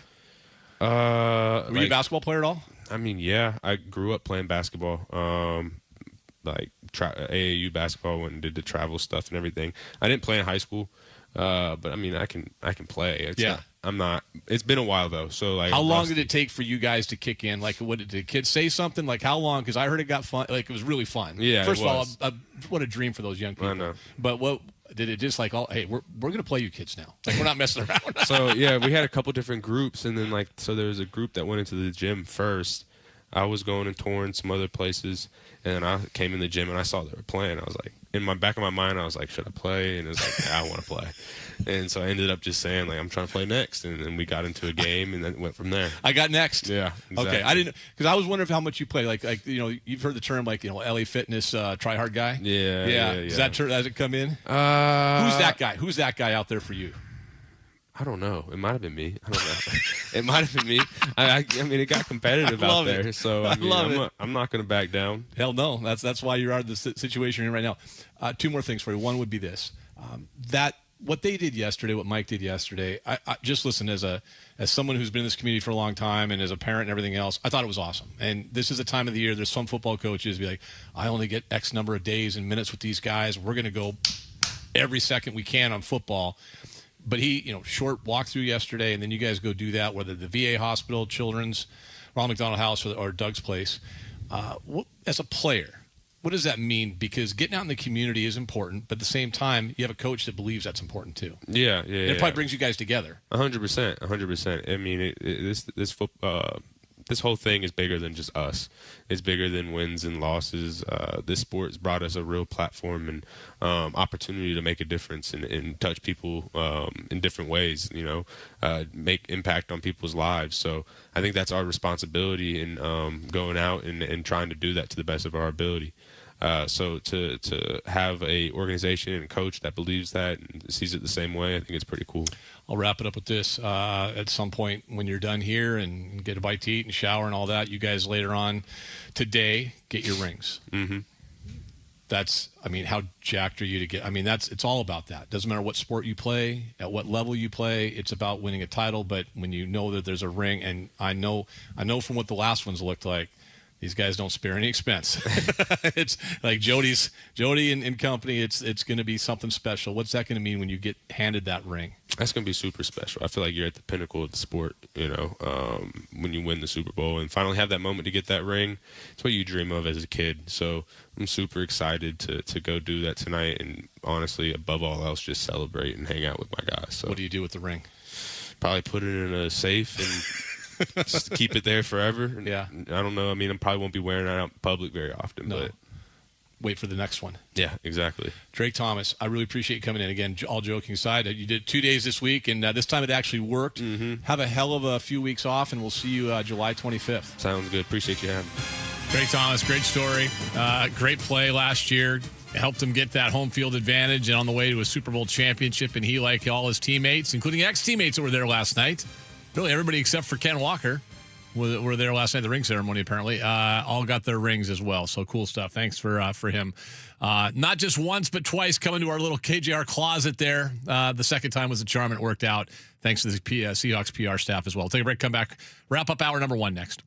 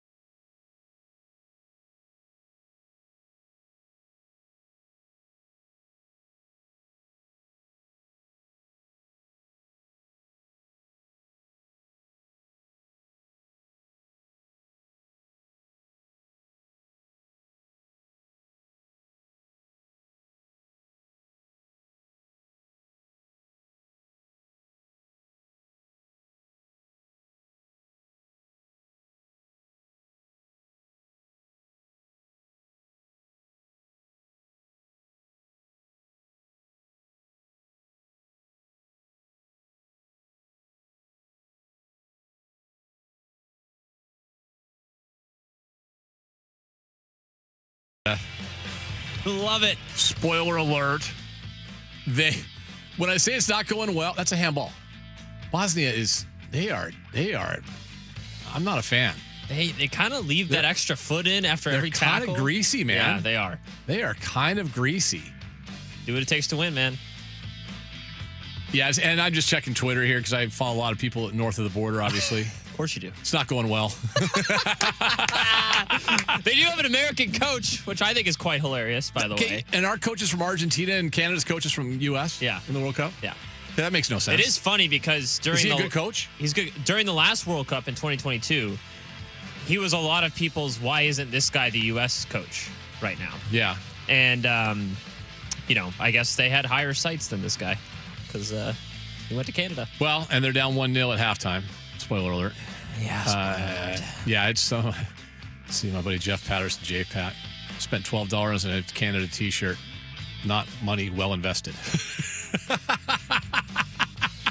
Not money well invested. Money well invested. There's some others. People are losing it north of the border. And again, it's happening in Toronto, which is just like the most negative city in the world in terms of sports. Yep. God. I want to see Canada win. This is where I think the money's at. Here's my betting tip of the day, Anders. You tell me. Okay. I have to go back and see what it was because it's all live now, so I wouldn't be able. It might take a grind to do so. Okay. I think betting a draw for a lot of games is a good call. For a lot of games. Yeah. We haven't had one yet. I know. But Canada's going to even this thing up, and it's going to end 1-1. Okay. You think? I think if Canada evens it up, it depends on how much time's left. They might push on to win because they've been dominating the game. Bosnia just got lucky from a corner. Canada's feeling the pressure. They need to win this game. They're at home. I got to get my ass up to the Snoqualmie Casino this weekend. Yeah. And when I do so, I'm gonna lay a couple parlays on some draws down to see how it works out. For me. I mean, as long as it's not like a powerhouse against a nobody. And you know you what don't I mean? work for FIFA, so I can call you and you can give me some advice. I'll say it right now. I got Canada juice on this game. I want them to win. All right. I'll call you on Sunday when I get up. Okay. Take a break, come back. We'll tell you about getting around and where you can go pregame for the matches. I'm calling it, screw you, FIFA, by Lumen Field. We'll tell you about that next.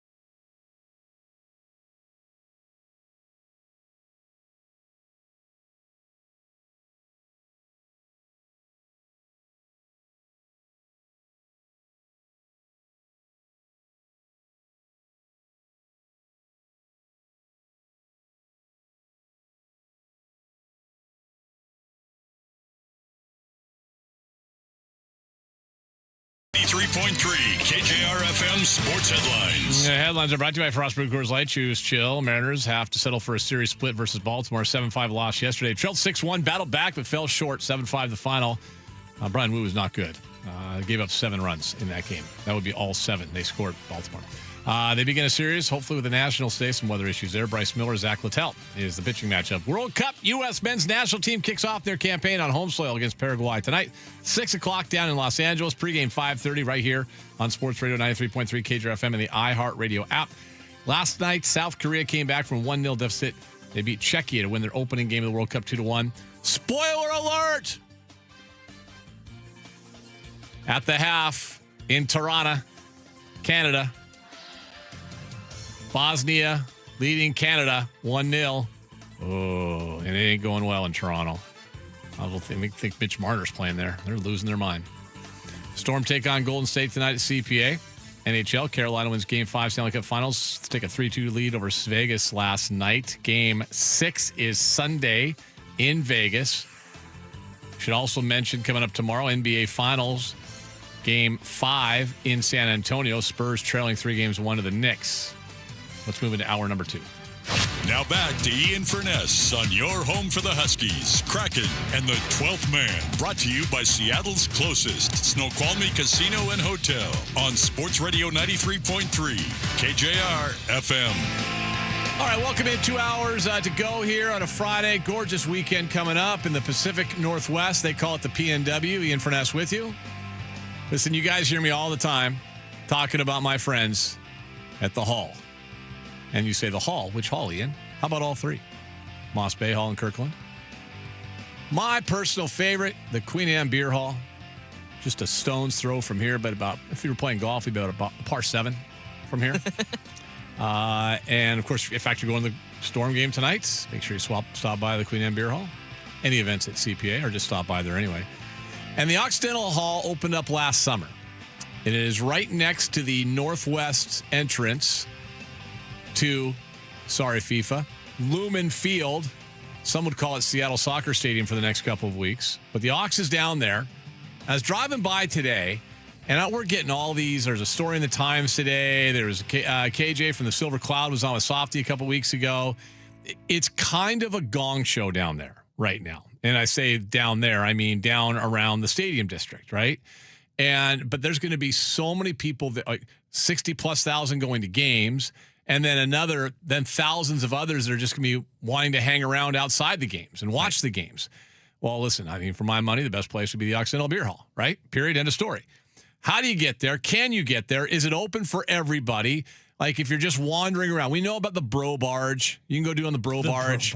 The Bro Barge. They basically took center field at T-Mobile and put it on a barge for soccer out there at Pier 62. You can do that, or you go support local. And that's why my guy Gary from the Halls is on right now, because I just wanted to check in and see how things are going down there. Gary, how are you, buddy? Good, Ian. How are you, man? I'm good. All right. So if I'm going to the game or I'm not going to the game, you guys, like people are down there, they're coming to the Ox. Can they go in? Are you showing the games? You know, the game on Monday here, the game next on Juneteenth when the U.S. is playing Australia. Tell people about what's going on down there. Is it accessible still? Is your place still accessible? It absolutely is. I mean, Pioneer Square is going to be really crazy for those 6 matches. Absolutely. I think they're closing almost all the streets in Pioneer Square 4 hours before every match, until about 2 hours after every match. But Occidental is right off first, so great for Uber. You can take, rideshare buses. They have those match day shuttles all around Seattle that are like every 10 minutes. If you go online, they'll tell you all the different pickup spots throughout downtown and throughout the waterfront. We're actually activating a beer garden right on Alaska Way in King called Match Day Beer Garden. It's all ages beer garden. So if you park and go downtown toward the waterfront and just walk down toward the stadium, you'll hit that Match Day Beer Garden right there just before you go into the games. And it's also a great place to just hang out all day long, honestly. So you guys, like in that beer garden, you showing the games and stuff too? We don't get to show the game actually in the beer garden, but it should be packed. We have Coca-Cola doing a whole DJ stage.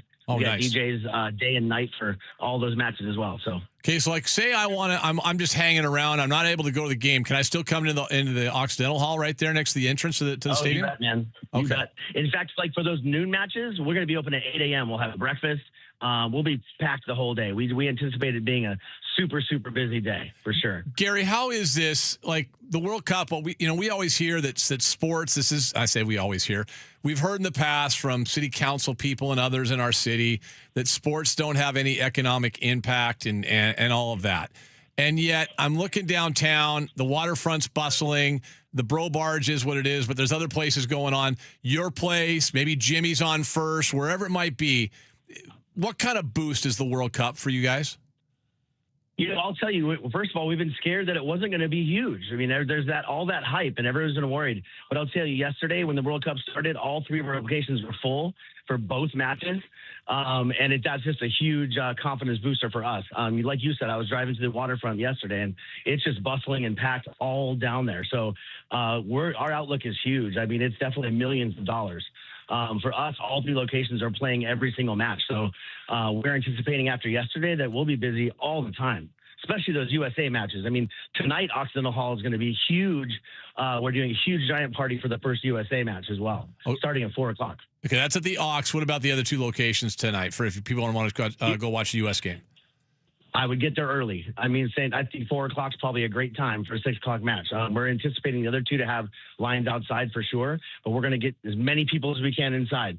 Last World Cup 4 years ago, it was just such a massive parties. It was so much fun. It's just a great place to hang, both in Moss Bay and Kirkland and in Queen Anne. Anders has a question for you. I will say, I watched the final there at 7 a.m. with my Argentinian wife, and we had an awesome experience. That was which game was that? Argentina versus France. Yeah. Oh, okay. Yeah. Huge. And it's 6 a.m. Like, I mean, you haven't lived until you've seen 500 people singing Sweet Caroline drunk at 8 o'clock. It's so true. It was great. I love it. I love it. Great. So this sounds like we're expecting a lot from Argentina and Mexico, Germany, Belgium. Those are all huge teams that we get a lot of folks already to the halls from there. So we're expecting big days. I love it. All right. Well, listen. So again, you can get down there. Just kind of be judicious how you get there. Go enjoy the games. Get to the Ox. If you can't go to the Ox and end up going, go to one of the other places. Support local, especially my guys at the halls. But I can't even imagine what the Occidental is going to be like this on not just Monday, but next Friday is going to be crazy, dude. Yeah, just come down and spend the whole day. Come in the morning and just spend the whole day. Drink, eat. The whole area is going to be really cool. All of Occidental Park, all the way through Pioneer Square. Also, beer gardens and a ton of fun. So I love it. It's going to be exciting. All right, buddy. Great times. Have fun. I know you're going to be busy. Well, you can get some rest in about a month or so. We'll talk to you then. Thanks, Ian. I appreciate you guys. There you go. It's like guy Gary from the halls, man. It's going to be. You went to the what did you go to at the Queen Anne Hall? The match, the final, the World Cup final. No. Like a couple weeks ago. What did I go to? It was, or you're talking about going to? It was like the Champions League. Or something? yes, the Champions League final. It was when Arsenal played PSG. It was an awesome experience. I want to make sure it was being played because it was before they opened, and of course they do. They're my go-to, the Queen Anne. They're kind of I know there used to be the other place down in Fremont, but like it's not as big. Like the Queen Anne Beer Hall is like a soccer place. Yeah, you're talking about George and the Dragon, which I do like. But I think it's surpassed that for me in terms of a soccer place to go watch games because it's big. You're going to get a seat, like unless you get maybe show up a little bit later, as Gary was mentioning there. But highly recommended if you're looking for a place to watch a game. Yeah, I would. I think it's going to be awesome. Well, they had like breakfast stuff going on as well during the final last year. I'm sure they're going to be doing similar stuff. Well, and I just kind of look at it too, Anders, like this. There is the offshoot of the World Cup here. And anywhere else, but especially here, it's SoFi in LA. I think you can safely assume there's not much of an impact. Well, because it's in Inglewood. Exactly. There's nothing around it. Nothing. There's nothing around that stadium. So you're there and you're gone. That's it. Yeah, you're going to the game. You're going to the game. Yeah. Here and other stadiums like this that are in the middle of the city. Toronto is a good example. Toronto, yeah. I mean, you're going to have all kinds of an impact, and I think it's going to be good for everybody. Get down there, enjoy it. Should be fun. All right, let's do this. We'll take a break. Danny O'Neill is going to come up. We got a lot to get to with him, man. He was all over the Brendan Sorsby stuff this week, which was really kind of the biggest story of the week. Was the Sorsby? That's a big. Who's the foul on there, by the way? Help me out. Who's the foul? Keeper. It is on the keeper. He hit him in the head. Yeah. Okay. Keeper hit the guy on the head, so it's foul on the keeper. Foul on the keeper. Still 1-0. Bosnia leading Canada. Okay. We got to Danny O'Neill talking college football, some other stuff as well, including Seahawks. That's next.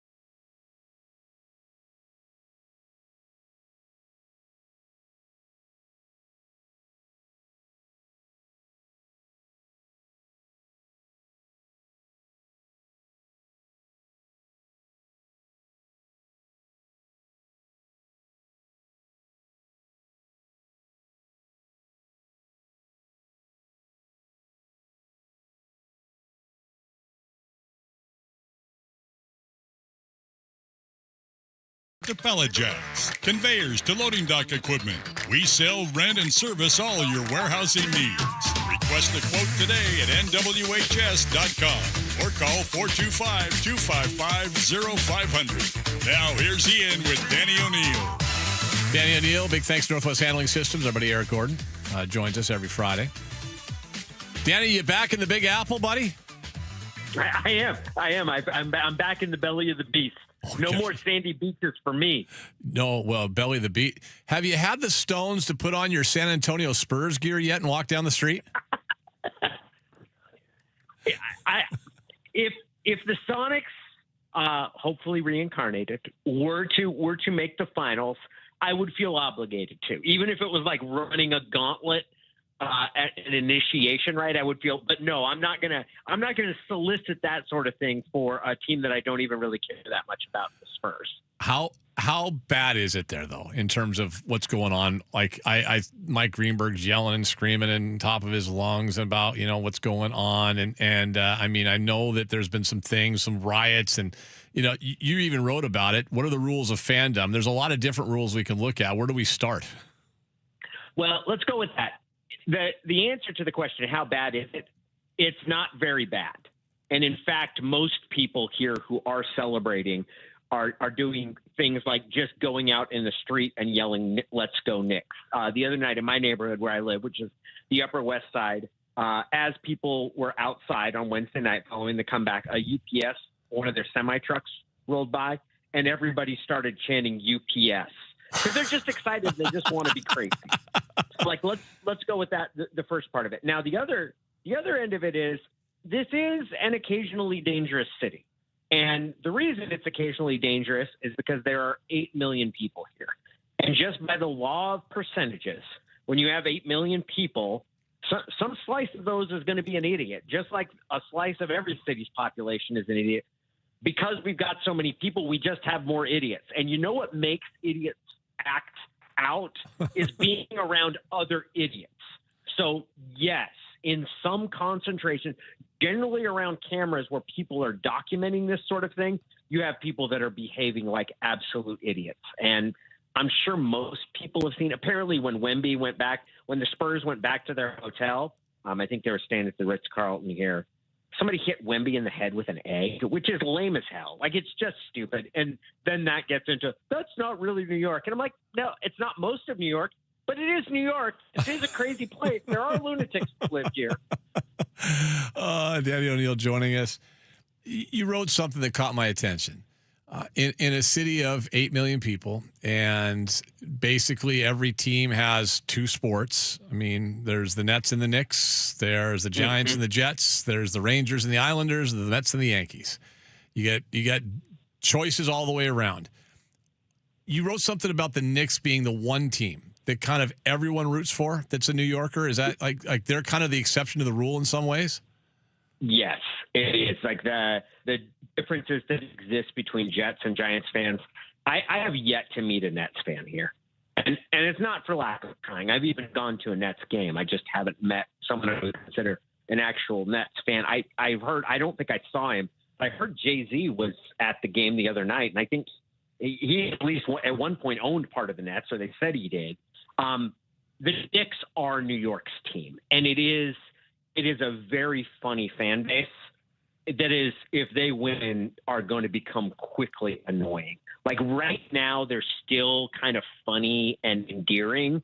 That will quickly turn. But it is cool to watch, like seeing John McEnroe and Larry David sitting next to each other courtside, and how like angst-ridden they are. Like that part is fun. It is fun to see and to watch, and I'm rooting for them. But kind of the question I had, and you might be able to answer it for me. Am I allowed to wear a Knicks t-shirt?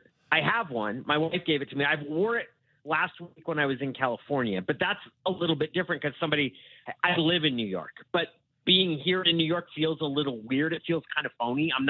But I've lived here for 6 years. I don't know the rules and regulations. Like, what do you think? Well, I think the easy answer to me is yes. You've been there. You've been there a while. We don't have currently an NBA team from your city you used to live in, and you're getting caught up in it. I mean, listen, you're asking the one person not named Chuck Powell at this radio station who's lived in other cities. So I do have a little bit of context to that because, most of us here have lived here their entire life, right? And it's you can't fathom that. I spent 6 years in Salt Lake, and I found myself becoming a little bit of a University of Utah fan. At times, because I'm there and I'm a long ways, and just from football and basketball standpoint. Now, I didn't like their basketball team because I didn't like big man. Not a fan of Majerus, but for he tried to get me fired, so I didn't really like him. but I loved Ron McBride, their old football coach, and knew a bunch of their coaches, hung out with a bunch of those guys, and so I kind of became a little bit of a closet Utah Utes football fan at times. Yeah. And then I will tell you this. When I got there, Danny, this is what's weird. This is how because the rules of fandom are strange. You can't define, and you never know where it's going to come from, right? Like how all of a sudden you're going to gravitate towards a team. And a case in point, growing up here and then, working here for a while, covering the Sonics before I moved and kind of started the media tour, I hated the Jazz. Because it was Carl and John, Jerry, the whole crew, right? And we had. I mean, I think you can make an argument the Jazz in some ways were Seattle's best rivalry the last few years, the Sonics. Yeah, I would agree with that. I think that's true, especially because if you got right down to it, the Sonics did not like Stockton. They respected him, but they thought he was a dirty player. Yes, and he was. But so I go to Salt Lake and I'm on the Jazz radio show. Like I do stuff for them. And then I found myself, and I hated them. And I was like, and the Sonics were still here. Well, fast forward a few years, my son's born in Salt Lake. And as we're going through stuff, like he's a big basketball guy and he kind of, we don't have a team. He gravitates towards the Jazz. I gravitate towards the Jazz. I kind of like the Jazz now. I kind of root for the Jazz now. Now, that'll change the second we get a team back. So there is no rules of fandom. I think it's hard to be a fan of two college teams in the same state, Dick Fane, Gonzaga and Washington. That's just me. But there's no rules. Agree with that. There's no hard rule. I think it's slightly treasonous. Well, isn't Gonzaga a school that is kind of a rival, at least for your basketball program? Like, should be. It's hard. I know because I know other people that went to Washington and root for Gonzaga too, and it blows my mind. I don't. Oh, wait, so Dick's time out. Dick's not alone in that. You have other Husky fans that are the same way. Yeah, I don't want to out him, but he worked at the Seattle Times and part of it was he worked in Spokane for a while and started liking the Zags. And I was like, you went to Washington. Like, not only did you go to Washington, you were there during some of the awful, Andy Russo, Bob Bender years, and you were still going to games. And now you like Gonzaga? I don't get it. Danny, Ian's completely confused face right now will make you laugh even more. Well, I'm trying to. What I'm trying is I'm going through the staff and I'm trying to figure out who it is. That's what I'm doing right now. Like, okay, let's see. No, he's from there. No, Stoney, I think, is a California guy. He didn't work in sports. Okay. You won't be able to get it. Oh, Danny Westneat. That's who it is. It's a very good guess, but it's not Westneat. Okay. I'm uncertain about how Westneat feels about Gonzaga. Or anything that has to do with something not city politics. I that's good. Yeah, I don't know. Like, you fan how you want to fan. You be a Knicks fan. Go for it. I think, from a basketball standpoint, we're kind of in Seattle. Hey, they knocked out Oklahoma City. Mitch Johnson's a local guy, son of JJ, Sonic champion and legend, all those things. I kind of felt bad for them. Like, he's just getting crucified, right? Because it's like, well, and I kind of do believe for a team to come back in the NBA by that kind of deficit, the other team does need to help them, right? Like, they do need to help them along the way. But at the same time, I mean, it was just one of those things, like one of the most incredible things in sports we've ever seen, right? Sometimes you just got to give the other team due. Yeah, it was. I mean, there are a lot of different things that pile up. First, I love Mitch Johnson. I covered Mitch when he was in high school at O'Day, and still good friends with his high school coach or people that had worked around him. So knowing him and the guys that he grew up playing with love Mitch and have always considered him to be a future coach. it is a bummer to watch him get the criticism that he is, because there's part of me that just looks at it and says, yeah, the Spurs, they had some problems, and De'Aaron Fox made a terrible decision in going in for that layup. Yeah. Like if you could do it over again. But man, when the Cavs came back and beat the Warriors, no one really remembers this.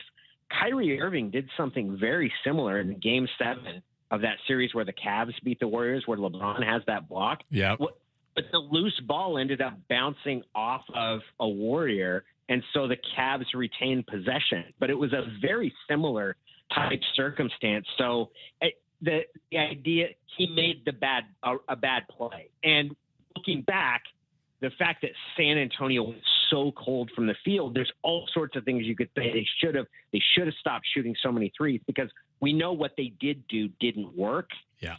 But there's also a level of, they were unbelievably hot in the first half, and you knew that was going to change somewhat. They didn't commit any turnovers. They played about as perfect a half as you can. That changed in the second half, and things kind of balanced out, and it came right down to it. And the Knicks made their own mistakes, but they ended up making more shots down the stretch. It was a great game, and that's probably something that the Spurs are going to learn from. I do think they have an issue with De'Aaron Fox. I think Dylan Harper needs to play more minutes than De'Aaron Fox, but that's kind of a different question. I felt bad for me because I love Mitch Johnson. Well, De'Aaron Fox also dribbled the ball for 5 seconds in, what was it, game 2, right? When they were down 1, and they inbound it, and they're like, okay, you got 7.5 seconds left. That's plenty of time to get a good offensive play in. And they inbounded it to him, and he just dribbled the ball out. Like, it's just, and then, better pass to Wemby with 1.5, 2 seconds left, and just for a desperation shot. Yeah, De'Aaron Fox's late game decision making is less than ideal right now. Let me flip over to the NCAA. The biggest story came earlier this week. Oh my God, Anders, are you watching this? This is hilarious. Yeah, no, it happened the first time the hydration break happened too. I think they do it on purpose. Okay. Yeah. I'm sorry, Dan. We're distracted. You guys watching soccer? You guys watching Canadian soccer? We're watching Canada and Bosnia right now, buddy. Canada's trash, Danny. Yeah, they're not. They're struggling. It's a struggle bus for them. They turned the sprinklers on. I was like, what the hell? It looked like that Dolphins game the Seahawks played back in 2012 when the sprinklers came on down in Miami. Remember that? I do remember that. That was ridiculous. The Canadians coached by an American, I believe, Jesse Marsh, who is a fairly annoying whiner. Yes, we're going to get to that in our next segment, by the way, as a tease ahead. That's a radio tease for you people. We got some sound from Clint Dempsey about him. He's not happy with his ex-teammate. All right. Let me the week started out with one of those stories that is both stunning and also a rarity where it unified the entire country against one entity. Brendan Sorsby granted his eligibility by a judge in Texas, who, by the way, is not a Texas Tech alum. He's a University of Houston alum. But he was granted his eligibility despite the fact he bet on college football as, wait for it, a college football player. You've said you had mixed feelings on the subject. Why? Because I don't think anybody looking at the situation thinks that someone who bets on games that they're involved in should get to continue to play like that. And I guess there's an argument where 2 games suspension, is that enough given what had happened? But that's a pretty clear line. And all of the different explanations or excuses, I think the coach, Joey McGuire, was saying like he didn't murder anyone. It's like, yeah, but gambling on the games is actually undermines the actual games. Like, I'm not saying that off the field stuff shouldn't be punished or overlooked, but you're comparing 2 different things. And I don't think there's anybody that thinks that that's okay, that you can tolerate that. And I honestly believe that the only way you create a deterrent there is to make the punishment for that very overwhelming. So I don't find Brendan Sorsby to be at all sympathetic. And I don't think he should play college football again. That's just my opinion. But the other side of it is that I think the NCAA has nobody but itself to blame for the fact that it can't suspend someone who bets on his own games. Like the clearest, most clear-cut infraction you could have, and they suspend him, and the courts are like, nope, you can't do it. And I do feel a certain level of glee in that because I really hate the NCAA. And mostly what I hate is that for 10 years, they've refused to adapt to clear changes that are happening. They've basically been a bunch of babies and said, well, somebody's got to help us enforce our rules. Why can't we enforce our rules? Like, no, your rules were outdated, and you made the conscious decision not to try to create new rules that would work in this environment. So the fact that you can't, it's your fault you can't suspend Brendan Sorsby. It's your fault. And I don't feel bad for them or feel sympathetic toward them. And I think they're pathetic. I think the whole organization should be let them organize tournaments, but get the NCAA out of the business. Don't ask them to adjudicate on anything in terms of eligibility or transfers or any of that stuff. It's a dead organization. Daniel Neal brought to you by our friends at Northwest Handling System. Big thanks to Eric Gordon and Northwest Handling Systems. From forklifts to pallet racks, conveyors and loading dock equipment. Sell, rent, service all your warehousing needs. Request a quote today at nwhs.com. Give them a call, 425-255-0500. I find the whole thing strange from this standpoint, Danny. I remember, this is how old I am. I was at the University Sports Bar and Grill in the University District. Yeah. I was there for a fantasy football draft in 1993. And with a bunch of friends, and we were doing it, we had our USA Todays and our magazines out for a fantasy football draft, and it was, I believe, a Sunday night, like 5 o'clock, had a couple pints and hanging out, having some fun. And my wife, was she my wife then? Yeah, she would have been my wife at the time, calls the bar and says, "Is Ian Furness there?" and they ask, "Is Ian Furness there?" And I'm like, "Yeah." And the guy, I go, "Yeah, this is Ian. Hey, your wife's calling, needs to talk to you." I'm like, "Oh my God, what happened?" Pick up. So I walk behind the bar, grab the phone. She's like, "Yeah, hey, so I was working as a producer at Como at the time, and which also means you're kind of a reporter, right?" And they're like, "Hey, they're calling. They need you to go meet a photographer down at the Tubby Graves building or something," she says. And I'm like, "Why?" She says, "There's a news conference." I'm like, "What?" And I go down there, and it was when Don James resigned. He wasn't there, but it was when Jim Lambright and Barbara Hedges come out, and we have to cover the story. Yeah. And I thought to myself, well, why was that? The NCAA didn't sanction him. The Pac-10 did. The Pac-10 said, "You know what? This is the deal. You are no TV for a year." And people were like, "What do you mean?" Well, back then, not every game was on TV. It was a big deal. And bowl ban and all the stuff that they did. And James then, of course, resigned in protest, and the rest is history. It was not the NCAA. That, to me, brings up this question to me. The Big 12, it's a very simple process. Just, he's not eligible.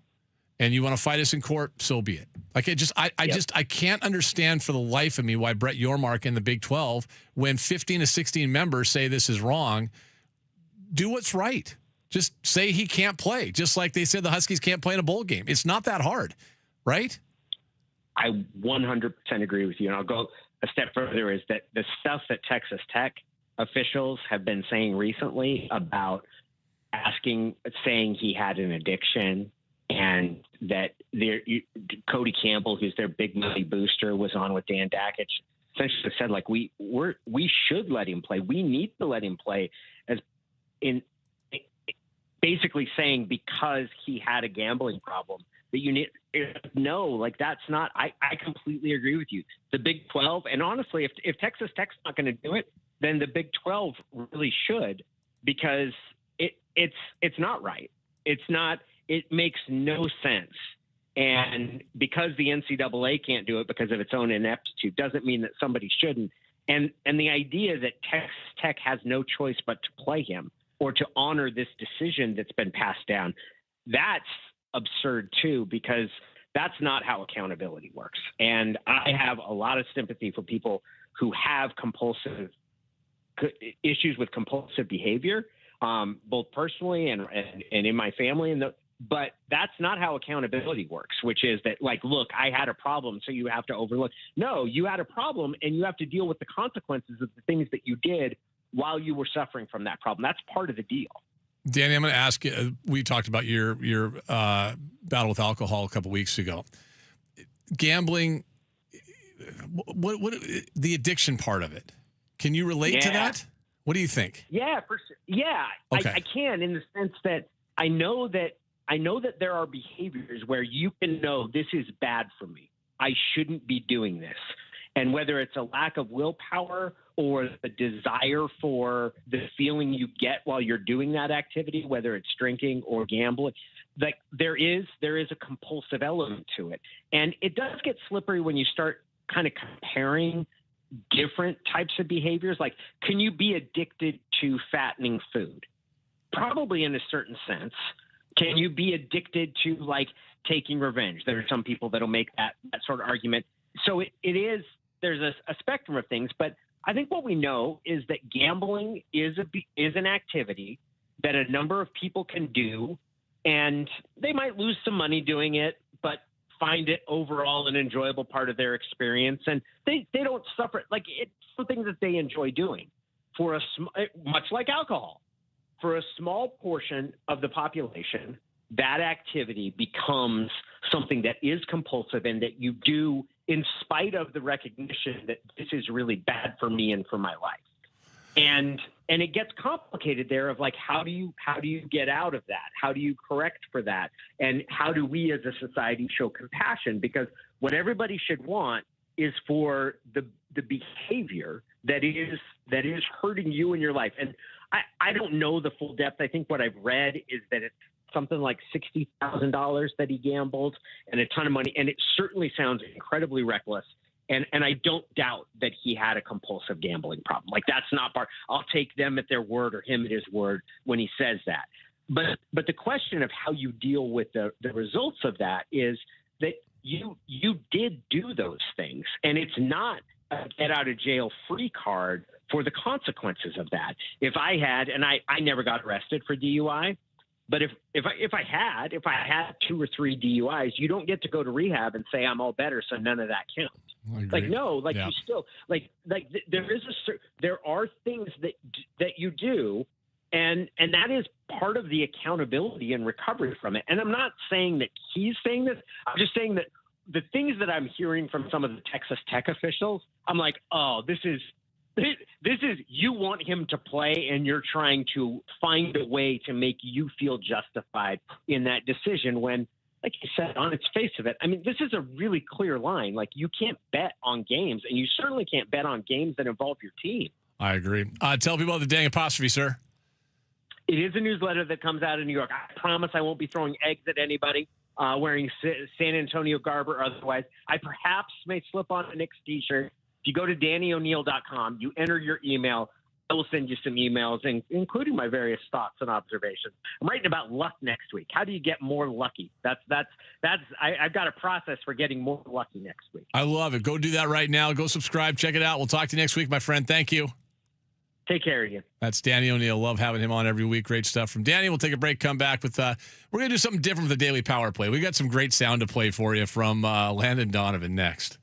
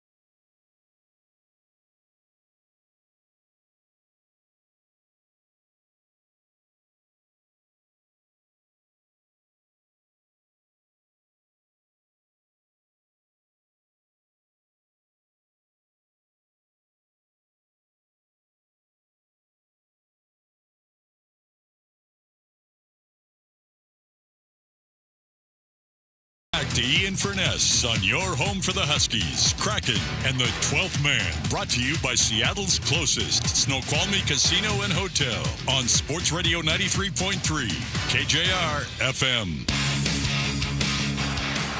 Holiday on the move, turned around the corner. Larry with a shot!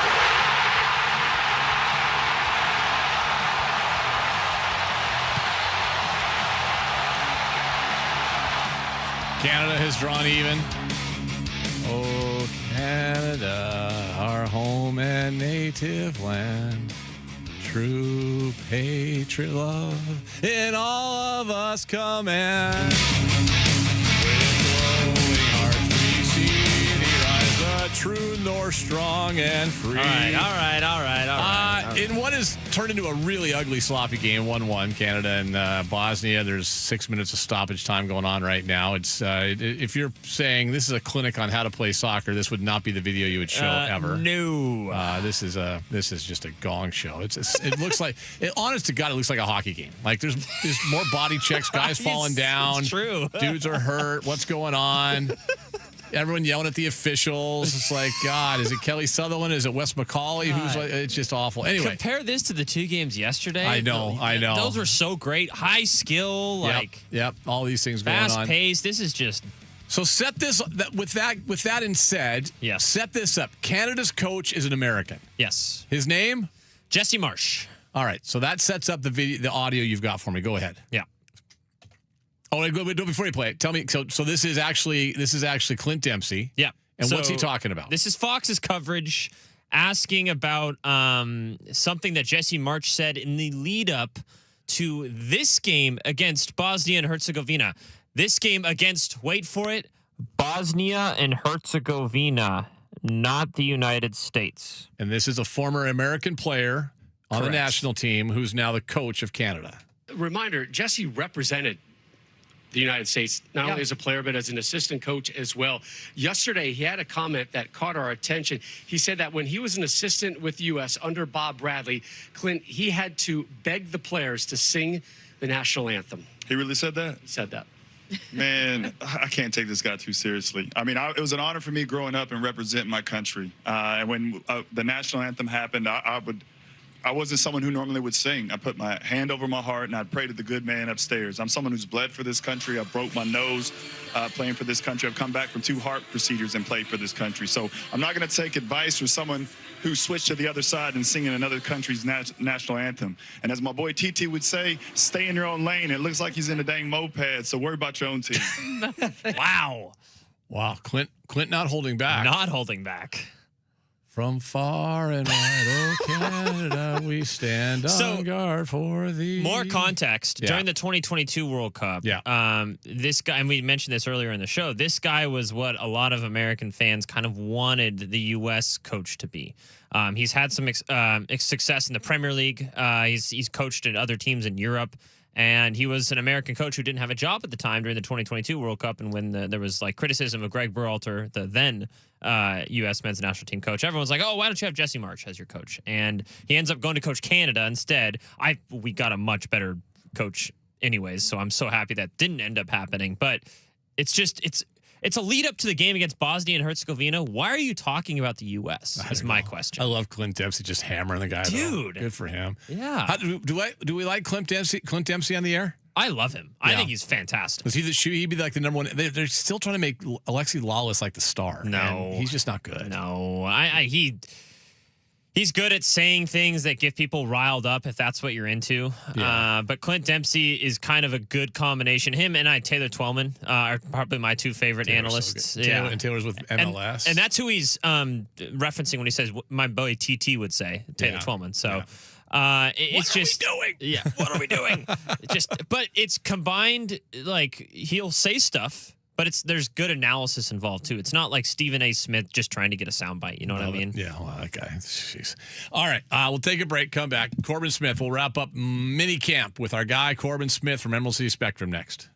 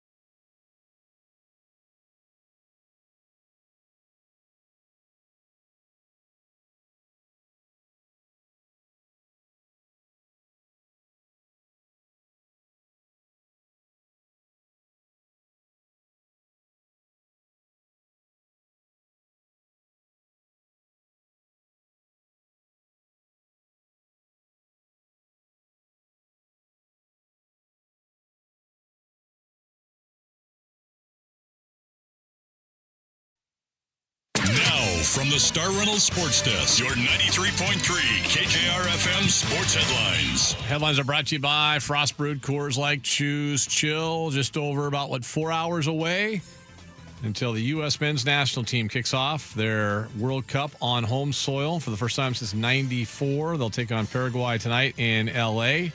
at the stadium formerly known as SoFi. Pre-game 5:30 right here on Sports Radio 93.3 KJR FM and the iHeartRadio app as well. Canada, Bosnia finished 1-1 in a draw just moments ago. Canada with a late second half goal to pull even in that match. Mariners have to settle for a series split versus Baltimore. 7-5 loss yesterday. Start a series with the Nationals today before they come home. First home game in 2 weeks coming up on Tuesday as well. Storm take on Golden State tonight. CPA, NHL, Stanley Cup Final. Carolina wins Game 5 last night. Take a 3-2 series lead over Vegas. NBA playoffs. Finals resume tomorrow. That will be Game 5. Right now it is 3-1 Knicks. They can clinch it tomorrow. By the way, the Carolina Hurricanes can clinch on Sunday in the Stanley Cup Final as well. Seahawks mandatory minicamp and their offseason training has wrapped up. So let's get to it. Corbin Smith standing by. It's time to take a deep dive into all things Seahawks with Corbin Smith, sports reporter for Emerald City Spectrum. All Seattle sports, all the time. Brought to you by Jim Elliott with Windermere Real Estate, helping home buyers and home sellers in Western Washington. Whether you're buying or selling, contact Jim at 206-769-5466 or at jim@soldbyjim.com. Now with Corbin Smith, here's Ian. Corbin Smith joins us. We do appreciate him, as always. Hello, sir. How are you? I'm good, Ian. Thanks for having me, as always. Give me your thoughts, my friend. What's going on? What's happening? Did you cut your hand off or something? What's going on with that? I had the nickname Wolverine in high school because I've always healed really fast. I almost cut my finger in half, and it's completely sealed shut already 2 days after doing it. So I'm on the mend. Well, I saw you were able to type out some things, which is a good thing, including the day 3 Seahawk defense dominates. You talked about Rashid Shaheed, which I want to get to as well. I'll let you start here, though, because I walked out a couple different times over the last few days, and I walk out, Corbin's there, he's shaking his head. It's like, I don't know. And I'm like, okay, what's going on? He goes, I don't know about number 6. That's Jalen Milroe, for those who don't know. And then we talked about that for a second. I had to run in to Anders is saying we're back from break in a couple minutes, so I'm running back in. Right then, I see Jalen Milroe throw a little screen pass. It's at the receiver's feet. I look back at Corbin, shaking his head. Shaking his head again. Do they have a Jalen Milroe problem, in your opinion? I don't know if it's a problem just yet, but I just have some concerns, and I know that I am not the only one that feels this way. From what I've seen at OTAs and now minicamp, I see a young quarterback that they are trying very hard to get his pocket passing ability where it needs to be a viable NFL backup quarterback, and I'm not seeing it. I'm just not seeing the consistency accuracy-wise. I'm not seeing the consistency with the processing that needs to be there. There still are some throws that he makes. You're like, hey, wait a second. There's what you need. That looked good. But then the mechanics get away from it again. And then he bounce passes a throw to a guy, or he throws a screen pass down at their feet. It's just the process is late, and he gets picked off for a pick 6 by DeAnthony Bell like he did yesterday.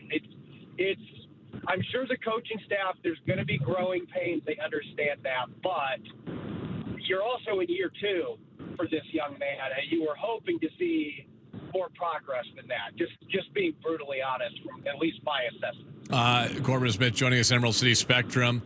Let me. I love this because Curtis and I used to always have fun with this, and Kevin and we used to always have fun with the training camp All-American and Hall of Famer, the training camp or OTAs and mini camps. But there are sometimes guys that stand out. So let me just start there. Who was the guy that stood out to you the most? That maybe was the biggest surprise in a positive way?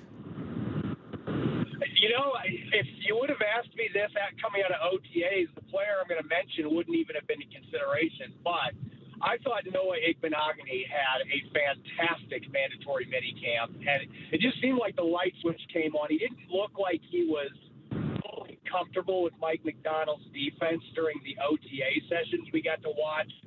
But everything flipped in these mini camp practices. He had 4 pass breakups, had a pick 6 yesterday where he jumped the curl route to Ricky White in the third and took it back to the house. And you can just tell he's doing this playing inside and outside. He was a first-round pick, has never been able to play to that level in the NFL. But Mike McDonald loves this kid. They tried to get him the last 2 years in free agency, and the fact he can play all over the place, I right now would have him as the favorite to be the number 3 corner going into training camp. So he'd be ahead of Pritchett at this point. Yep. I would have it because Pritchett's only going to play on the boundary, and Igbenogany can play all over the place, which Mike McDonald values that greatly. What about the 3 rookie corners? Who jumped out there? I thought all 3 of those guys had solid off-season programs, but the one that really surprised me was Michael Dansby. I just felt like every time I was over watching drill work where number 37 was out there, he was making plays on the football. He had an interception yesterday. He made you could call it a Willie Mays or a Jim Edmonds catch, depending what era of baseball fan you are. Over the shoulder last week in OTAs in the end zone. That was a spectacular play. And I think people just have to realize, he gave up a 36% completion rate for Arizona last year. He's a pretty good football player that just didn't do anything in the pre-draft process. He might end up being the biggest steal the Seahawks had in this draft class. So I was really impressed by him. Neal had some big plays as well. I think he's going to show up more when the pads come on. But Dansby was really good. Fuller wasn't bad. He didn't make the impact plays that the other 2 did. So I was encouraged by what I saw from all 3 players, though. The one thing, just a couple days watching out there, and just especially early stuff, we're able to kind of, I think I had some video of it as well. Nick Eamon-Warry is going to be really fun to watch his second season, and I say that because we don't even know where he's going to be half the time, right? They're going to probably use this guy all the place. He spent a ton of time with the defensive linemen, the outside linebackers, I guess we call them, right? With Nwosu and Lawrence and guys like that doing pass rush drills. I'm going to make a very bold proclamation right now, Ian. I think Nick Eamon-Warry, when the 2026 season is over, is going to be the defensive player of the year in the NFL. I'm making that prediction right now. I think this kid, he was so good last year, and he was barely scratching the surface of what he's capable of doing. Year 2, Mike McDonald is going to fully unleash this kid. I would not be shocked if he gets 6-7 sacks this year, and he's also getting a bunch of tackles for a loss. He's making plays in coverage. I mean, what he affords Mike McDonald, there isn't a team in the league that can run the personnel flexibility that the Seahawks do, because he can play edge rusher. I mean, he did not look out of place in those drills because of how big he is. He looks like he could be a defensive end, and he can cover. He runs in the 4-3s. He can defend speedy receivers. He can defend big tight ends. He can play linebacker. I mean, I just, as an opposing quarterback and opposing offensive coordinator, that would drive me nuts trying to game plan, because I just have no idea what they're going to do with him, and he's going to be equally disruptive no matter where you put him. I just think on a defense that is full of stars, nobody's got a higher ceiling than Nick Eamon-Warry does. It is our good friend Corbin Smith, Emerald City Spectrum, emeraldcityspectrum.com, joining us here on the Beacon Plumbing Hotline. Let's go to the offense for a second. You wrote about growing pains for Jadarian Price. What do you mean? Yeah, with him, the biggest thing that he's going to have to continue working on is the consistency as a pass catcher. We've seen him make a lot of nice receptions. And one thing I'm encouraged by, a lot of running backs are body catchers. He is a hand catcher. He gets his hands out, and he's aggressive playing the football. What he's going to have to continue working on is beyond the 5 to 10 yard routes, being able to bring those in. There have been a couple times that he's gotten open on wheel routes, but he hasn't been able to bring the ball in. Tracking the football, that's still something he's got to work on.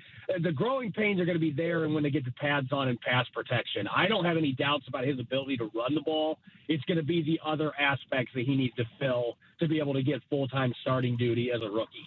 Do you think there's any doubt he's going to get the first carry of the year?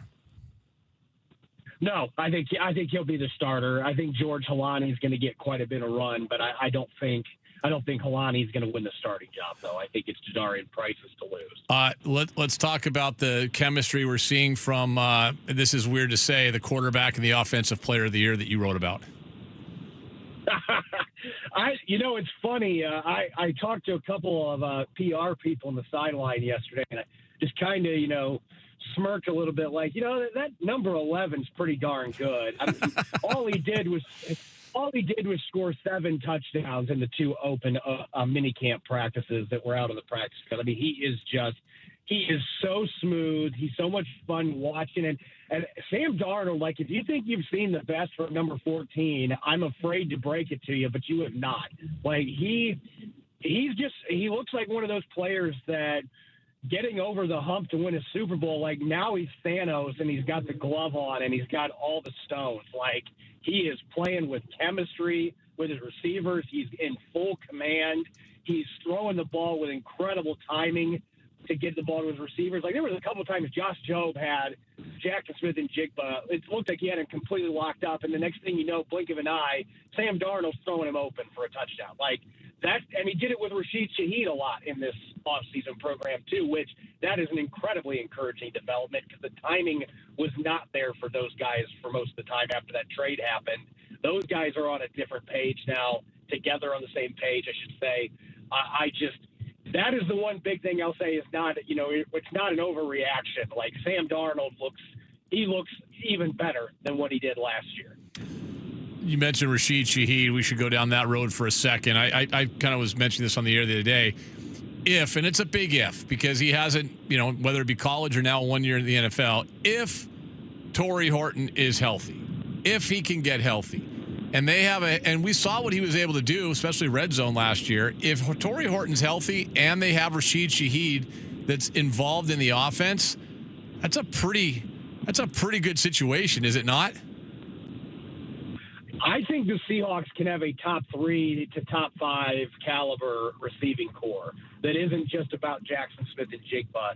If you have a fully realized connection between Sam Darnold and Rashid Shaheed, and you have a healthy and can stay healthy Torrey Horton, like he said, that's a big question mark. It has been for him dating back to college, but Torrey Horton was tied for the team lead in touchdown catches when he got hurt last year. Jackson Smith and Jigba was not leading by himself. I think that they have the pieces in place, and I wouldn't be surprised if Jake Bobo is more productive this year, especially with the way Darnold was featuring him some in the playoffs a year ago. I just think they've got a really nice collection of receivers that all do some different things. And I've also been kind of intrigued by Herb Charles, who they just traded for. I was looking at him to just be a special teams guy, but if you told me he was a tight end when I saw him in the field, I would have said, oh, yeah, definitely looks like a tight end. He makes Cody White look small, and Cody White is a big receiver.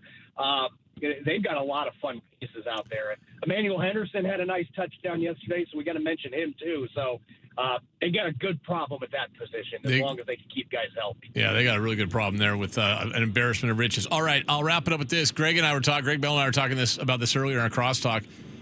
By all indications, when he's been dressed, active, healthy out there for OTAs or minicamp, there seems to be no doubt who the number 1 player is at right guard.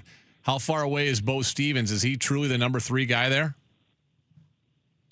Yeah, right now I would have him behind Bryce Cabledew, and Christian Haynes maybe is still there too. Haynes has been the number 2 guy. I thought that might be something that was going to be in flux, but Haynes has looked pretty good the last couple of weeks when he's had his opportunities. So the pads come on, that changes everything. But Bo Stevens right now, for fans that were hoping he was going to be jumping into the mix to start early, I never was expecting that, but that's certainly not the direction it's heading. And I'm telling you this, Ian, like Anthony Bradford fans should not be surprised if he gets an extension. John Benton loves this kid. He absolutely loves him. And he's the second youngest offensive lineman they have in that starting lineup, too. So I'm just throwing that out there. Fans should be at least prepared for that possibility. Well, and it's funny because Greg said the exact same thing earlier in regards to him. Benton loves him. And the thing is, he kind of brings a different element than the other 4 guys in that line. You know, like there's a lot of skill, great finesse, great feet. This guy's just a mauler, and he is a mean son of a gun. Like he has an attitude that's a little different than everybody else. I can see why Benton would like him. And yesterday at practice, it was funny because Greg and I were right next to each other when it happened. You know how heavy those one-man sleds are. Yep. He got underneath it and almost threw it, flipped it completely forward. Like, I had never seen an offensive lineman do that. And John Benton, I can't repeat what he said afterwards. He was excited, but I can't repeat word for word what he said. John Benton, like, when I talked to him in Super Bowl week last week, like, last year, people would be like, well, he's just saying good things because it's his player. No, John Benton, genuinely, I would make the argument Anthony Bradford might be his favorite player in that group. I mean, he loves him. He gets so excited when he bashes sleds, and he was the only guy that had a perfect score when they were doing their pulling block drill yesterday. Benton loves him. So again, I'm just saying, don't be surprised. In fact, I'm leaning toward there's more of a chance he gets a new contract than the other way around. I think that the Seahawks are valuing that more than they ever had. And John Benton really wants this kid to be around. So, all right, let's do this. Let's get some people. You guys got to subscribe and take care of the local journalists. That's the key. That's what we want you to do. If you want some great sports writing in all of your teams, Seahawks, Mariners, Kraken, Sounders, Storm, Huskies, Redhawks, Seawolves, Reign, Torrent, Gonzaga, the Cougs, everything else. Emerald City Spectrum. Tell folks about it, Corbin. Yep, EmeraldCitySpectrum.com. We've got all the teams you mentioned covered, and got a few new writers that are going to be coming on board soon that we're really excited about adding to the team. I've got a really fun Gray Zabel article that'll be up at some point today. Obviously, with sliced up fingers, taking me a lot longer to type things. But I will have it up today, just $6 a month, $60 a year. It's 50 cents a team a month. Like, it is the best deal for the best journalism. All Seattle sports all the time. Love it. Go get it. Emerald City Spectrum. Go just check it out. Just do me a favor. When you get a chance, folks, check it out. EmeraldCitySpectrum.com. I subscribe. I can vouch for it. Great stuff. It's a go-to every morning for me. So make it the same for you as well. Thanks, Corbin. We'll talk to you soon. Thanks. That's Corbin Smith joining us, Emerald City Spectrum. 49451. Let's wrap up the week with some solid text messages. 49451. Your thoughts on the week that was. Your questions, your comments, your concerns, your complaints. We'll take them all next.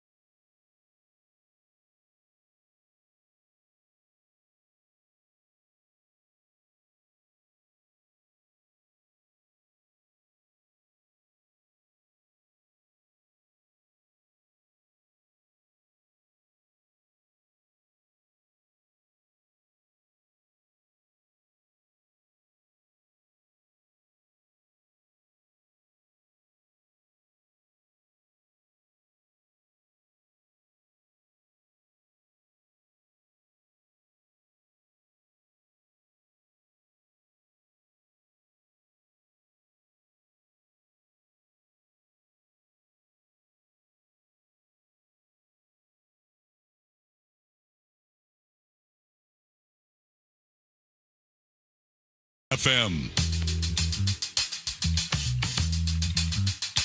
Ian, Jess, Anders, Jackson, FIFA Feltz here. Can you believe it's finally time, folks? I've been waiting for this moment for just under 612 years. I'm so excited I can't believe it. Anders, you're off the team. I'm going in alone. Spain's going to win. Germany's going to win. Egypt's going to win. Sweden's going to win. America's going to win. Everybody gets a World Cup. Oh, by the way, Ian, sorry I couldn't check in yesterday. I was busy getting warmed up a little game called Ronaldo's Toes, followed by getting messy with Messi. And, of course, finishing with the coup de grace, how Schmetzer met her, detailing my boys Brian's days is an absolute lady slayer. Sounders at 7:30.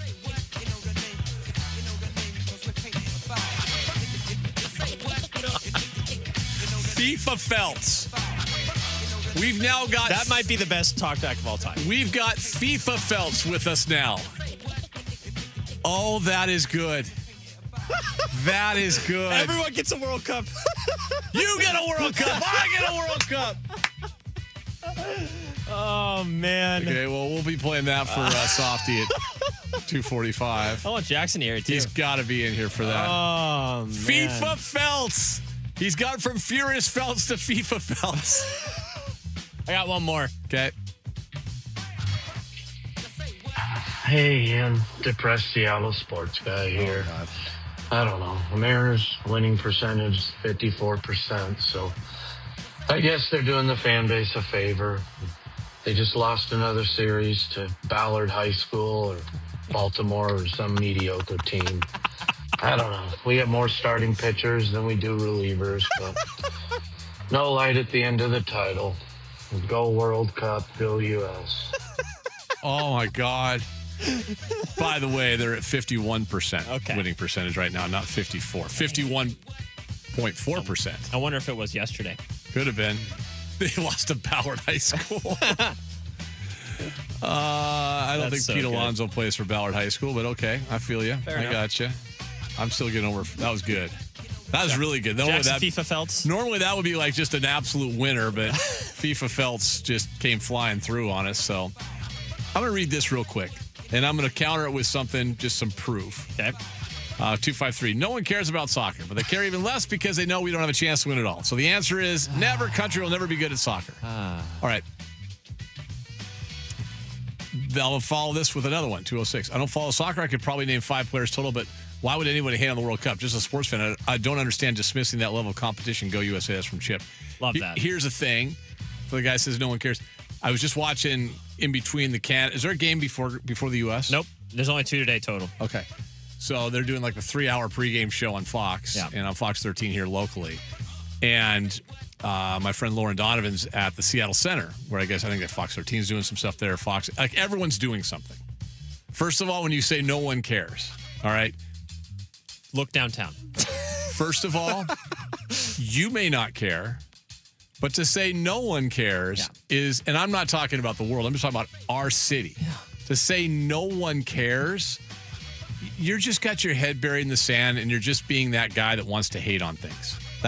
You're just a miserable person because no one cares. I'm watching Lauren do this live shot at the, what do they call that place? It used to be the Food Circus, the Armory or something. Yeah. Is that what it is? A ton of people there already. What time's the game? Checks notes? 6 o'clock. 3.5 hours away. I got to drive home. I'm going to drive through the waterfront area, which I do every time. Good luck. Gary was telling us earlier from the Occidental, Queen Anne, and Moss Bay beer halls. You better be there by now. Like, get there early. Now, I say that. Occidental's probably, Queen Anne Beer Hall might be jammed pretty soon. Oh, yeah. Like they said get there by 4, I think. Yeah. But no one cares.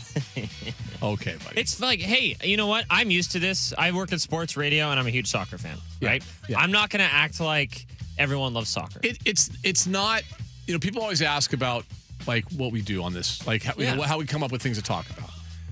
There's a couple ways to do it. One is I always say it's kind of like a music, sort of what music stations used to be, right? Or still are. Play the hits. You play the hits. If, like, the Seahawks are Taylor Swift. Yeah. That's who they are. So you play her a lot. Yeah. And that's what we do. And that's what people want to hear about. And whereas we as hosts can joke about our takeaways and this and that, I know for a fact that people want to know what was going on at minicamp. Yeah. Check out Corbin Smith, Emerald City Spectrum. Absolutely. And people want to know that. Mariners come in right there as well. Then you've got, Husky football, Kraken, whatever list it goes down. And yeah, soccer goes pretty far down on the list. But the World Cup is here in our country, and it's actually here in our city. And I'm looking around and seeing the enthusiasm and excitement. And so, yeah, we're going to touch in on it. That's what we're going to do. And we're owning it. We're and if you want a breakdown of the games and all that, Jackson, FIFA Felts, and Anders will have that for you. Yeah. Jackson's on with the pregame show tonight at 5:30, right? Yes, 5:30. I also did create the podcast page for my daily recap show. The first 2 episodes are out. They're fantastic. Good. Talked with Jackson on 2 days ago, and then yesterday with Danny Jackson. So 2 guys that both know their stuff. Let's see. Let's see. Softy's gone from Jimmy's on first to T-Mobile Park to Cheney Stadium. He's been demoted. No, he's not. He's on a rehab assignment. Yes, that's exactly He's what with it Cal. is. He's on a rehab assignment. 206. In my best Mike McDonald impression regarding excitement for the World Cup, I do care. I do care. Somebody said this. Alexi Lawless is the Brandel Chambly of soccer. I so disagree with that. Who's that? Brandel Chambly is on the Golf Channel, and he's great. Now, he's on everyone. Here's the problem with Brandel Chambly. He says what he feels. Yeah. He has a strong opinion. He will be argumentative. But he's also massively knowledgeable. Yeah. He'll bring up stuff like, I mean, like it's like 4 years ago, 2004 PGA Championship on the 7th hole in the 3rd round, and I'm like, what? What? Yeah. Not even close. I think he's more Stephen A. Smith. Tries to kind of push buttons and say big things. Well, yeah. And if you try that hard to do that thing, guess what's going to happen? It's not going to be good. Right. This is funny. This is a good one. 425. My family and I don't like college football. Therefore, nobody likes college football. Yeah. That's exactly the comparison. Yeah. Nobody likes it. Okay. Let's Schmetzer the Lady Slayer. Good. We got to play There's that. There's so many lines in that. I'm pulling up the transcript now because it may be because he's talked so fast. Again, great. Well, again, who's the impression? Who's the impression of? A little game called Ronaldo's Toes, followed up by getting messy with Messi. So good. Tony says, I don't know why anyone could be so high on Anthony Bradford. He spent 75% of the snaps last year blocking Aaron, looks completely lost in the field. The offensive line coach likes him. Yeah. I think we all felt the same way as our guy Tony there. But you know what? John Benton likes him, and that's frankly probably all that matters. Yeah, and it is something to be said about performing well during mandatory minicamp against a sled versus in games. Like that. Right? He's powerful. He's a mauler. He's just different than a lot of the guys. And he had a good second half of the year for sure last year. And he had a good. Was it the Super Bowl? He was really good in. I think NFC Championship. NFC Championship. Yeah. I mean, I don't know. Keefer's got a buddy that he played with, and the guy said at the start of the year, if the Seahawks win a Super Bowl, he's going to buy an Anthony Bradford jersey. So guess what? He's bought an Anthony Bradford. Did? There might be like one in the whole city. That's actually hilarious. Yeah. That's good. Yeah. It's hilarious. Okay. Let me see. I think we're good for now. I want to play that for Softy. So good. Oh, I'll read this. 206. By the way, I think Keith Miller takes. Oh no, he's gotten there. He's there. Did you say he takes Fridays off? Yeah. Here we go. This is good. Ian, getting to Jimmy's on first. Just park at the radio station, grab a Lime bike, ride to Jimmy's. Whee! Can we do that anymore? Well, yeah, because the podcast is gone. Is it? It's gone. They ended it when Sue put her on waivers. Oh. Sue wised up and put her on waivers. She's just holding on for relevancy now. Like the only thing that made you halfway likable is we all love Sue. Oh, it's so funny. Yeah, she's I saw someone had her interview the other day with the World Cup here, and I'm like, nobody wants to hear from you. You don't like anything about the World Cup that involves not you, so stop it. And that includes men and women. It's like, no. Especially men. Have you been on a Lime bike? I've never done the Lime bike. I've done a Lime scooter. Yeah, I don't want any part of it. I think I don't mind it. I think bad things would happen to me if I jumped on one of those things. I don't think there's anything good that comes out of me jumping on a Lime bike. Whee! And cruising down to the Jimmy's on first. All right, we'll take a break. Softy joins us from Cheney Stadium where he's on a rehab assignment next.